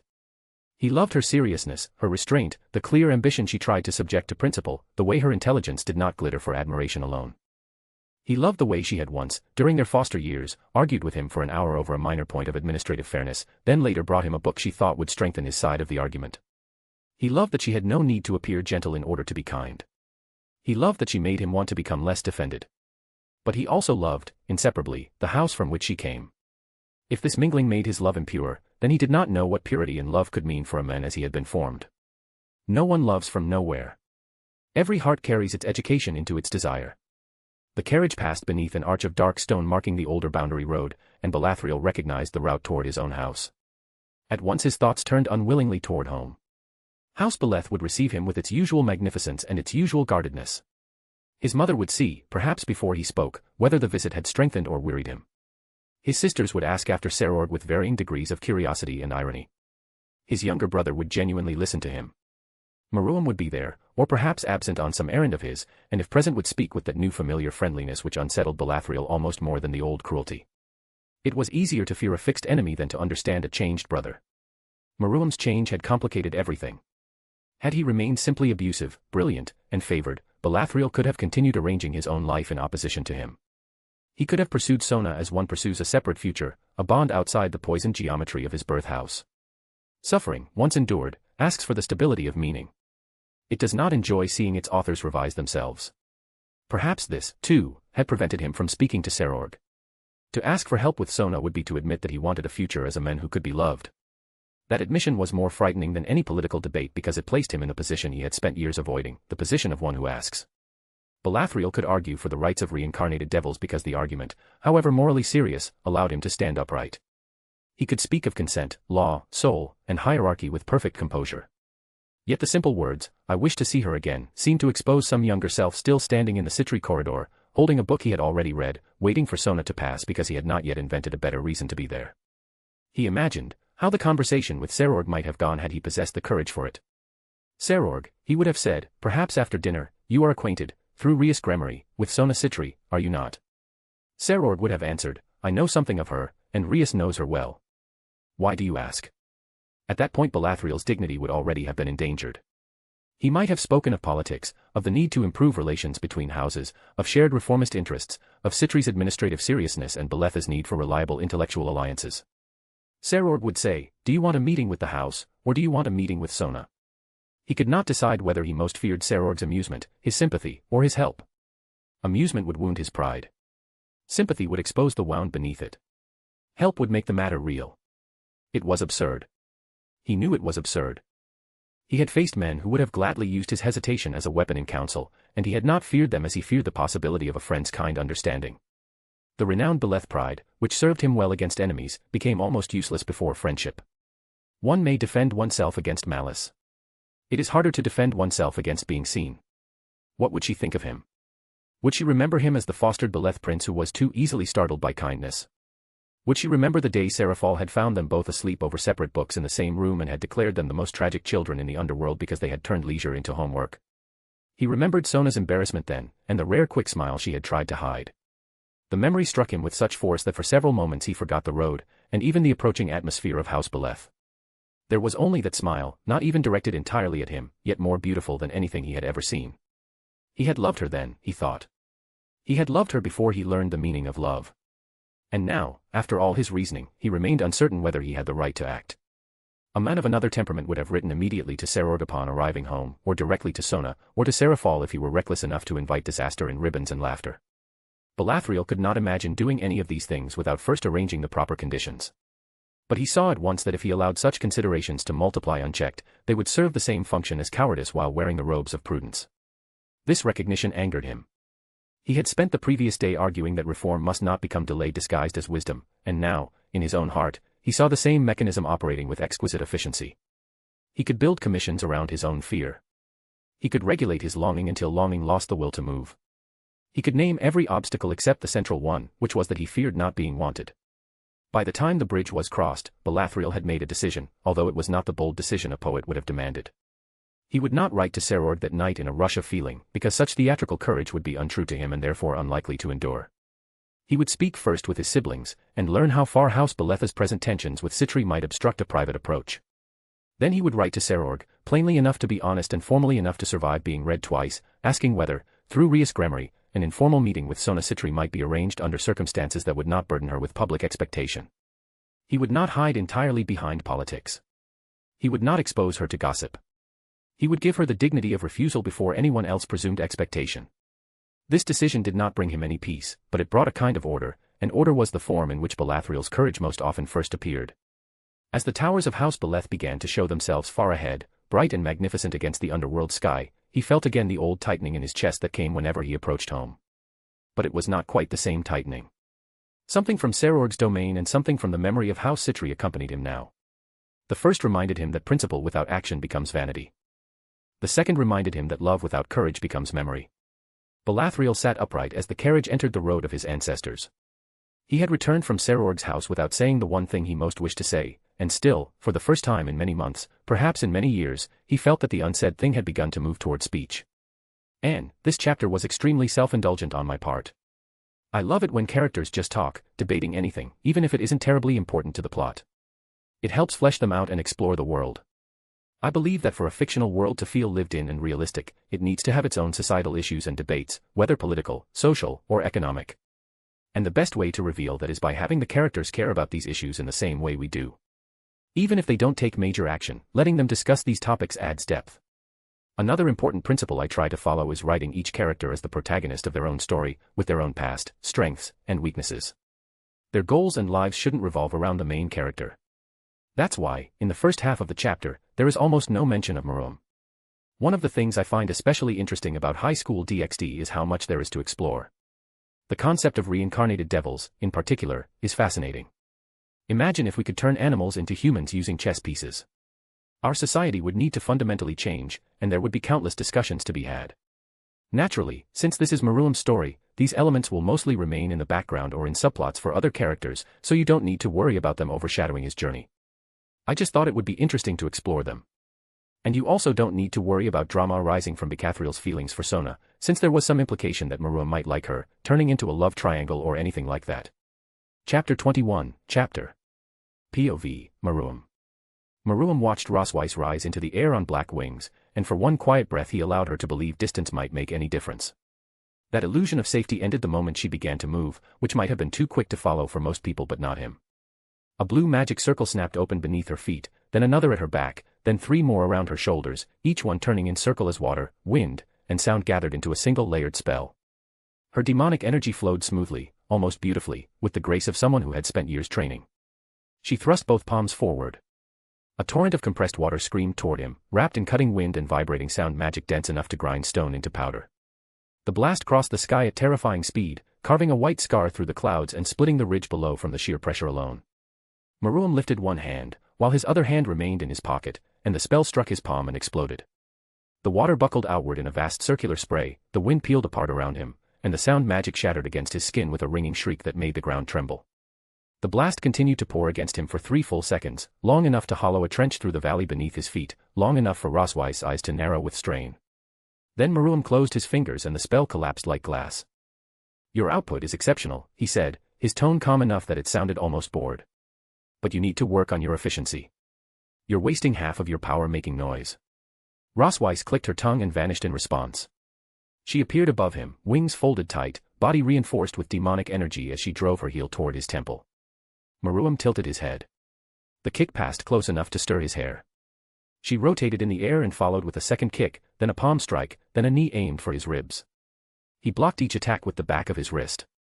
Her technique was immaculate as always. Every movement flowed with mesmerizing grace, her body responding with a speed and coordination that surpassed most experienced devils by a humiliating margin. Maruam was quite certain that Roswise stood among the strongest devils of their generation, though that fact hardly impressed him given how utterly disappointing their generation was as a whole.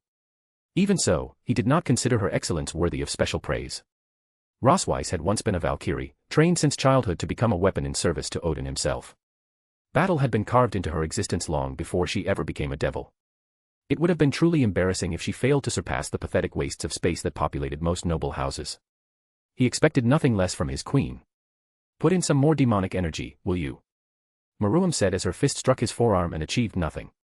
"You need to enhance your strength beyond the limit to have the slimmest chance of harming me." Her jaw tightened. "Easy for you to say. Maybe try explaining how instead of standing there mocking me." Maruam smiled faintly and promptly disappeared from her sight.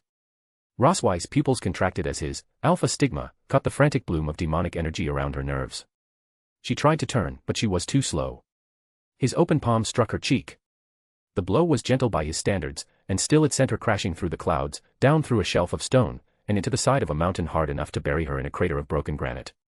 The rain shook as snow slid from distant peaks in white sheets. Maruam descended slowly, black wings spread wide, his hands sliding back into his pockets. A moment later, the mountain exploded outward. Roswise shot out through the dust, blood at the corner of her mouth, eyes bright with fury. 6 enormous spectral hands erupted around her, each one formed from layered demonic energy and reinforced with blue-white runes. Their fingers flexed with enough pressure to crush steel like butter. Their palms burned with rotating spell work that shifted between water, wind, and sound. "Show me what you got, Rose," Maruam said. The first hand shot at him with incredible speed, leaving a sonic boom in its wake.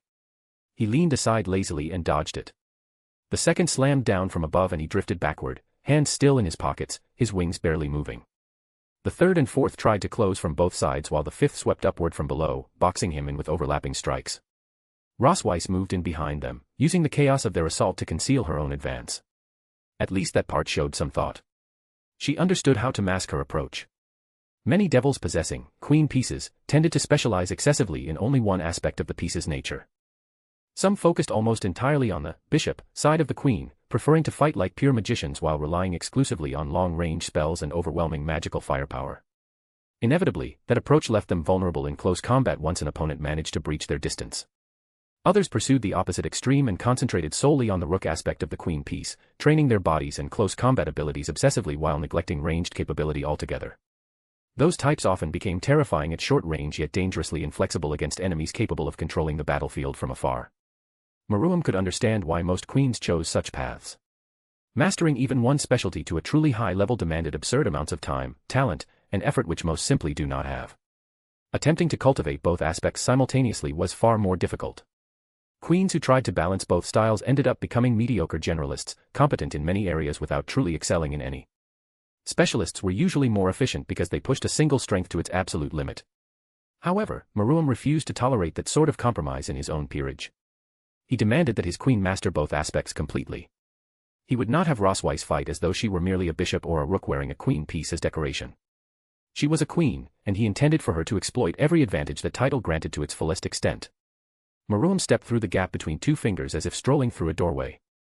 His alpha stigma read the current of her magic, the strain in the joints of the spectral hands, the point where the spell thinned when she redirected focus to her own body.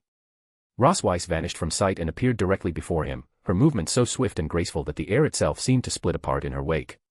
She struck with both fists simultaneously, one aimed toward his ribs while the other surged toward his throat with enough force to shatter steel. For the first time, he took her seriously enough to parry in sequence.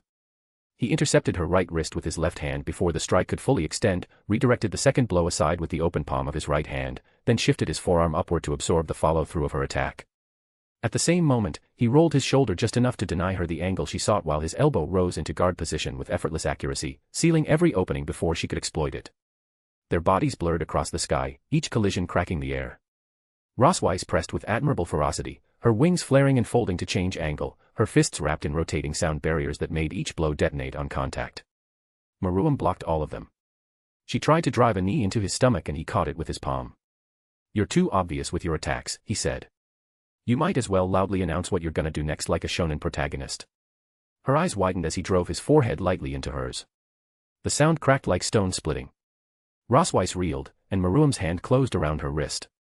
He spun once and threw her upward through a bank of clouds. She recovered quickly, spreading her wings, forming a platform of wind under one foot, and twisting her body upright. A blue magic circle opened beneath Marum's feet. 13 enormous chains erupted from it, each one glowing with frost blue light. They wrapped around his ankles, wrists, chest, throat, and wings in less than a heartbeat. Runes flared along their length, binding him firmly in one place. Rosweiss thrust both hands forward and lightning fell from the heavens. The sky became a white-blue furnace as lightning magic hammered into Marum's body from every angle. Sound waves folded into blades and spears, striking the same points again and again. The chains tightened until the air around him warped. Marum looked down at the restraints with mild interest. "Not bad," he said. "Binding me in one place and bombarding me with spells is not a bad tactic."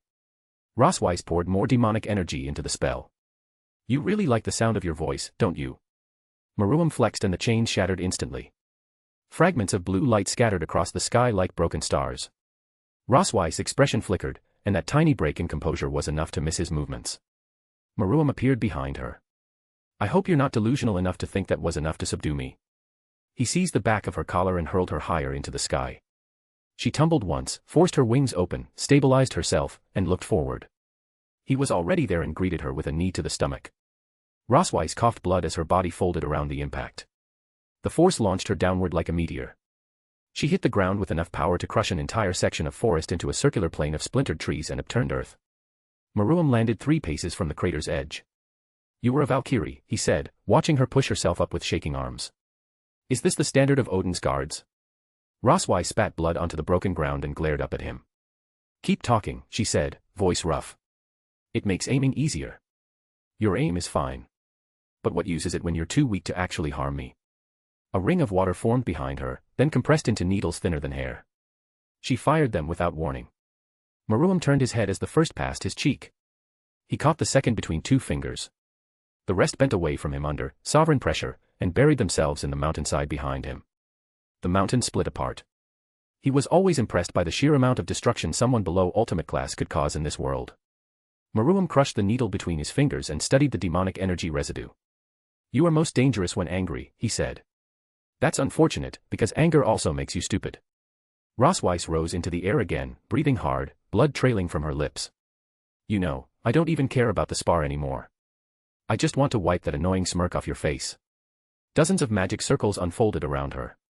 Water became mirrors. Wind became rails. Sound became a hidden pulse that ran between every circle. Marum's crimson eyes brightened. Marum's crimson eyes narrowed slightly as he understood what she was constructing before the attack even began. She was building a shifting field, a mobile array designed to redirect her spells from impossible angles while concealing the true point of attack beneath overlapping waves of resonance. That was much better. The first blast came from behind him. And he quickly turned and burned it away with his own flame. The second came from below and his sovereign pressure crushed it into sparks. The third came from his blind side, although he had no blind side. He slipped past it, then allowed the fourth to strike his shoulder. It burst against him harmlessly.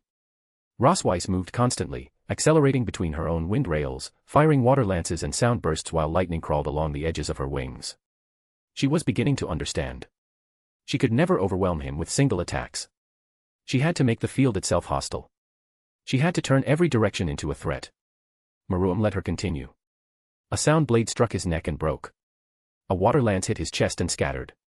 The difference between a high-class devil and an ultimate was so huge that by mere casual reinforcement of his body, all of her attacks were as harmful to him as feathers. A spiral of wind wrapped around his right arm, trying to twist the limb out of alignment. He allowed it to pull for half a second, then burned the spell out from within with a flicker of flame. Rosweiss came in behind the collapse, fist glowing, all her reinforcement gathered into one strike.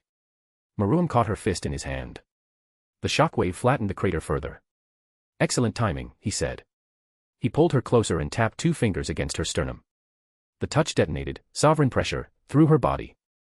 Rosweiss flew backward, skipped across the ground once, then tore a long furrow through the earth before she forced herself to stop with both hands. She stayed on one knee for several seconds. Marum waited for her to gather herself. He was not here to crush her after all. Crushing her would have taken no time and taught her nothing. What interested him was the shape of her will under stress. That last flaw had to be burned away. "Get up," he said. Rosweiss laughed once, breathless and bitter. "Why didn't I think of that?" "Why are you hesitating?" he asked casually. "I told you to fight me with the intent to kill. Surely, this is not the best you got." Her demonic energy surged and the sky darkened. Maruam looked up curiously as something fascinating began to occur. "Oh, so this is what she has been working on," he observed curiously. One circle appeared overhead, then another, then dozens more, and soon hundreds spread across the sky. The rings stacked vertically into a colossal cylinder that reached into the clouds. Each circle rotated at a different speed, covered in glowing runes and intersecting patterns of light that connected the entire structure together. The sheer concentration of demonic energy distorted the atmosphere around it. Lightning arced toward the formation. The clouds twisted into a spiral. Even the air trembled beneath the pressure. Maruam's eyes narrowed with genuine interest. Roswise hovered beneath the formation, arms raised, wings spread, blood running from her nose and mouth as the first line of the chant left her. "By the rings that bind heaven to earth, arise." The cylinder expanded. "Let 1,000 turn as one beneath my will." The rings brightened. She looked akin to a fly trapped in a massive hurricane. Layer upon layer, harmonize. Circle upon circle, converge. Maruam felt the pressure multiply. The ground below them began to sink. From the outside it looked like a typhoon of endless magic crystals stacked on top of each other. Gather the breath of storms and the fire hidden between stars. The pathways between the circles ignited in sequence. Demonic energy climbed through the structure, accelerating with each layer. Through endless convergence, forge a spear no world can withstand. Maruam smiled. This was not bad at all. "So that is what you were hiding." Roswice's voice shook, yet she continued. "May every seal become a path, and every path become judgment." The array groaned and Maruam saw the flaw before she did. His eyes quickly spot the weakling in this hyper-complex magic array. One ring rotated milliseconds too slowly. Another output too much demonic energy. A third failed to align its harmonic frequency with the layer above it. The cylinder still looked magnificent to ordinary eyes. To Maruam's special gaze, it was a palace built on cracking glass. "Roswice," he said, voice sharpening. "Stop." She did not. "Descend, O celestial engine of annihilation. Erase all that stands before me." The circles ignited upward through the cylinder. For one breath, the technique seemed stable. Then the whole sky broke. Hundreds of acceleration rings began firing out of order. Magical lances tore free in random directions, carving through mountains, piercing the clouds, boiling rivers into steam. Sections of the cylinder exploded. Recoil slammed back down the demonic energy pathways and into Roswice's body. Her skin split with light while her bones began to fracture and her magical circuits flared red, then white. Maruam moved, quickly concerned for his queen. He crossed the distance before the next beam could fire and seized her against his chest. Sovereign pressure wrapped around them in a spherical shell as the array collapsed into a gigantic demonic energy detonation. The world vanished in blue-white light. For several seconds, there was only force. When the glare faded, half the mountain range had been erased. The clouds had been punched open into a vast circular wound. The ground below had become molten glass. Maruam hovered at the center of the devastation with Roswice limp in his arms. Her breathing was ragged. Demonic energy leaked from her body in violent pulses. Her internal flow had become a knot of broken channels and collapsing pressure points. He placed one hand over her sternum and forced his own demonic energy into perfect stillness before pressing it into her system. "Breathe," he said. She convulsed. He tightened his hold and stabilized the worst rupture near her heart. "Breathe, Rose." Her lungs dragged in the air. Maruam's gaze traced every fracture in her flow. He sealed the largest leaks first, then compressed the wild demonic energy around her core, then forced the backlash residue out through her wings in thin streams of blue vapor. It was delicate work. Demonic energy was chaotic by nature, which was precisely why it was so poorly suited for healing or creation. Unlike light magic, which embodied order and harmony, demonic power was deeply individualistic and violently uncompromising. Every devil possessed their own unique demonic signature, and those signatures were fundamentally incompatible with one another except in rare cases involving close blood relatives or members of the same peerage. Within a peerage, the connection created through evil pieces made their energy similar enough that they could interact without immediately rejecting one another. That compatibility allowed devils to assist each other's recovery through physical contact by regulating the flow of demonic power and stabilizing damaged pathways. What Maruam was doing to Roswice at this moment, however, went far beyond ordinary healing assistance. He was forcibly injecting his own demonic energy directly into her pathways and compelling her unstable demonic flow into equilibrium through sheer force of will and control. The process was unimaginably delicate. One mistake would cause violent rejection inside her body and likely destroy her internal pathways altogether. Attempting something like this was akin to balancing a needle upon a single strand of hair while both were caught in a storm. Such supreme mastery over demonic energy manipulation should have been impossible for a devil to achieve. The only reason Maruam could perform it at all was because of the alpha stigma. Rossweiss opened one eye. That was deeply unpleasant to experience. Your attack was way too unstable and dangerous. Her lips twitched weakly. So it might have killed you. No. Not even close. She gave a faint, pained laugh, then winced. Maruam descended to what remained of the ground and set her down carefully. He kept one hand on her chest until her demonic energy stopped tearing itself apart. So that's your ultimate attack, he said. It was supposed to be, she answered quietly. Ever since you told me about the gun devil, a creature larger than skyscrapers, carrying rifles the size of buildings and capable of erasing cities in seconds, ever since then, I kept wondering how I could reproduce that kind of destruction through magic. And you decided to stack magic circles on top of one another. Maruam asked, sounding strangely pleased that his queen had managed to take one of his absurd ideas and transform it into something tangible. Yeah, Rossweiss answered with a tired sigh. A single magic circle can only output so much energy before the spell formation begins destabilizing. There is always a limit where the formula collapses under its own burden. So instead of trying to force one circle beyond that limit, I created a sequential harmonic system. Maruam raised an eyebrow. A convergent sequence. The term convergent sequence, much like the mathematical concept itself, referred to a chain of values that progress step by step toward a singular endpoint or final limit. It was similar to how there existed an endless chain of fractions between 1 and 2, infinitely progressing toward a value without ever fully escaping the structure governing it. From what Maruam had observed, Rossweiss array operated under a similar principle. Every successive layer refined the attack further and pushed the spell incrementally closer toward its ideal destructive endpoint. Exactly, Rossweiss said, her eyes brightening faintly despite her exhaustion. The circles function like linked acceleration chambers. Every ring receives magical energy from the previous one, refines it, compresses it further, and then transfers it upward into the next layer. Above them, several damaged circles still rotated slowly, their glowing runes flickering like dying stars. The formation itself follows what I call a RRCS, recursive runic convergence sequence. Each circle mirrors the structural formula of the previous ring while slightly increasing rotational complexity and mana density. What does that even mean? Leonardo interrupted suddenly as he arrived alongside Kuroka and Valerie. I feel like you're just making shit up to sound smarter. Still, it looked cool as hell from far away. Rossweiss let out a weak laugh despite the thin line of blood at the corner of her mouth. Think of it as building momentum, she explained patiently. The first circle pushes the spell forward. The second circle pushes even harder. The third amplifies that acceleration again, then the next continues the process, over and over and over. By the 100th circle, the beam becomes a compressed kinetic force wrapped inside layers of magical erosion fields. The beam. Valerie murmured quietly. It reaches velocities where most defenses stop mattering, Rossweiss explained. Physical barriers would collapse from pressure alone. Magic barriers get stripped apart by the friction before impact even occurs. If I can perfect the formation completely, then it should theoretically possess enough penetrative force to injure even an ultimate class entity. Maruam looked toward the horizon where an entire mountain range had vanished. And the cylinder shape? That part is the most important component, Rossweiss answered immediately. The circles can't simply float independently. They need to remain synchronized through a stable vertical harmonic axis. A faint grimace crossed her face. If even one circle deviates slightly, the entire lattice destabilizes and the errors propagate upward like cascading fractures in an infinite series. The others did not understand a word she was saying but nodded like they did anyway. And that means? Valerie asked with visible confusion. Maruam made a mental note to improve Valerie's education later. He could not allow one of his servants to appear intellectually helpless in front of others. The backlash becomes exponential, Rossweiss whispered.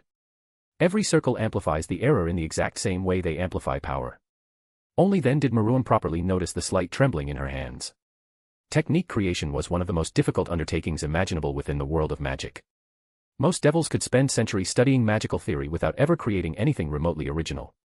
Even among high-ranking nobles, the overwhelming majority merely inherited and modified pre-existing systems rather than inventing entirely new structures from scratch.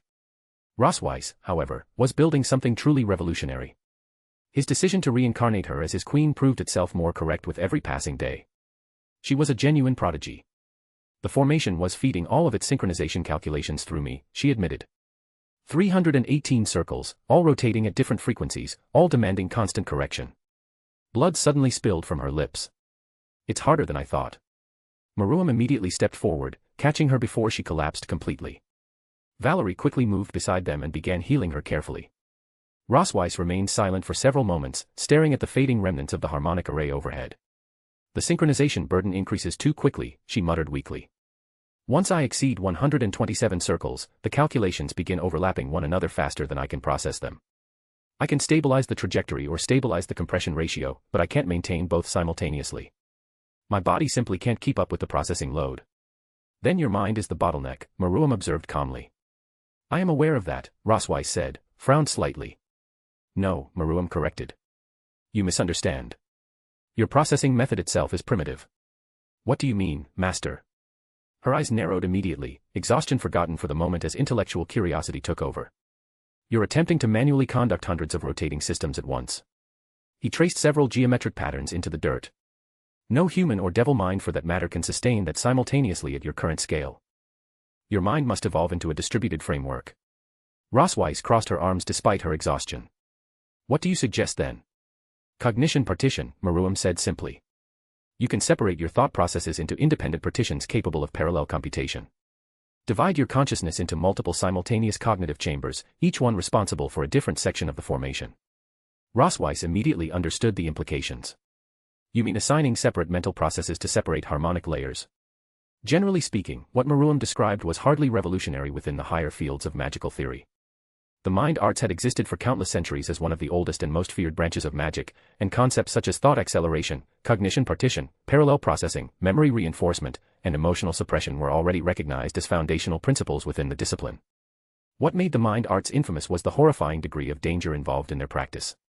The mind was an organ of terrifying delicacy, and attempting to alter, divide, or enhance one's own cognition through magical means carried risks so catastrophic that even veteran magicians treated the subject with extreme caution. A single miscalculation while tampering with the structure of one's consciousness could permanently cripple the practitioner's mental faculties. In the best cases, victims merely suffered cognitive impairment, memory degradation, emotional instability, or the complete collapse of higher reasoning. In the worst cases, their minds shattered entirely, leaving behind little more than empty shells incapable of coherent thought before death inevitably followed. The danger became even greater for devils. Demonic energy was inherently chaotic by nature, violent and unstable in ways that made direct interaction with the brain profoundly unwise. Most magical disciplines relied upon circulating demonic power throughout the body or manipulating it externally, yet the mind arts demanded that energy flow directly through the nervous system and into the mind itself. Even the slightest imbalance could corrupt neural pathways, distort perception, or irreversibly damage the soul connected to the consciousness. Because of this, countless cautionary tales existed throughout history. There had been arrogant prodigies who sought to master mind reading only to lose the ability to distinguish their own thoughts from the thoughts of others. Some attempted to perfect their memory and instead became trapped beneath the unbearable weight of endless recollection, incapable of forgetting even the smallest detail until madness consumed them. Others tried to divide their cognition into multiple streams of thought and permanently fractured their personalities in the process, reducing themselves to drooling wrecks that could scarcely remember their own names.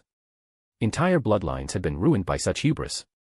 For that reason, the mind arts remained one of the very few magical disciplines forbidden within most academies. Even institutions dedicated to the pursuit of knowledge considered it too dangerous to teach openly. The risks outweighed the rewards so heavily that only the truly desperate, the truly gifted, or the truly insane willingly pursued mastery over the mind. Yes, Maruam said. One section handles the rotational calculations. Another regulates the flow of the demonic energy, etc. Rosweiss slowly sat upright despite the pain running through her body. That would drastically reduce recursive congestion. It would reduce feedback accumulation as well, Maruam replied. Your current method forces every calculation to pass through the same cognitive pathway. The bottleneck compounds exponentially as the number of circles increases. Rosweiss' expression sharpened as her mind raced through possibilities. Yes, she said thoughtfully. That would solve almost all of my issues. But I would need a genuine expert to teach me properly so I don't accidentally lobotomize myself. I doubt hiring someone capable of teaching advanced mind arts would be cheap. Why would we hire one? Maruam asked, sounding genuinely confused. You already have one standing in front of you. The group stared at him. Well, everyone except Leonardo, who clearly failed to understand the sheer absurdity of what Maruam had casually admitted. You're serious? Rosweiss practically shouted. Have I never mentioned this before? Maruam asked nonchalantly. By Lucifer's hairy balls, Kuroka exclaimed, blinking repeatedly. I knew you were talented, but this is getting ridiculous. How in the world did you even learn something like that? My mother taught me, he answered calmly.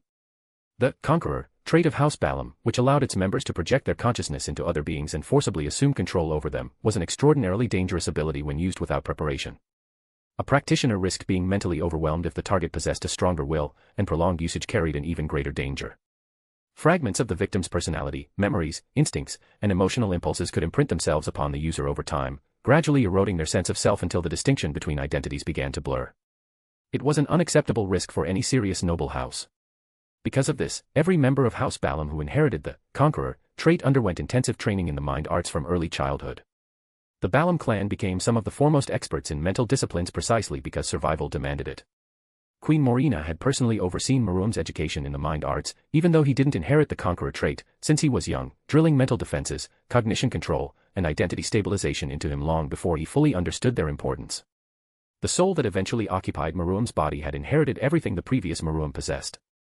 Memories, instincts, emotional reflexes, mannerisms, habits, and personality traits had fused together instead of one soul simply devouring the other. They had become one existence sharing the same continuity of self rather than two separate identities struggling for dominance. That was why traces of the previous Marum still remained within him. This is perfect. Roswai said brightly, genuine excitement overtaking her exhaustion. You really are amazing, Master. Then can you teach me the mind arts? Of course, Marum answered simply. You're my queen after all. In any case, your close combat abilities still require significant improvement. You continue fighting too much like a pure mage. From now on, you will spar with Belathril weekly in hand-to-hand combat. Both of you should benefit from the training. Are you sure, Master? She asked carefully. No offense intended, but I'm significantly stronger than Prince Belathril. Don't underestimate him, Marum said proudly. He's my brother after all. Besides, you will fight using only hand-to-hand combat while he can use everything in his disposal to make it fair. Rosweiss groaned in immediate misery. Apparently physical conditioning was universally hated regardless of species. Are you nerds finally finished with your nerd talks? Kuroka yawned dramatically. Because we still have something important to do. Why am I the only one forced into hand-to-hand training? Rosweiss complained. That's not true, Marum answered calmly. Kuroka is already prodigious in hand-to-hand thanks to her Tuki and you know it. But what about the other two? Rosweiss pointed accusingly toward Leonardo, who stood casually sucking on a lollipop, and Valerie, who only offered her a sympathetic smile. They're training diligently as well, Marum answered with amusement. Their development simply follows different directions. He turned toward Leonardo. Have you considered what I told you earlier? Yeah, Leonardo replied casually. I have an idea how to deal with it. Deal with what? Valerie asked curiously. I don't feel like explaining, Leonardo answered flatly. Why not? Because I don't want to. Stop asking stupid questions. Integrating Leonardo into the already existing peerage dynamic had been considerably less smooth than Marum originally hoped. The boy possessed tremendous talent and creativity, but he was deeply antisocial and openly antagonistic toward the others more often than not. What do you think is the one weakness all summoners have in common? Marum asked the group instead. Summoners. Kuroka said thoughtfully. I would say the biggest weakness is the classic, kill the summoner first, strategy. Most summoners pour all their strength into their creations while leaving their real bodies weak and vulnerable. So the best tactic is usually bypassing the summons and directly targeting the summoner. That's correct, Marum nodded. Which is why I instructed Leonardo to devise a method of compensating for that weakness. He looked toward the boy. What solutions have you considered so far? 2, actually, Leonardo answered proudly. Are you familiar with Marvel Comics? Yes, Marum said slowly. Why? There's this character I really like called Venom, Leonardo continued excitedly. It's a symbiote that bonds with a host body. The core weakness of summoners is that all their combat potential exists on the outside, if that makes sense. Their monsters become powerful while the summoner is still physically fragile. So I started wondering what would happen if I reversed the relationship between creator and creation. Instead of creating a monster that fights for me, I create one specifically designed to merge with me. Kind of like living armor. Pretty cool, right? Although I still need to study biology properly before attempting it seriously. I don't want to accidentally create some horrific parasitic abomination that melts my organs. That was actually an excellent idea. The creature would constantly react to danger before my conscious mind fully processes it, Leonardo continued enthusiastically. Since the monster originates from my own imagination and shadow, its instincts naturally synchronize with my intentions. Kuroka tilted her head. Longinus are such bullshit.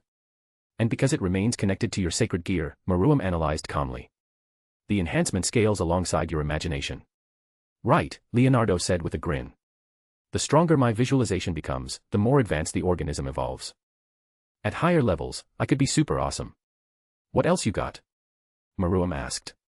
Leonardo looked very pleased with himself. My second idea is rather boring if you ask me. Basically, I create a monster with a pocket dimension inside its stomach and just hide there during fights. Maruam remained silent for several moments before speaking again. Have you considered offensive deterrence? Offensive deterrence? Create consequences for targeting you directly. Maruam continued calmly. If an enemy attempts to bypass your summons and attack your true body, the action itself should trigger an instant retaliation. Sort of like autonomous guardians, creatures permanently attached to your shadow that activate independently whenever hostile intent approaches your position. Yeah, actually, now that I think about it, I have a ridiculous number of options for fixing the weakness. Your greatest advantage is imagination, Maruam told Leonardo. Most summoners are limited to individual creatures. A specialist if you will, while your specialism is omnipotence. Leonardo stared at him. Omnipotence. You can create virtually any form of monster, each possessing entirely different abilities, Maruam continued. What else would you call that? The best way to take advantage of your versatility is to create adaptive creatures specialized against particular enemy races or abilities. And because every creature originates from the same source, they can evolve cooperatively. Oh, Kuroka slowly grinned. So if one monster learns something, the others inherit the adaptation, Leonardo finished immediately. Now you understand, Maruam said with a grin. He then turned toward Valerie. Valerie, continue working on Project Mojito. Understood, Master, Valerie bowed respectfully, though a slight hesitation lingered beneath her voice. Most would have missed it entirely. Maruam did not. But he decided to address it later instead of now. Honestly, he was surrounded by faint-hearted people, well, with the exception of Leo. His gaze shifted toward Kuroka afterward. Then, my dear, Maruam said with a gentlemanly bow. Shall we? He had already contacted Rias Gremory and arranged a meeting between Kuroka and Chiron. Kuroka still stubbornly insisted on calling her little sister by her old name.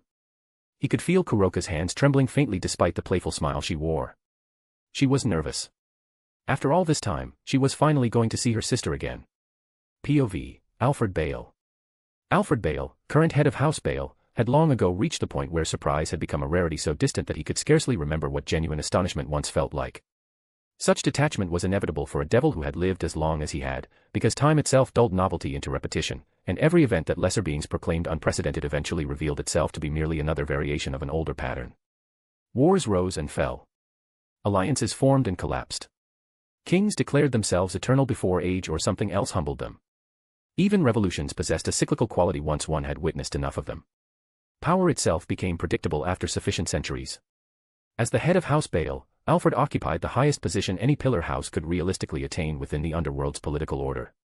The Satans possessed supreme authority in theory, yet even their authority rested upon foundations that houses like Beleth had spent millennia constructing. Everything is temporary, governments change, systems evolve and ideologies shift with new generations. Everything but House Beleth. Beleth has been here since the beginning and will be here after the end. Every devil in the Underworld, whether they understood it or not, moved within a world shaped by Beleth influence. From peasant villages hidden in the outer territories to the great cities of the Underworld, the hand of House Beleth could always be found somewhere beneath the surface. That understanding had given Alfred a calm few could unsettle. Until Maruam Beleth.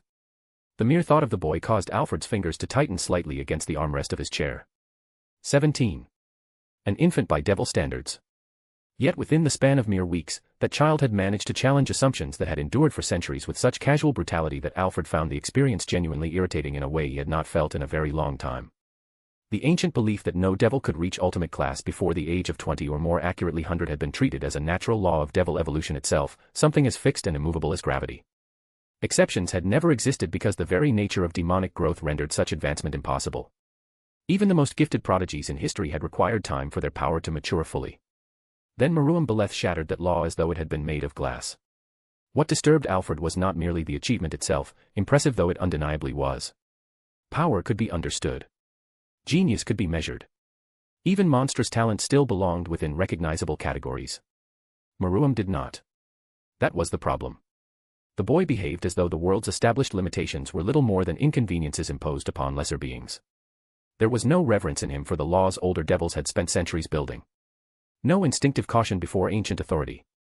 No awareness of where he was expected to stand within the hierarchy of the Underworld. Worst of all, Maruam looked upon House Beleth with a kind of dismissive contempt that bordered on the surreal. As though Beleth itself were merely an obstacle to be removed once it became troublesome enough. That, more than the boy's strength, grated upon Alfred's nerves. The world made sense when power produced proportionate reactions. Even hatred possessed logic. Enemies feared House Beleth because they understood its weight. Rivals respected it because they recognized the consequences of disrespect. Every political interaction ultimately revolved around acknowledgement of Beleth's supremacy, whether openly expressed or quietly accommodated. Maruam disrupted that balance simply by existing. The boy treated House Beleth the way older devils treated minor noble families that barked too loudly at formal gatherings. There was irritation in his attitude, impatience certainly, perhaps even disgust, yet there was no intimidation whatsoever. Alfred found that profoundly unnatural. It irritated him further that Sir Zex Lucifer had successfully maneuvered House Beleth into accepting the raiding game proposal. Even now, Alfred disliked remembering the conversation. 1/3 of Beleth territory. Even now, the demand felt absurd. No sane negotiator would have requested such terms for disputed borderlands that were vastly smaller in scale. Yet Maruam had understood something important. The negotiation had never truly been about land. It had been about humiliation, leverage, and forcing House Beleth into visible concession before the eyes of the Underworld. For perhaps the first time in centuries, Alfred had been compelled to yield ground publicly to someone outside the authority of the Satans. A 17-year-old boy. The irony would have been amusing under different circumstances. Still, irritation alone would have been manageable. Alfred had endured irritating rivals before. Time eventually buried all of them. Maruam inspired something rarer. Uncertainty. Every era occasionally produced singular figures who stood outside conventional expectations, individuals who disrupted the natural rhythm of history simply by existing within it. Most burned brightly before collapsing beneath the weight of their own excesses. A few reshaped entire civilizations. Alfred found himself wondering which kind House Beleth would become. And for the first time in many centuries, the answer genuinely eluded him. He knocked gently upon the door and entered calmly into a room that looked deceptively simple, lacking the gaudy excess and vulgar displays of wealth so common among the greater noble houses.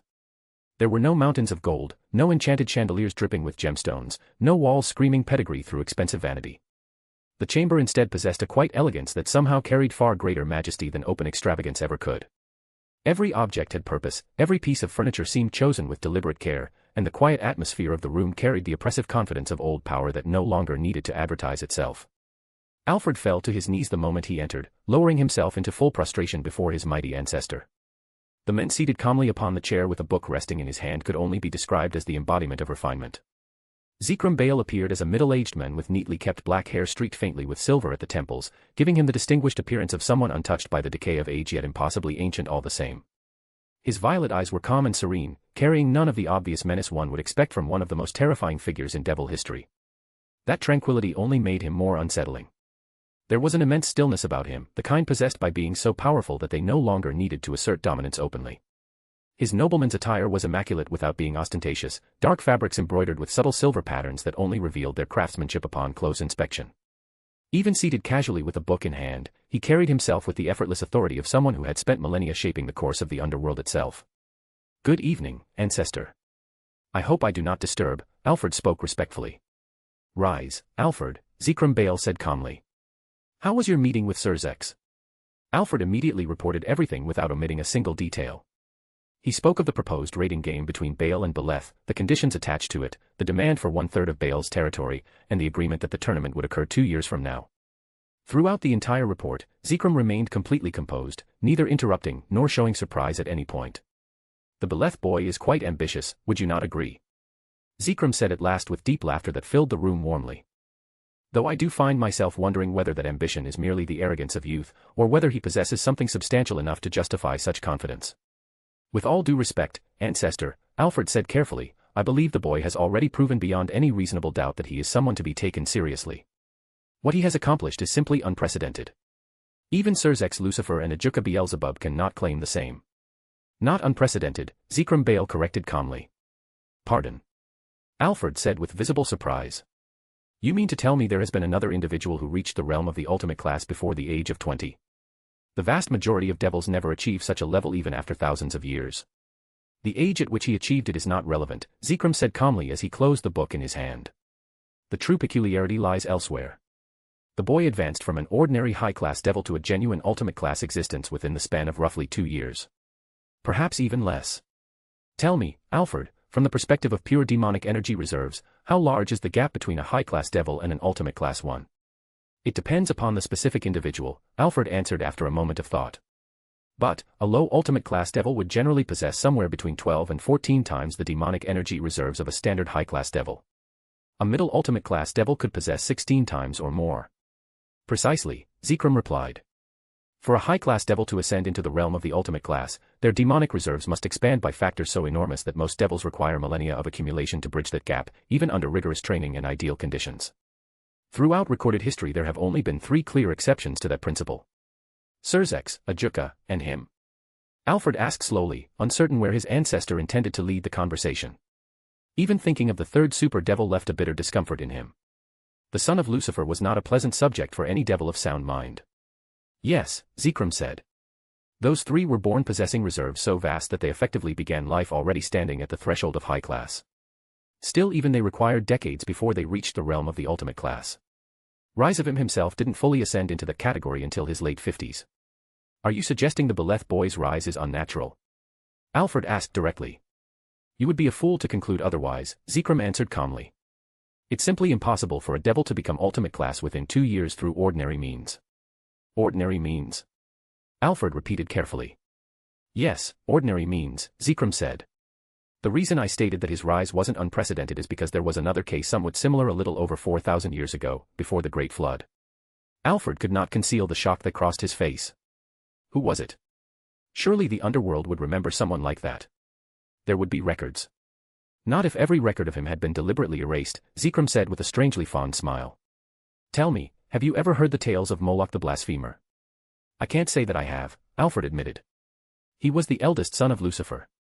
The words struck Alfred with enough force that he momentarily forgot how to breathe. A son of Lucifer, he repeated in disbelief. I thought Lucifer only ever had one son. The revelation felt utterly absurd, almost sacrilegious in scale. Alfred could scarcely process it. It was akin to telling a devout Christian that Christ had possessed a forgotten twin brother erased from the scripture.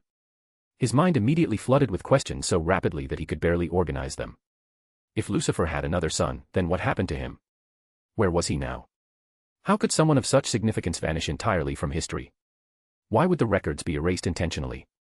What crime or horror would require the complete removal of a being tied directly to the lineage of the original Lucifer? The more Alfred thought about it, the more unsettling the implications became. Devils preserved bloodlines obsessively. Noble pedigrees older than human civilization were documented with near religious care. For an entire son of Lucifer to disappear from collective memory implied deliberate action on a scale almost unimaginable. And if someone powerful enough to erase history itself had deemed Moloch dangerous enough to be forgotten, then Alfred was no longer certain he wanted to know the rest of the story.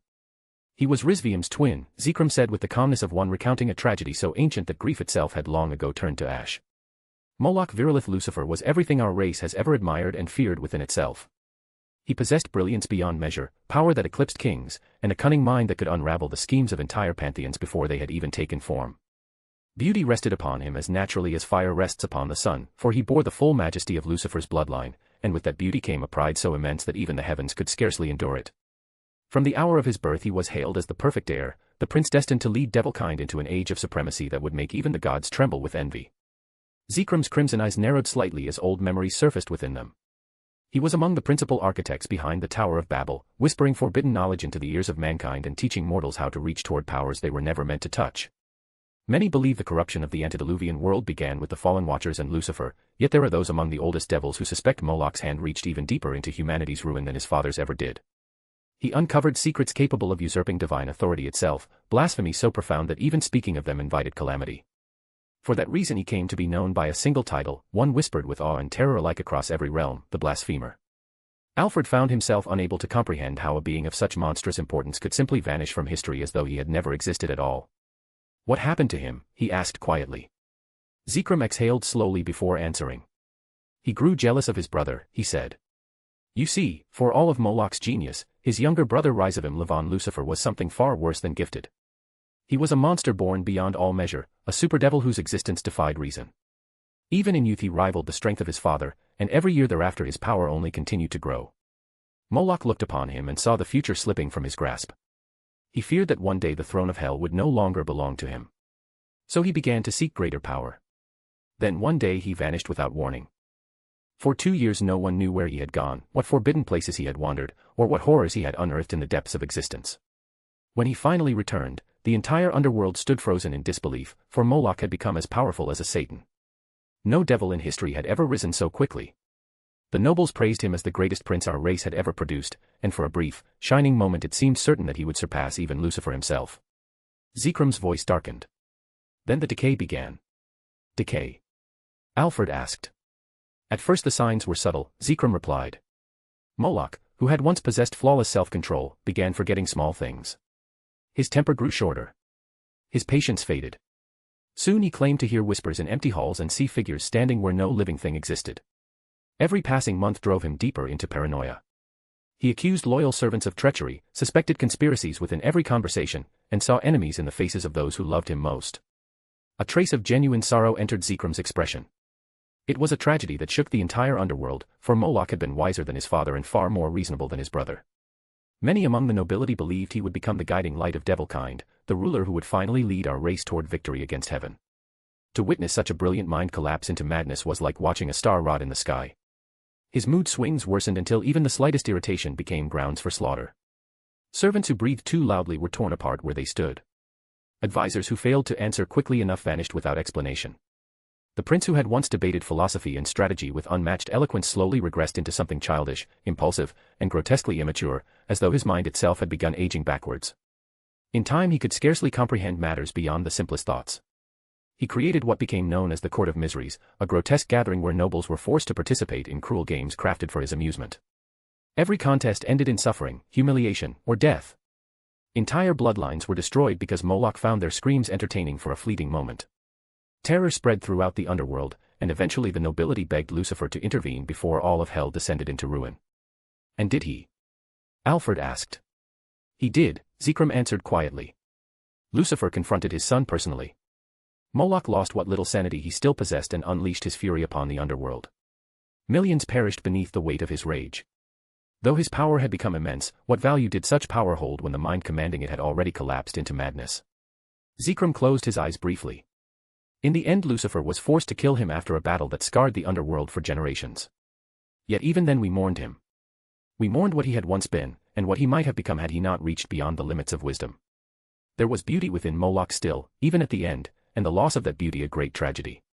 Alfred rarely saw his ancestor speak with such solemn sorrow. Zekram had always seemed distant from the concerns of others, almost untouched by emotion, yet now there was unmistakable grief within his voice. Why did he lose his sanity? Alfred asked. Because madness was the price of the power he sought, Zekram said with a weary sigh. Moloch became powerful so quickly because he attempted to imitate the gods themselves. Alfred frowned. Imitate the gods? What do you mean? In those ancient days, Zekram explained, the gods were still young and arrogant.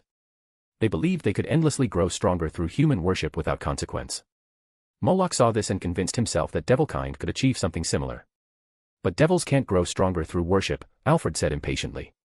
No, Zekram replied. We are creatures born from darkness. Pure devotion carries little value to our kind, and unlike the gods we possess no natural ability to absorb faith. Yet devils are reflections of the divine in many ways. Where gods flourish through hope, reverence, and love, devils resonate with despair, depravity, hatred, terror, obsession, and suffering. Moloch realized this truth long before anyone else. So he created a cult unlike anything the human world had ever seen. Its followers proved their devotion through atrocity. Murder became a sacred ritual. Human sacrifice became prayer. Entire villages were butchered in ceremonies dedicated to his name. Rape, torture, mutilation, cannibalism, slavery, incest, desecration of corpses, betrayal between kin, wars of extermination, and acts of cruelty so abhorrent that even other devils recoiled in disgust became offerings laid upon his altar. He taught his followers to revel in despair and transformed depravity into a form of worship. Alfred felt a chill crawl through him despite himself. I don't know how nor do I wish to know, but Moloch devised a system capable of harvesting the emotions produced by these horrors. The terror of dying victims, the hatred of broken souls, the madness of men driven beyond reason, all of it flowed toward him and became demonic energy that nourished his strength. Yet even that was insufficient for his ambition.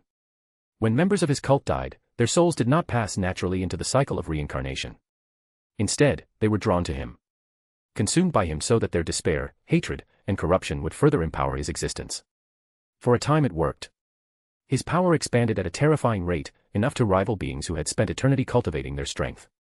But just as the gods later learned through bitter experience, Moloch discovered that such power is never freely given. Power born from worship always carries the weight of those who provide it. The emotions he harvested poisoned him. Every soul he consumed left fragments behind. Every act of madness fed madness back into his own heart. The hatred he cultivated within humanity seeped into his thoughts like venom. The despair he harvested became his own despair. Over time the countless corrupted souls within him eroded his sanity until nothing remained of the man he once was. To think a devil accomplished something like that. Alfred murmured.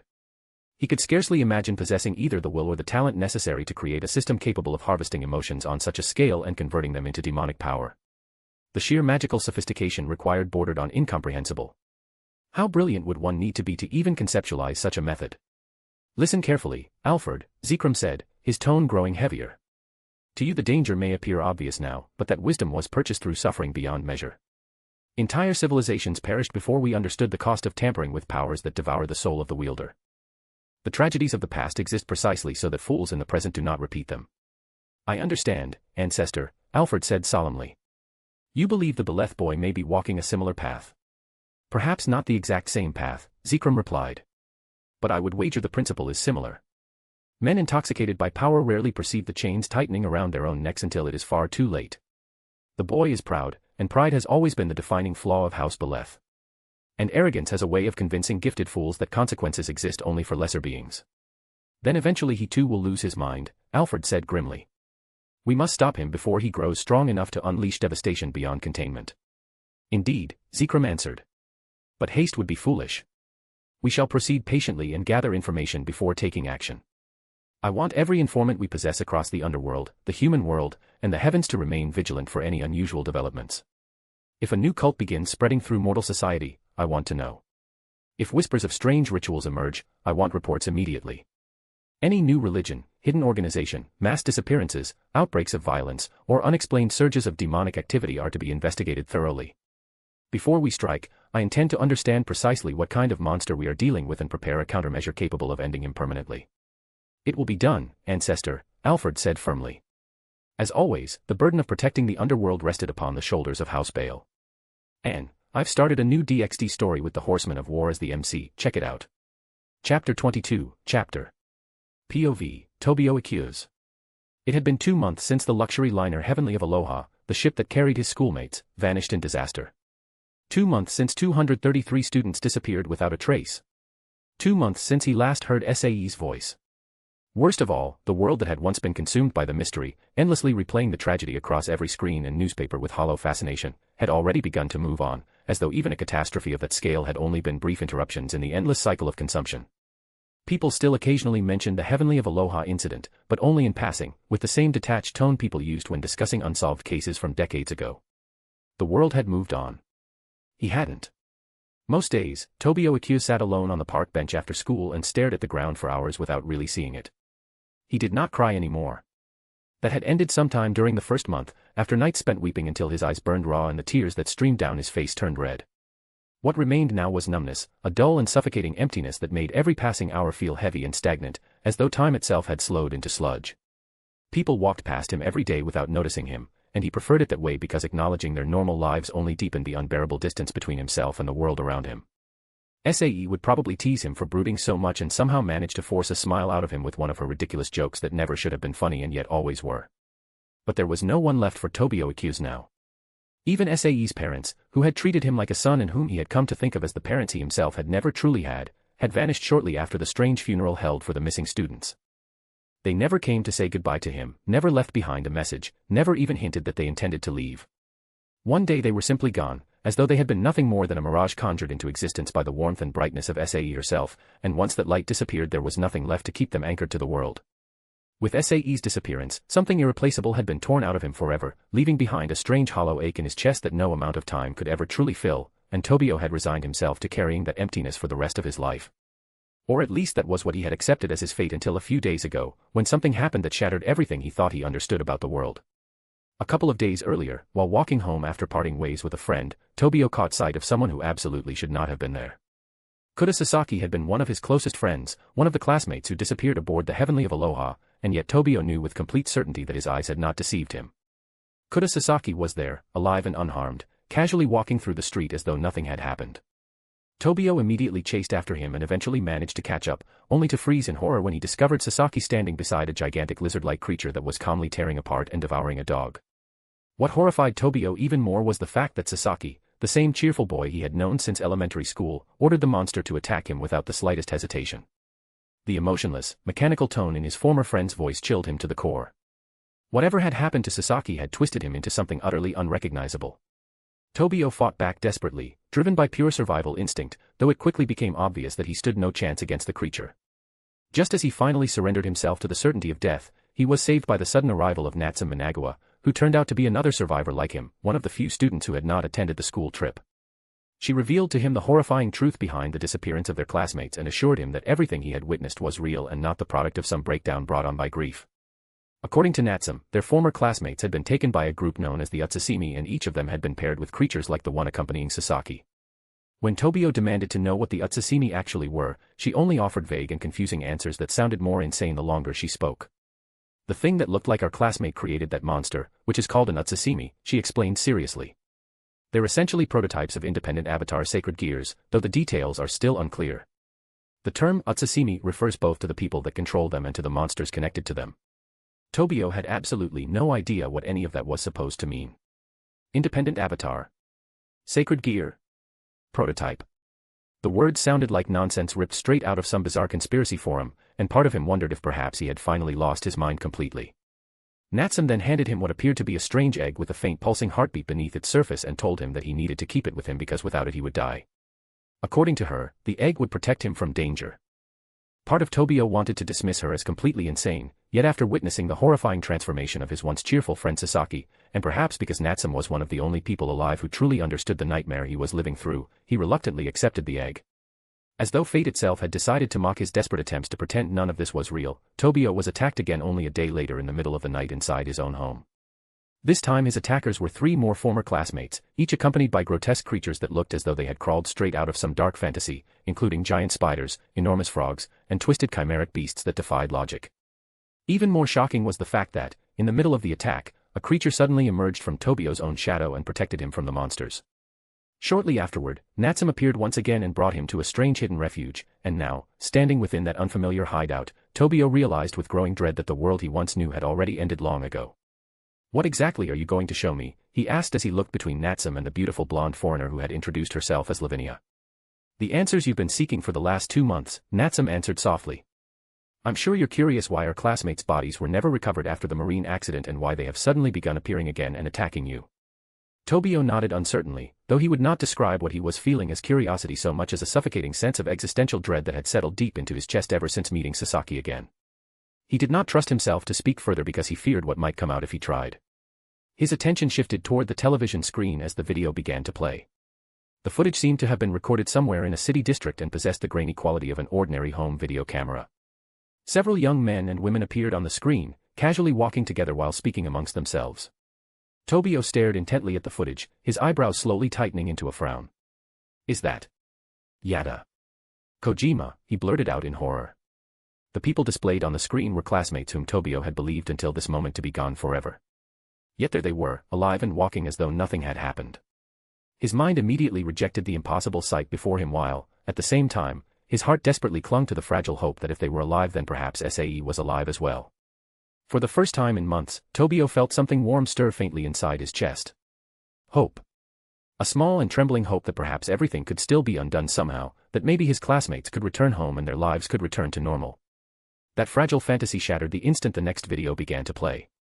One of the male classmates appeared on the screen standing beside a gigantic crocodile-like monster whose writhing tongues resembled grotesque tentacles. Other classmates soon appeared as well, each accompanied by horrifying creatures of their own, including the frog, spider, snake, and lizard monsters Tobio had already encountered. Some resembled enormous insects such as moths and mantises, while others possessed forms so unnatural and monstrous that they seemed too fantastical to possibly exist in reality. Tobio immediately clutched his mouth as nausea surged violently through him at the horrifying spectacle unfolding before his eyes. Every instinct in his body screamed that what he was witnessing was profoundly wrong. Those things should not exist, and neither should his classmates standing beside them with those empty expressions in their eyes. It felt grotesque and deeply inhuman in a way he struggled to describe. "What happened to them?" he asked weakly, his voice trembling despite his effort to remain composed. What you're seeing is the result of human experimentation intended to create people with supernatural abilities, Lavinia explained calmly, speaking with a composure that made her words sound even more absurd. Human experimentation. Tobio repeated in disbelief, feeling as though the day itself had become determined to drag him deeper and deeper into madness with every passing minute. Yes, Lavinia confirmed. Their ultimate goal is the artificial reproduction of the miracle of God. The monsters connected to your former classmates are attempts to recreate the avatar-type sacred gears. However, as you can see, your classmates have lost their free will entirely and become puppets of the organization controlling them. Tobio remained silent for several moments because he genuinely did not know how he was supposed to respond to such insanity. If somebody had told him even a little over 2 months ago that secret organizations were experimenting on children to recreate divine miracles through monstrous creatures, he would have laughed directly in their face before dismissing them as lunatics obsessed with conspiracy theories. Even now, a large part of him desperately wanted to reject everything he was hearing because accepting it felt dangerously close to surrendering his sanity altogether. Unfortunately, reality had already denied him the luxury of disbelief. He had seen Sasaki with his own eyes. He had watched the horrifying emptiness inside his friend and the monstrous creature obeying his commands. Those memories were burned too deeply into his mind for him to dismiss them as hallucinations. And then another thought entered his mind. What if SAE had become like that too? The mere possibility caused Tobio's blood to boil with fury so intense that it momentarily drowned out his fear. The thought of those bastards laying their hands on her and transforming her into some mindless puppet filled him with a rage so violent that his hands began to tremble. As though reacting to his emotions, the shadow dog that had emerged to protect him earlier quietly moved closer and pressed itself against his side, drawing curious looks from both Natsum and Lavinia. Tobio still had countless questions racing through his mind, countless things he wanted to deny, demand, and scream about, but Tobio Accuse had always been a pragmatic person by nature, and he instinctively focused on the most immediate issue. Why are they targeting us? He asked instead, wanting to better understand the situation he had been dragged into and how he could survive it. Because you are a sacred gear wielder, just like me, Natsum replied calmly. You keep using that term, Tobio said while looking directly into her eyes. But I still have no idea what it actually means.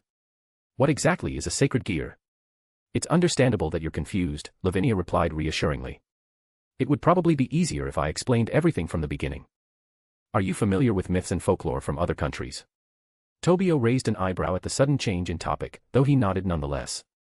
I know enough to hold a conversation, he answered. I know most cultures have their own myths involving gods and heroes, like the Greek gods or Irish legends. What does that have to do with any of this? It's relevant because those myths are real, Lavinia answered calmly. Every single one of them happened in some form. For several seconds Tobio genuinely forgot how to breathe. His eyes widened as his thoughts ground to a complete halt, and he simply stared at Lavinia in utter disbelief while desperately trying to determine whether she was serious. The room suddenly felt strangely distant around him as his mind struggled to process the sheer enormity of what she had just said. Gods. Myths. Heroes? Real. His first instinct was to laugh because the statement was so absurd that laughter felt like the only sane response, yet the sound never came. After everything he had witnessed over the last few days, after seeing giant monsters tear through the streets and a living creature emerge from his own shadow, he found himself horrifyingly unable to dismiss her words outright. The gods, the heroes, the monsters, Lavinia continued calmly. They are all real, Tobio, and they continue to exist amongst humanity even now. There are countless supernatural beings that prey upon humans and hunt them for sport. The sacred gears were gifts bestowed upon humanity by the God of the Bible in order to level the playing field. Think of them as powers granted to worthy humans so they could protect the weak and defenseless. Many famous figures throughout history were actually possessors of sacred gears. At that point, Tobio decided there was little point in being shocked anymore. If myths and monsters truly existed, then the existence of supernatural powers honestly felt almost expected by comparison. It was beginning to feel as though he had somehow stumbled directly into the world of comic books or manga. He glanced down at the shadow puppy resting near his feet. And he is my sacred gear? He asked curiously. Yes, I believe so, Lavinia answered with a soft smile directed toward the dog. More specifically, both your sacred gear and Natsum's are classified as independent avatar-type sacred gears, which means they manifest as living creatures capable of acting according to their own instincts and will. The Utsasimi are artificial imitations of independent avatar-type sacred gears. If sacred gears were truly gifts bestowed upon humanity by God, then attempting to artificially recreate them sounded dangerously close to blasphemy. Tobio was far from knowledgeable about Christianity, yet he struggled to imagine any deity looking kindly upon people attempting to imitate divine miracles through human experimentation. You can probably understand now why people like us would be extremely valuable to their research, Natsum said sadly. Their Utsasimi are flawed imitations that are nowhere close to the real deal, and I'm certain they will do everything possible to capture us. That's why they orchestrated the school trip and engineered the disappearance of our classmates. Wait, are you saying this happened because of us? Tobio asked in horror as his hands began trembling violently. Our classmates were targeted because of us. We're not completely certain yet, Lavinia answered calmly. However, I wouldn't be surprised if that turned out to be true. Tobio felt sick hearing those words. How did the two of you even learn any of this? He demanded, unable to completely hide the accusation in his voice as his trembling hands curled into fists. The Governor General told me, Natsum answered. One of his subordinates showed me these recordings and explained the truth. And who exactly is this Governor General? Tobio demanded immediately. Why does he know all of this? And why would he tell you any of it? I don't know, Natsum admitted. He hasn't revealed his true identity, though Lavinia says he can be trusted. So far he has only helped us, although everything has been through intermediaries since I've never actually met him personally. And why does he want to help us? Tobio asked suspiciously. What exactly does he gain from any of this? Apparently his organization researches sacred gears and wants to help people like us develop our abilities, Natsum explained. He's also the one who gave me the egg and said it would help awaken our sacred gears. Trust me, Tobio, the Governor General genuinely wants to stop the Utsusimi organization. How incredibly convenient, Tobio replied skeptically. Forgive me if I'm not willing to immediately trust some mysterious stranger operating from the shadows. You just told me he researches sacred gears too. For all we know, he could have ulterior motives exactly like the Utsusimi. I suppose that's possible, Natsum admitted. Still, my hawk has helped me countless times already and even saved my life. I never would have awakened it without the Governor General's assistance. Besides, he's currently our best chance if we want to save our classmates. That statement stunned Tobio more than anything else he had heard so far. Without even realizing it, part of him had already abandoned any genuine hope of saving them. Yet with a single sentence, Natsum reignited that hope. The possibility of saving SAE and the others was simply too important for him to care about hidden motives or suspicious organizations at the moment. Those concerns could wait until after they rescued everyone. You mean, our classmates are still alive? He asked in shock. He had assumed they were beyond salvation because Sasaki had looked less like a human being and more like a corpse pretending to be alive. If even the slightest possibility existed that SAE could still be saved, Tobio would seize it without hesitation. At that moment, he truly felt as though he would willingly make a deal with the devil himself if it meant bringing her back safely. Yes, Natsum replied with a smile. They're alive. All of them. Your friends and mine too, although they've all been transformed into Utsusimi. At that moment, Tobio felt happier than he had at any point during the last 2 months. She was alive. Relief and exhilaration surged through him so intensely that he almost felt dizzy. Their condition no longer mattered to him as much as the simple fact that they were still alive. She was alive. SAE was alive.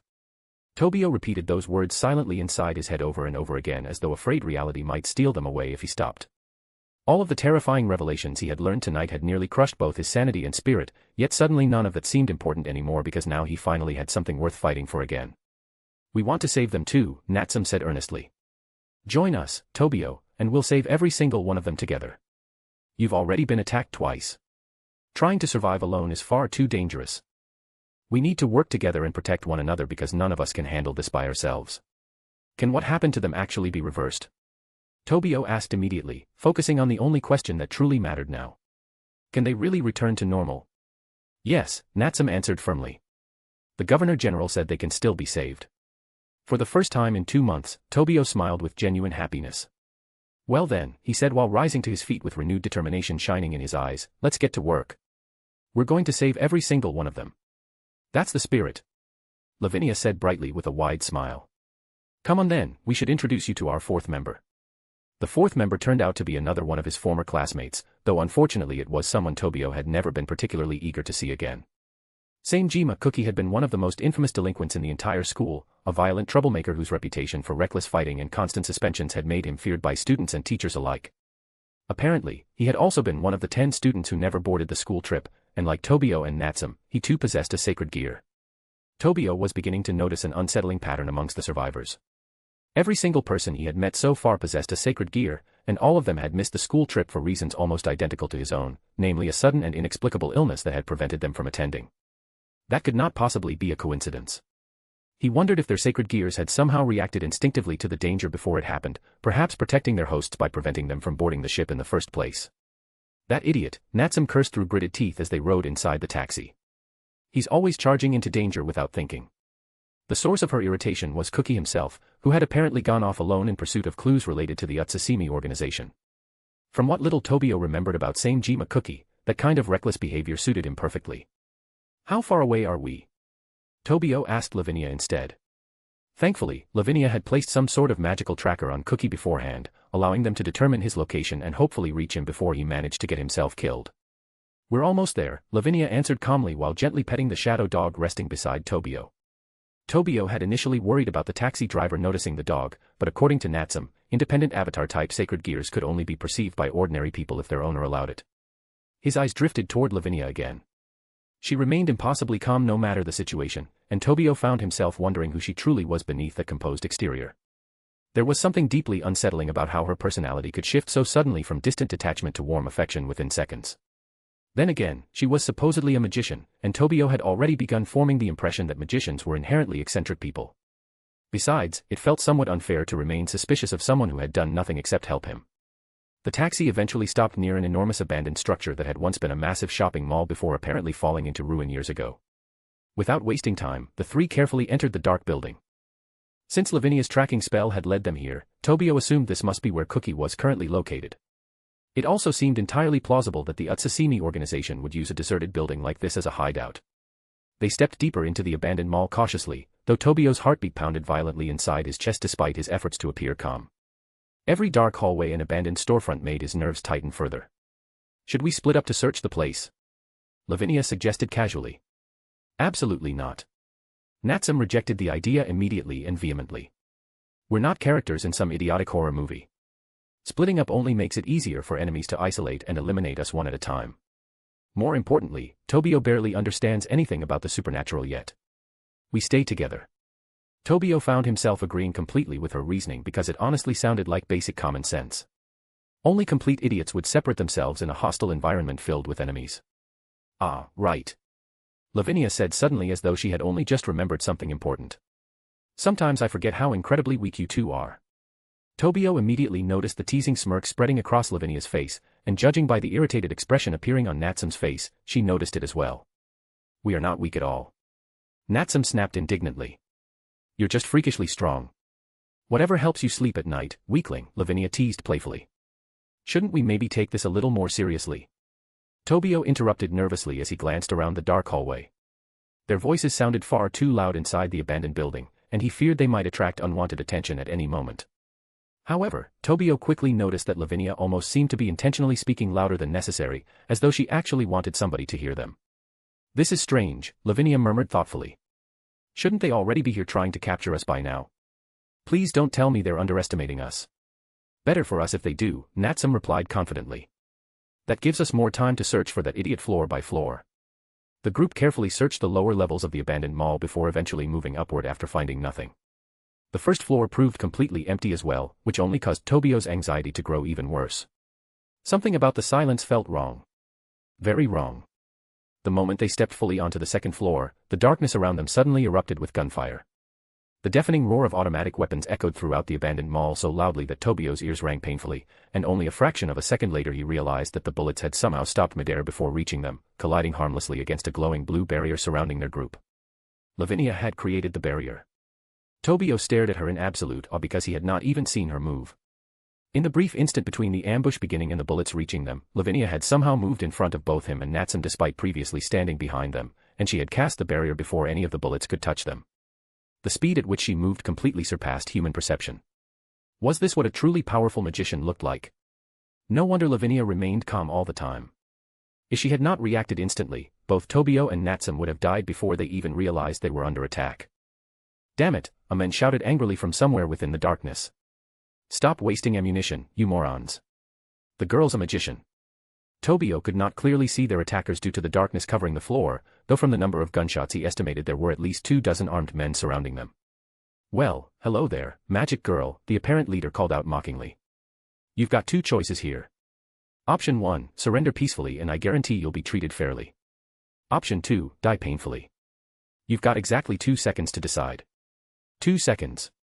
Tobio mentally protested in disbelief. My, Lavinia replied in an exaggeratedly worried tone. How frightening. Whatever is a helpless gal like me supposed to do? Then she smiled faintly and snapped her fingers. To Tobio's confusion and her surprise, absolutely nothing happened. "Did you just try to burn us alive?" the soldier barked out angrily. "This is exactly why I hate magicians. Bring out the bitch killers, boys. We don't give second chances around here." Tobio had absolutely no idea what a bitch killer was, but he already knew he had zero interest in finding out. He instinctively began searching for possible escape routes. "How fascinating," Lavinia mused calmly, sounding completely unbothered. "Your armor has been specially designed to resist elemental magic to a certain extent. That explains why my flames failed."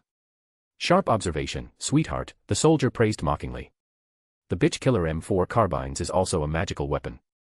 These beauties fire concentrated plasma rounds capable of evaporating people instantly. Right now, there are over 30 of us on this floor carrying them.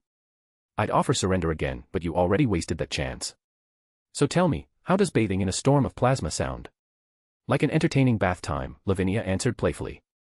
Then she smiled. Something about the expression beneath the dim lighting sent a chill through Tobio's entire body because for a brief instant she looked less human and more like some ancient predator wearing human skin. "Unfortunately," she continued softly, "I'm in a hurry." The men either failed to hear her or simply did not care because the next instant the darkness exploded with blinding golden light. Dozens of plasma rifles discharged simultaneously from every direction around them. Brilliant streams of superheated energy tore through the darkness like raging beams of sunlight, illuminating the entire floor in violent flashes as 30 separate plasma shots converged toward them at once from all angles. The air itself screamed from the overwhelming heat generated by the weapons while the floor and walls glowed from the sheer intensity of the barrage. Tobio's heart nearly stopped. "We are dead." Lavinia released a small sigh, and the sound carried the chill of the angel of death's kiss. "Frost breath," she said quietly. And then the entire world froze. Literally. Within a single instant, everything surrounding them stopped completely as an overwhelming cold consumed the entire floor. The incoming plasma blasts halted midair while sheets of ice spread violently across every surface with explosive speed. The armed soldiers froze where they stood before they could even react, their bodies trapped inside enormous crystalline tombs of ice. The temperature dropped so catastrophically that Tobio felt as though he had suddenly been thrown naked into the middle of Antarctica during a blizzard. Every breath burned painfully inside his lungs. Then a blue barrier surrounded him, Lavinia, and Natsum once more, shielding them from the deadly cold. "Oops," Lavinia giggled softly. "It seems I overdid it a little." Tobio stared speechlessly at the aftermath surrounding them. The entire second floor had become a frozen wasteland. Towering pillars of jagged ice covered the floor, walls, and ceiling alike while thick frost spread endlessly across every visible surface like an unnatural glacier consuming the building from within. The plasma shots themselves remained suspended midair as frozen streaks of golden light trapped inside translucent ice crystals. Several soldiers were completely encased in massive blocks of ice, their horrified expressions permanently frozen alongside their weapons. It looked less like the aftermath of a fight and more like a natural disaster. Tobio slowly turned toward Lavinia with genuine terror in his eyes. Apparently, her definition of overdoing it a little was completely different from his own. Because from Tobio's perspective, what he had just witnessed bordered on apocalyptic. And standing there amid the frozen ruins while witnessing magic on such a monstrous scale for the very first time in his life, Tobio Accused was absolutely terrified out of his mind. "Let's go," Lavinia said quickly. "Shark is going to need our help." Deciding for the sake of his own sanity to temporarily ignore the utterly terrifying display of magic he had just witnessed, Tobio hurried after Lavinia alongside Natsum, though even Natsum herself still looked visibly astonished by the scale of destruction Lavinia had casually unleashed moments earlier. As soon as they reached the final floor, Tobio immediately noticed how different it was from the rest of the abandoned mall. Unlike the dark lower levels, the final floor was brightly illuminated by rows of industrial lights hanging from the ceiling. The sudden brightness forced both Tobio and Natsum to squint momentarily after spending so long navigating through darkness and shadow. Unfortunately, the light also allowed Tobio to clearly see everything waiting for them. And what he saw made his stomach tighten in dread. Waiting for them across the vast floor of the abandoned mall were monsters. Gigantic monsters straight out of mythology stood scattered across the massive floor like living nightmares dragged into reality. A colossal mantis stood near the center of the room with serrated limbs large enough to cleave a car in half. Beside it crouched a monstrous stag beetle whose armored shell gleamed ominously beneath the fluorescent lights. A gigantic crab shifted slowly across the cracked floor while its enormous claws scraped loudly against the concrete, and nearby rested a turtle-like monstrosity whose shell resembled a moving fortress. Surrounding them were countless other abominations resembling twisted variations of insects, reptiles, and beasts that should never have existed in reality. Tobio also immediately recognized several varieties of the spider and frog monsters he had fought a few nights ago. Standing beside those monsters were boys and girls, and he recognized every single of them to be his former classmates. Seeing them standing there expressionless with hollow eyes utterly devoid of personality or humanity caused the familiar fury inside Tobio to rise once again. Their faces looked lifeless, almost doll-like, as though whatever made them human had already been stripped away.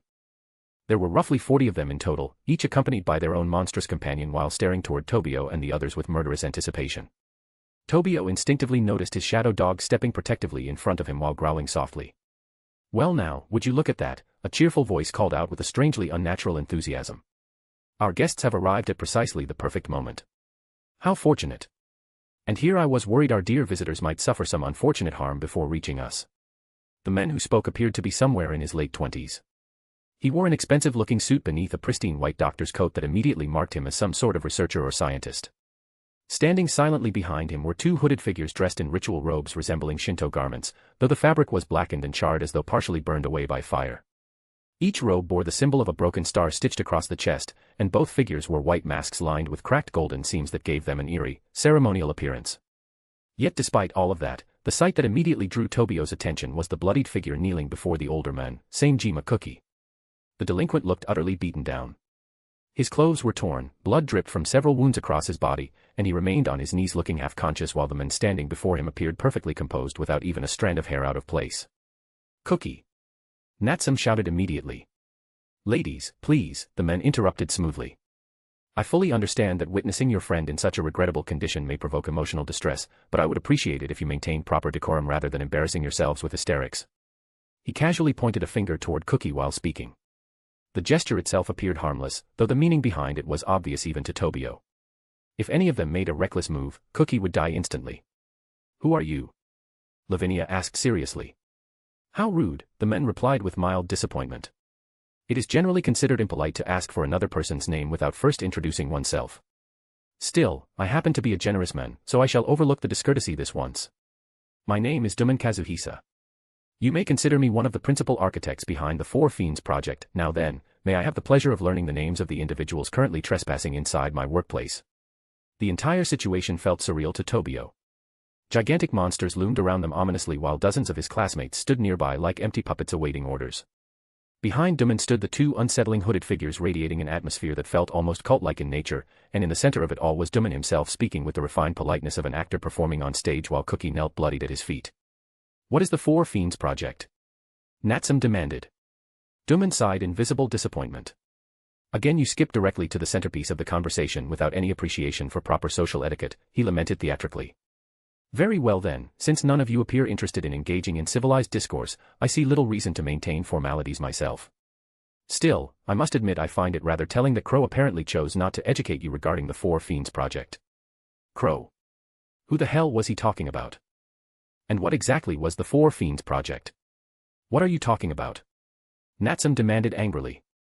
"Allow me to guess," Duman continued smoothly while clearly enjoying himself immensely.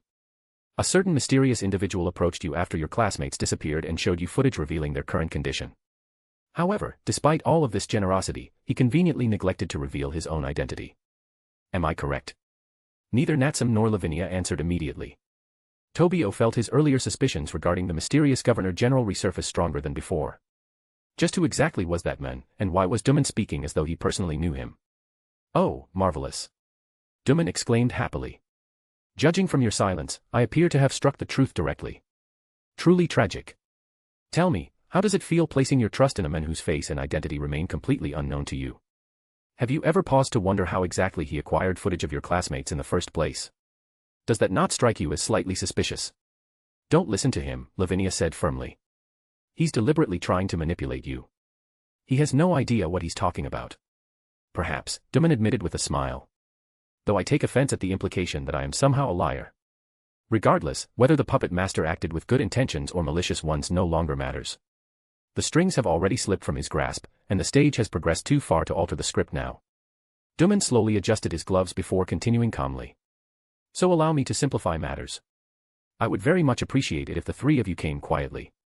Since I have already subdued the cat over here, all that remains are the hound and the falcon. You see, the true objective was never the artificial Utsusimi themselves. Those creatures and your classmates were merely preliminary experiments conducted in preparation for something far greater. Think of the entire Utsusimi project as little more than an opening act before the real performance begins." "You certainly talk a lot for someone hiding behind a hostage," Lavinia replied with a smirk. Duman placed a hand dramatically over his chest. My dear, I sincerely hope that was not intended as provocation because I would hate to disappoint you, he replied pleasantly. Unlike certain foolish individuals, I do not suffer from the childish illness of abandoning tactical advantages for the sake of imaginary pride or dramatic honor. I am a pragmatic man. And I dislike repeating myself. Surrender peacefully, or I will scatter your friend's brains across the floor. The decision rests entirely with you. This bastard. Tobio cursed inwardly. There was no chance Natsum or Lavinia would willingly risk Cookie's life, and judging from the way even Lavinia's posture relaxed slightly, they were genuinely considering surrender. At that moment, the two hooded figures behind Duman suddenly stepped forward in eerie synchronization. Duman visibly frowned at the interruption. Stars for the starless throne. The two figures chanted together in low hollow voices that echoed unnaturally across the room. Their movements were stiff and deliberate, almost ritualistic in nature, and the cracked masks concealed every trace of human emotion while the broken star symbols on their robes seemed to gleam faintly beneath the artificial lights. Silence for the forgotten god. They continued emotionlessly, speaking with the detached certainty of priests reciting sacred scripture rather than ordinary human beings holding a conversation. Night for the black heaven. Ash for the makers of chains. Yes, heaven reavers. Duman asked impatiently, clearly annoyed by the interruption. Is there perhaps something either of you would like to contribute to this conversation? Heaven reavers. Tobio carefully observed the hooded figures once more. It was immediately obvious they were not simple subordinates. The subtle tightening in Duman's expression whenever they spoke suggested that while they might currently be cooperating, they were certainly not allies bound by trust or loyalty. More than anything else, the two masked figures resembled members of some deeply unsettling religious cult. Yes, Kazuhisa Duman, one of the hooded figures finally spoke in a hollow voice utterly devoid of emotion. Before proceeding further, we would first like confirmation regarding the identity of the hound accompanying the boy. The masked figure slowly turned toward Tobio. Even through the featureless mask, Tobio somehow felt intensely scrutinized. Speak, boy, the figure demanded calmly. Did the hound beside you emerge from your shadow? And what if it did? Tobio asked carefully. The tone in the hooded figure's voices and the way their masked gazes fixed themselves upon him caused his skin to crawl with instinctive unease. Heaven Reaver, the first hooded figure, addressed his companion instead of answering Tobio directly. Do you also sense it? The pressure emanating from the great hound. Yes, the second figure replied immediately in the same hollow and emotionless voice. There is no mistaking it. It can only be that sacred gear. The boy must be brought before the mouths of the evening immediately. He may prove critical to the liberation of our Lord. Tobio felt his stomach tighten uneasily. Was his shadow dog actually something special? And more importantly, why were these two terrifying cultists suddenly speaking as though they intended to abduct him? I am afraid that will not be possible, Duman Kazuhisa interrupted politely while maintaining his calm smile. The boy is a crucial component of the Four Fiends project. We had an agreement, if you recall correctly. Your role is to support our objective, not interfere with it. I have a better proposal, Lavinia interrupted coldly before the hooded figures could respond. You leave my friend completely unharmed and walk away quietly, and in exchange I will refrain from tearing every single one of you apart. Sounds reasonable. Tobio's eyes widened slightly. What the hell was she saying? Surely she was not seriously considering abandoning Samejima if Duman refused. Lavinia, let's try to remain calm and remember why we came here in the first place, Natsum said nervously while forcing a strained smile. Yeah, Tobio added quickly. Saving Samejima is our priority. Duman suddenly chuckled with genuine delight. How fascinating, he said while studying Lavinia carefully. I can see it clearly in your eyes, girl. You possess the eyes of a killer. Those two poor children standing beside you still fail to understand just how far you are willing to go in order to win. Even sacrificing their friend would not trouble you very much, would it? Ah, how tragic. Blind trust is such a dangerous thing, especially when placed in the hands of a magician. Tobio immediately felt a fresh wave of unease. The truth was that he barely knew Lavinia at all. They had not even known each other for more than a single day, and yet he had already entrusted his survival to her several times over. What exactly was her reason for helping them? What did she gain from involving herself in all of this? Oh, this is delightful. Duman exclaimed with a level of excitement that Tobio found profoundly disturbing. It seems we have ourselves a proper Mexican standoff, as the Americans would say. How thrilling. Now the only question remaining is which side will be the first to break this fragile equilibrium. Suddenly flames erupted at the far edge of the floor. The fire spread unnaturally across the ground in an intricate circular structure resembling some sort of ritualistic magic formation lined with glowing golden seven-pointed stars. Then someone stepped through the fire. A man emerged from the inferno like some ancient jinn rising from its native element, the fire itself parting around him reverently as though acknowledging his sovereignty over it. And he was beautiful. Far more beautiful than any human being Tobio had ever seen in either reality or fiction. The beauty was unnatural precisely because it lacked even the smallest flaw. Every feature of the tall dark-haired man with crimson eyes appeared so impossibly perfect that Tobio instinctively understood at once that the newcomer could not possibly be an ordinary human being. His skin was pale and immaculate, his crimson eyes burned like living embers beneath the dancing firelight, and every movement carried an effortless grace that felt almost inhuman. Beside him stood a silver-haired woman equally unnatural in her beauty, possessing a hypnotic elegance that made her seem less like a person and more like a sculpture carved into life by some obsessive artist. A Mexican standoff is traditionally resolved through the arrival of a third party, the beautiful man said with an easy smile. It seems I have been granted the delightful privilege of serving as that third party today. Who are you? Duman narrowed his eyes sharply, and for the first time since arriving, genuine caution entered his expression. I am the spirit that negates and yet makes all things possible, the newcomer replied smoothly while crimson light flickered faintly within his eyes. You're a devil, Duman said coldly. Do not take another step forward or I will unleash every beast in this room upon you. Immediately, the Utsusimi monster shifted aggressively toward the newcomers, ready to attack at the slightest command. You vastly overestimate your authority here, the newcomer replied calmly. Then he vanished. One moment he stood across the room, and the next instant the space he occupied was simply empty as though he had never existed there to begin with. Thud. Tobio immediately turned toward the sound and saw Duman Kazuhisa collapse unconscious onto the floor. There, standing beside the unconscious researcher while gazing down at him with detached indifference was the crimson-eyed newcomer. Tobio's eyes widened in utter disbelief as his mind failed to process what he had just witnessed. How? How had he crossed that distance instantly?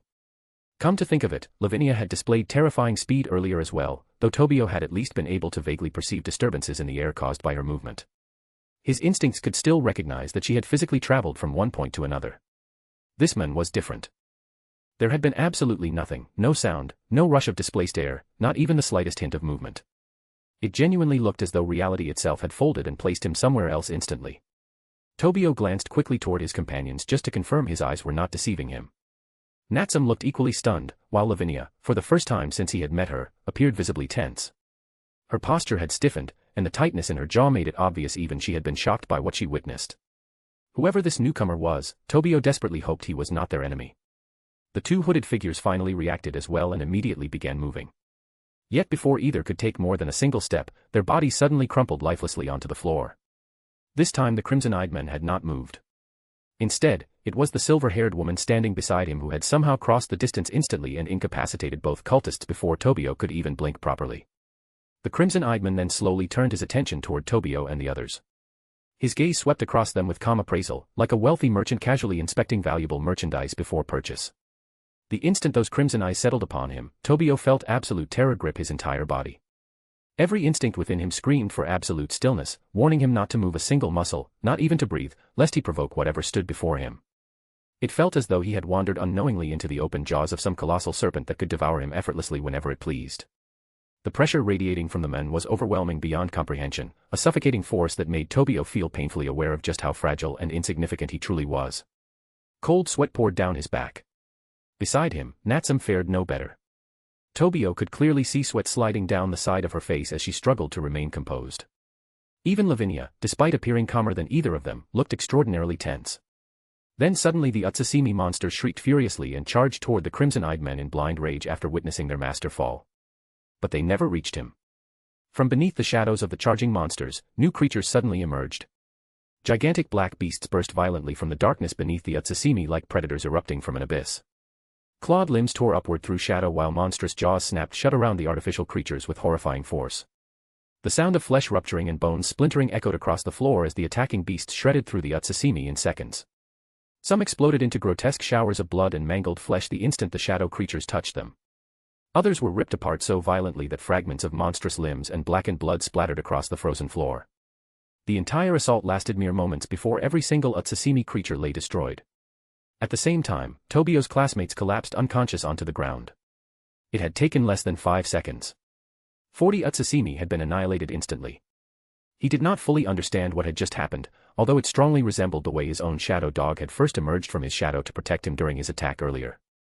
However, unlike his own sacred gear, the creatures emerging from the Utsusimi shadows had turned against their respective monsters and masters alike, as though the darkness itself had betrayed them. The moment the monsters were destroyed, strange lights began emerging from the bodies of his classmates before both the lights and the unconscious students vanished entirely. Tobio remembered Natsum explaining earlier that whenever an Utsusimi creature was destroyed, its connected wielder would automatically teleport away somewhere else. He suddenly heard 2 approaching footsteps and turned his head. Turning his head, Tobio realized there were now 3 additional figures approaching alongside the crimson-eyed devil and his silver-haired companion. One was a delicate-looking girl with wheat-colored golden hair and refined features that made her appear almost doll-like. Beside her walked a dark-skinned boy with grayish-blue hair casually sucking on a lollipop as though none of this chaos concerned him in the slightest. The third figure immediately drew Tobio's attention. She was a girl with cat-like ears atop her head and golden eyes shaped like those of a feline predator. More disturbingly, Tobio could barely hear her footsteps at all. She moved so lightly that it almost seemed as though she weighed no more than a feather drifting across the ground. "Please, forgive the intrusion," the crimson-eyed devil said smoothly with a melodic voice entirely at odds with the overwhelming terror he inspired. "Allow me to formally introduce myself. I am Maruam of House Beleth, and despite appearances, we have no intention of harming you." His smile deepened slightly. "Quite the opposite, in fact. I have come here today to offer you a deal." POV, Hanazu Himajima. The halls of the Himajima estate had ever reeked of incense and lacquer and sanctimony. The corridors lit in amber candlelight that shivered upon gold leaf screens painted with the victories of dead ancestors whose names were recited with the same trembling reverence lesser men reserved for scripture. Through those halls there once moved as a child, one boy without flame, one hollow vessel passed between the servants and the tutors and the priests with the same quiet embarrassment afforded to deformity or pestilence, spoken to with the softness reserved for the dying and regarded with the cold appraisal of livestock born lame. Though his back remained straight and his voice measured and his hands folded obediently within the sleeves of ceremonial robes, he had come to understand from an age before memory that the gods themselves had fixed their gaze upon him only long enough to judge him and find him wanting. There existed among the 5 principal clans a sickness older than any bloodline they worshipped. A rot clothed in silk and prayer and hidden beneath the chants of shrine maidens and the crackling of sacred fire, for every gift they possessed had made them cowards incapable of conceiving strength apart from divine allowance. They were men who mistook inherited miracles for merit and spoke endlessly of virtue while kneeling like whipped dogs before invisible masters who scattered blessings among humanity with the careless cruelty of noblemen tossing scraps to beggars in the mud. Hanazu Himajima had watched these clans build entire worlds atop that lie, generations of sanctified parasites suckling at the breast of heaven while those abandoned by the divine wandered unseen through gutters and forgotten villages like shades condemned before birth. In those years he had prayed with the desperation of a drowning thing clawing upward through black water, prayed before every shrine and altar and weathered stone fox until his knees bled through the cloth and the candles guttered low and still the heavens remained mute above him like a sky packed tight with corpses. He understood, too late, that the silence itself was the answer. The gods had looked upon him and found him wanting. He did not inherit the divine trait of his clan that was the sole judge of worth.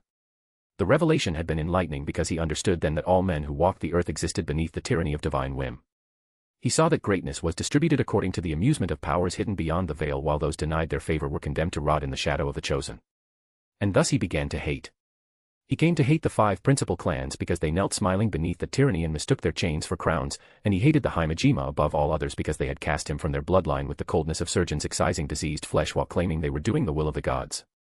He came to despise all pantheons equally, the Shinto deities foremost among them though far from alone.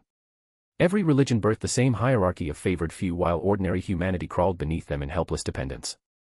Even the sacred gears, created supposedly by God who loved humanity, were another chain fastening mankind to divine power, miraculous tools forged by a dead god of heathenist faith whose absence now hung over creation like the stench of a colossal corpse rotting somewhere beyond the veil of heaven. Hanzu stood in the laboratory of the agency.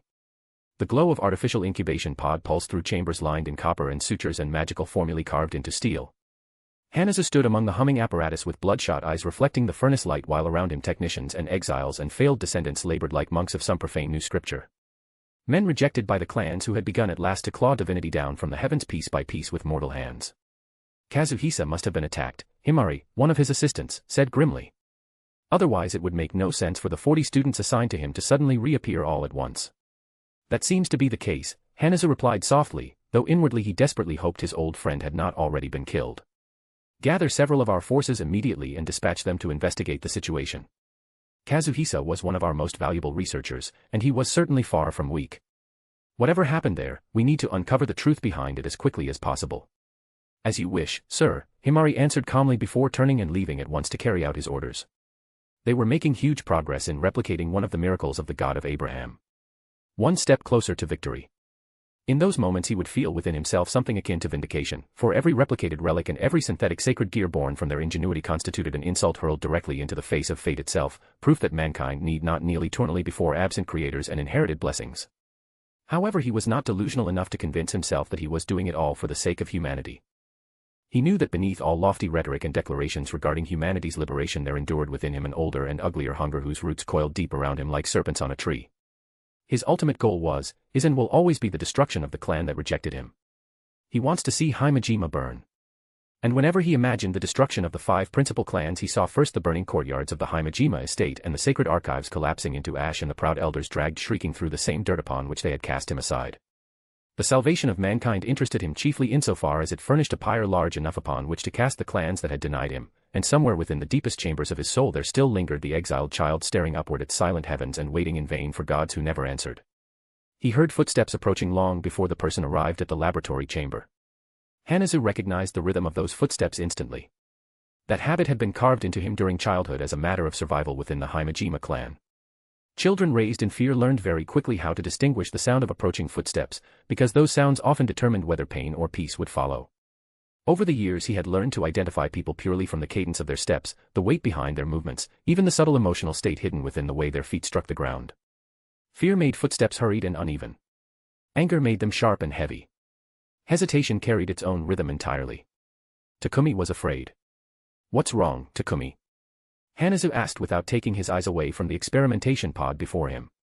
Within the large cylindrical chamber floated a pale unconscious teenager suspended inside dark green fluid while countless tubes and ritualistic seals connected the body to surrounding machinery. Ancient talismans layered with modern technology covered nearly every surface of the laboratory, creating an unsettling fusion between science and sorcery. Dim fluorescent lights reflected against metallic floors while screens displaying biological readings flickered endlessly beside prayer seals written in blood. "The War Prince of Babel is here to see you, sir," Takumi said hurriedly, plain fear audible in his voice. One of the mouths of the evening arrived with him as well. "That is unusual," Hanazu replied thoughtfully. "I don't recall arranging a meeting with either of them. Did they arrive together?" "Yes, sir," Takumi answered quickly. It would be best not to keep them waiting. The mouth of the evening especially appeared to be in a very poor mood. That only made the situation stranger. The fanatical priests of darkness rarely cooperated directly with Lord Neburazid unless something extremely serious had occurred. "Very well," Hanazu said calmly. "I shall meet our guests personally. Continue monitoring the heart rates of the newcomers. They are part of Kazuhisa's current stock." "Yes, sir," Takumi replied dutifully. Hanazu left the laboratory and calmly made his way toward his meeting office. When he finally entered the room, his eyes immediately swept across the familiar interior. The office itself was simple in design, lacking the excessive luxury one might expect from a leading researcher overseeing a project of this scale. Dark wooden shelves lined the walls and carried ancient scrolls beside neatly organized scientific documents and ritual manuscripts. Several framed maps of ley line networks hung along one wall while the opposite side displayed anatomical sketches covered in handwritten notes. A faint scent of incense lingered permanently within the room, barely masking the sharper odor of chemicals drifting in from the laboratories deeper within the facility. The lighting remained intentionally dim, creating an atmosphere that felt scholarly and oppressive at the same time. 2 figures occupied the office. The first was a man of average height hidden entirely beneath dark ritual robes marked by broken star symbols embroidered across the cloth. A white mask covered his face completely, thin cracks filled with golden seams spreading across the surface like fractured porcelain. Hanazu immediately felt uncomfortable merely standing near one of the cultists of Mikaboshi. If not for the insistence of the Dark Angel, he would never have agreed to cooperate with those lunatics in the first place. The cult disgusted him fundamentally. They embodied everything he despised about humanity. Rather than struggle toward salvation through effort and reason, they knelt before a sealed ancient god and begged for deliverance like starving animals. It was revolting. And like every cult throughout history, they believed themselves servants of the one true God. A congregation of hollow-eyed lunatics and silk-clad aristocrats and mountain hermits and drowned priests and court sorcerers whose families had tended their madness through centuries like a sacred flame hidden beneath ash. All of them bound in secret to the ancient god whom the heavens had torn apart and sealed in 5 places across the islands, because Amatsu Mikaboshi had once risen against the order of creation with a hunger vast enough to swallow the thrones of the kami and leave only night where heaven had stood. The mouths of the evening were the highest-ranking priests within that deranged religion and were believed to carry blessings directly from their imprisoned god. For one of them to arrive personally, the matter must indeed be extraordinarily serious. Though if he had a choice, Hanazu would have preferred literally any other mouth of the evening instead of Hideaki. However, even Hideaki was overshadowed by the second occupant of the room. Prince Neburazad, one of the last surviving true Nephilim left in existence after the flood annihilated nearly all of his race. And far from the least of them. The War Prince of Babel stood nearly 20 feet tall even while seated upon the floor itself because no chair within the building could possibly support his sheer weight and size. For massively powerful arms rested calmly across his legs while muscles like sculpted stone shifted subtly beneath pale gray skin resembling cracked marble. Vein-like scriptures black as ink stretched across his flesh like ancient curses etched directly into his body. His face possessed 6 golden eyes arranged vertically in perfect symmetry, each eye glowing faintly like molten metal beneath heavy brows. Part of his beautiful face had been horribly burned long ago, blackened scars spreading downward from one side like the remnants of divine punishment. Behind him extended 10 enormous wings, 5 upon each side. The upper wings remained majestic and angelic in appearance with vast white feathers stretching outward magnificently, while the lower wings appeared skeletal and damaged, portions permanently ruined during the ancient flood. Even sitting calmly upon the floor, Neburazad's presence overwhelmed the room entirely. Standing before him felt akin to standing before the sun itself. "I hope I haven't kept you waiting for too long, my friends," Hanazu said politely with a respectful bow. "Research often demands considerable amounts of time, as I am sure you understand. May I offer either of you something to drink?" "We didn't come here for idle pleasantries," Hanazu Himejima, Hideaki declared sharply. "I no longer go by that name," Hanazu replied with visible displeasure. The cult's deliberate refusal to respect how he wished to be addressed irritated him immensely. "I shall address you however I please, boy," the dark priest sneered. "You are the one seeking our assistance in pursuit of your pathetic ambitions, not the reverse. Remember your position carefully before presuming to act proudly before a servant of the Starless King. And you appear to fundamentally misunderstand the nature of our agreement, priest," Hanazu answered coldly. "It may indeed be true that we initially required your organization's assistance more heavily, but let's not pretend you entered this arrangement out of charity. You desire the results of our research just as much as we require your resources. We're not your subordinates, so don't enter my office and speak to me as though I were one of your obedient dogs. To serve the Lord ought to be counted as the greatest privilege of thy miserable existence." Hideaki roared furiously. "Gentlemen." The single word echoed through the office with terrifying weight. Neburazad's voice sounded layered and impossibly deep, as though multiple beings were speaking simultaneously through one mouth. Immediately both Hanazu and Hideaki fell silent. For all their power and pride, neither man wished to test the patience of a Nephilim. Hanazu himself had never once seen Neburazad lose his temper, yet merely hearing the giant's voice caused cold sweat to gather along the back of his neck. What a terrifying being. And judging from the slight tension hidden beneath Hideaki's posture, the mouth of the evening was equally afraid despite all his arrogant proclamations about divine truth. What was a god before a Nephilim?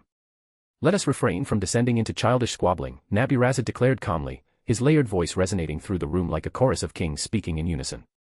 "We are gathered hither to discuss matters of considerably greater importance. Of course, Lord Neburazad." Hideaki immediately lowered himself almost into a bow. "Forgive my unsightly behavior." Hanazu looked at the priest with concealed disgust. Moments ago the men had spoken as though his god stood above all existence, yet now he groveled before a giant because raw power stood physically before him. "I offer my apologies as well, my lord," Hanazu said with a dignified bow. "Although I confess I was unaware you intended to visit personally. If my memory serves me correctly, the next progress evaluation is scheduled for next month." "So it is," Neburazad answered calmly. "However, Lord Hideaki sought me out due to certain unforeseen developments concerning our undertaking. Naturally, he possesses understandable concerns regarding recent events." Hanazu turned toward Hideaki. "And what developments would those be?" he asked smoothly while easily concealing his disdain. "How about the fact that 2 members of my order were killed several hours ago?" Hideaki replied coldly. Hanazu genuinely looked surprised. The cult had discovered the attack far faster than expected. "You appear surprised, boy," Hideaki sneered. "Did you truly believe I would remain ignorant regarding the deaths of my heaven reavers?" "I am surprised, yes," Hanazu admitted calmly. "Especially since I myself only recently learned of the assault upon one of our facilities, which apparently also resulted in the incapacitation of your heaven reavers. One of our foremost researchers became a victim of the attack as well. Since no corpses were recovered from the scene, we could not conclusively determine whether they survived or perished." "You know even less than I expected," Hideaki scoffed. "Though I shouldn't be surprised, I suppose. Incompetence naturally flows through your veins, you discarded puppet of false gods." Hanazu gritted his teeth briefly at the insult, though he maintained his composure. Still, pragmatism outweighed pride. If the cult possessed a reliable method for determining whether its members lived or died, perhaps they also possessed information regarding Kazuhisa Duman's fate. "And you are certain your heaven reavers are dead?" Hanazu asked instead. "Yes," Hideaki answered firmly. All servants devoted to the Most High are spiritually connected through divine providence. When one among us perishes, the others immediately feel the severing of that sacred bond. I can't speak regarding the condition of your researcher or any others present during the assault, but if even my heaven reavers were slain, then I find it highly unlikely the rest somehow survived. That is deeply unfortunate, Nabi-Razed said with measured calm. Hanazu, have you already dispatched investigators to the site? Yes, Hanazu answered immediately. Our elite retrieval teams were sent the moment we learned of the incident. Whoever orchestrated this attack will not escape unpunished. Excellent, Nabi-Razed replied smoothly. I trust you shall manage the matter appropriately. Now then, let us proceed toward the true purpose of this meeting. Has there been progress regarding your findings? Hideaki asked more calmly now. Arranging the disappearance of every parent connected to the test subjects required considerable effort, especially since certain servants of Shinto began involving themselves in the matter. I trust they failed to discover anything meaningful. Hanazu asked evenly. The Shinto factions become rather troublesome whenever they uncover experimental operations. Nothing beyond our ability to manage, Hideaki replied confidently. The Starless King watches over all our endeavors. With such divine favor guiding us, even the false lords of heaven amount to nothing. The way the cultists spoke about their god disturbed Hanazu profoundly.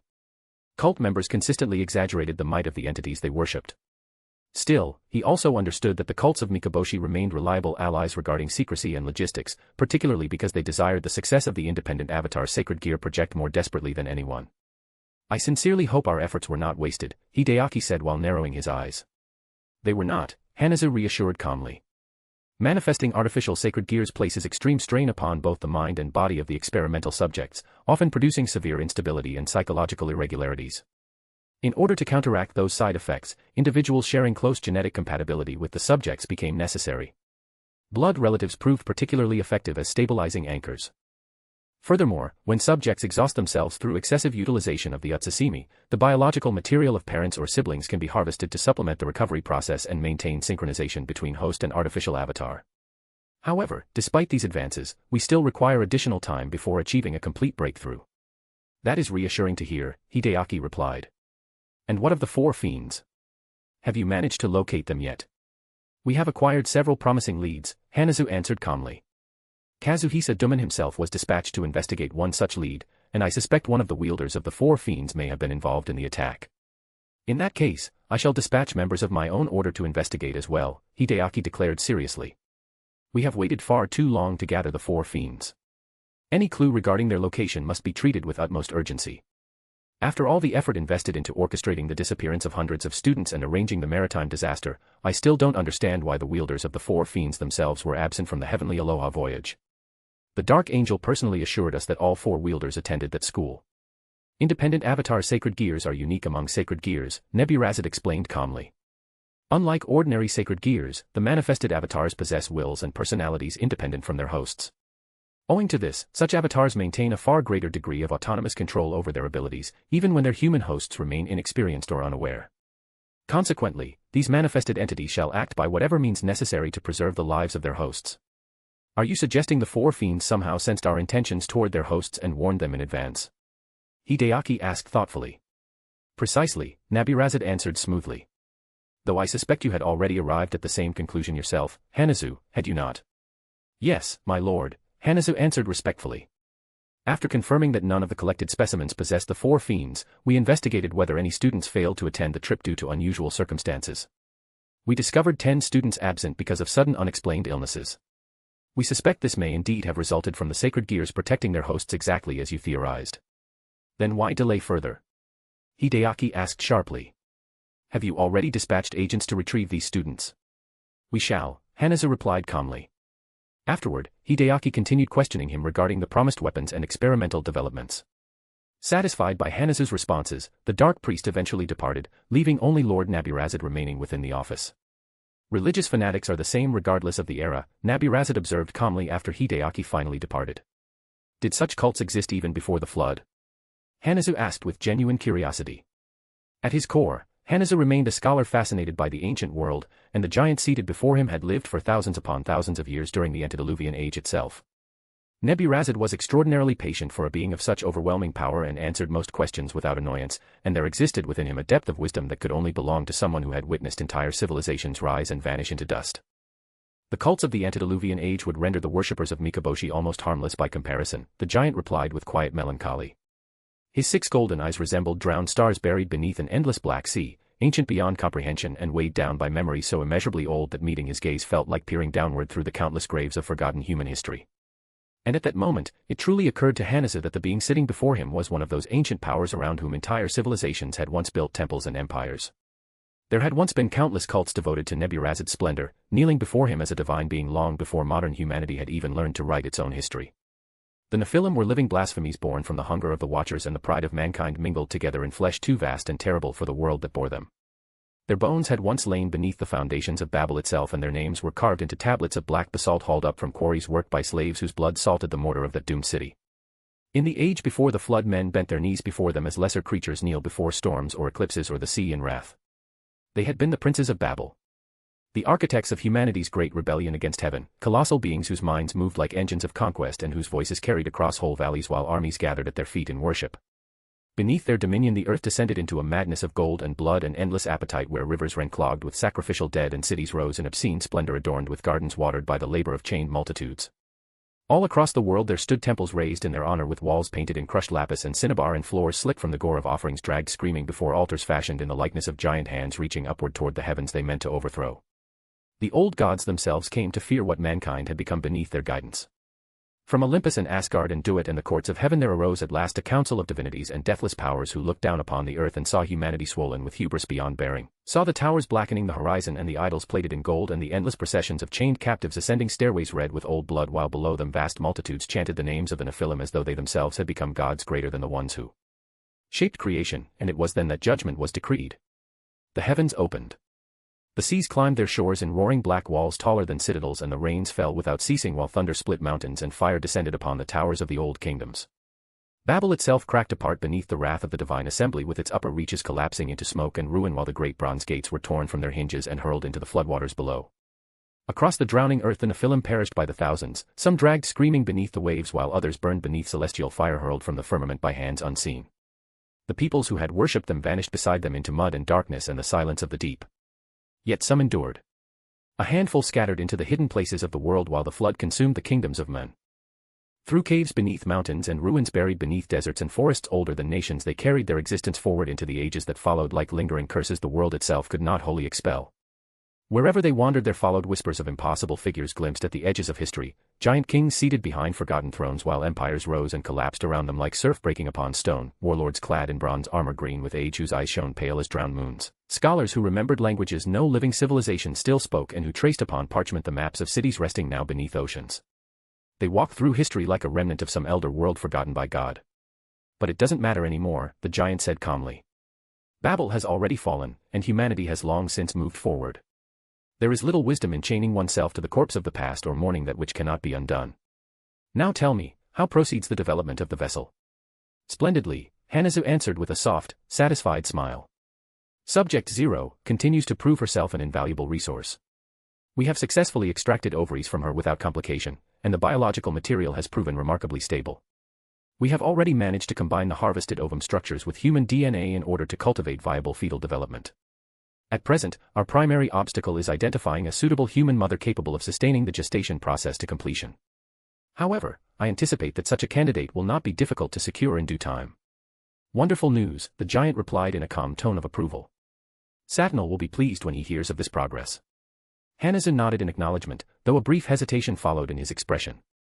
I do wonder, my lord, he said carefully, once our objective is achieved, how will the gods respond? After all, what we are attempting may very well constitute an original sin equal to that of Adam and Eve themselves. The giant regarded him with an expression of almost paternal amusement, as if Hanazu had repeated a superstition carried upward from the cradle fires of mankind. Original sin, he said softly. There was never any sin in Eden save the refusal of the garden's master to permit his favored creatures the dignity of self-authorship. Men have been taught to imagine the orchard as paradise because men fear freedom far more deeply than suffering, and so they transformed their oldest captivity into a sacred memory and named obedience bliss. He turned then toward the great observation glass where beneath them the laboratories shone in their cold white luminescence like altars erected inside the corpse of a star. Consider the lesson of the tale and you will perceive what the true sin was. The fruit did not poison Adam nor did it deform him. It did not fill his breast with murder or lust or pestilence. The fruit merely taught him to distinguish good from evil through the faculty of his own judgment rather than through the decrees of an authority above him. That was the moment paradise became impossible. Eden had to collapse because consciousness and servitude cannot inhabit the same soul indefinitely. Once a being acquires the capacity to interrogate the moral nature of existence itself, he can no longer remain docile. You must understand, Hanazu, that authority survives most securely among those who cannot conceive of alternatives. The sheep does not rebel against the shepherd because the sheep possesses no philosophy by which to imagine a condition apart from guidance. The giant smiled faintly then, though there was something sepulchral in it, some immense and weary derision toward heaven and all its kingdoms. The gods proclaimed innocence the highest virtue because to remain innocent is to remain ignorant. And so they cursed knowledge itself. They transformed curiosity into heresy because every throne since the beginning of time has understood the same terrible principle, which is that a thinking creature cannot remain permanently governable. Once a being begins asking why, it will inevitably begin asking why not. And that terrified the gods. Power concerns itself with continuity above all things. Adam's crime was epistemological sovereignty.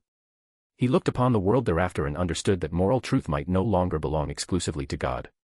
And every civilization since Eden has been constructed as an elaborate attempt to reverse that moment. You ask me what the gods shall think of our work. Nabirazid said calmly. I tell you they shall think precisely what they have always thought whenever creation escapes the boundaries assigned to it. They shall call it blasphemy. They shall call it corruption. They shall call it an abomination against the natural order. Yet these words have ever been the vocabulary of frightened powers witnessing the approach of a future they can no longer regulate. And there exists nothing in all creation more dangerous to a god than a being who has learned at last to author himself. Hanazu listened with grave seriousness, for he, more than anyone else, understood the wisdom carried in the war prince's words. At last, a faint smile formed on his lips in the presence of someone who seemed to truly understand him.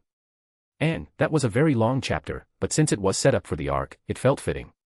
And yeah, I chose the /dog arc, but with my own flair. The timeline of events has been adjusted a bit. In this story, the events of /dog happened 2 years before canon.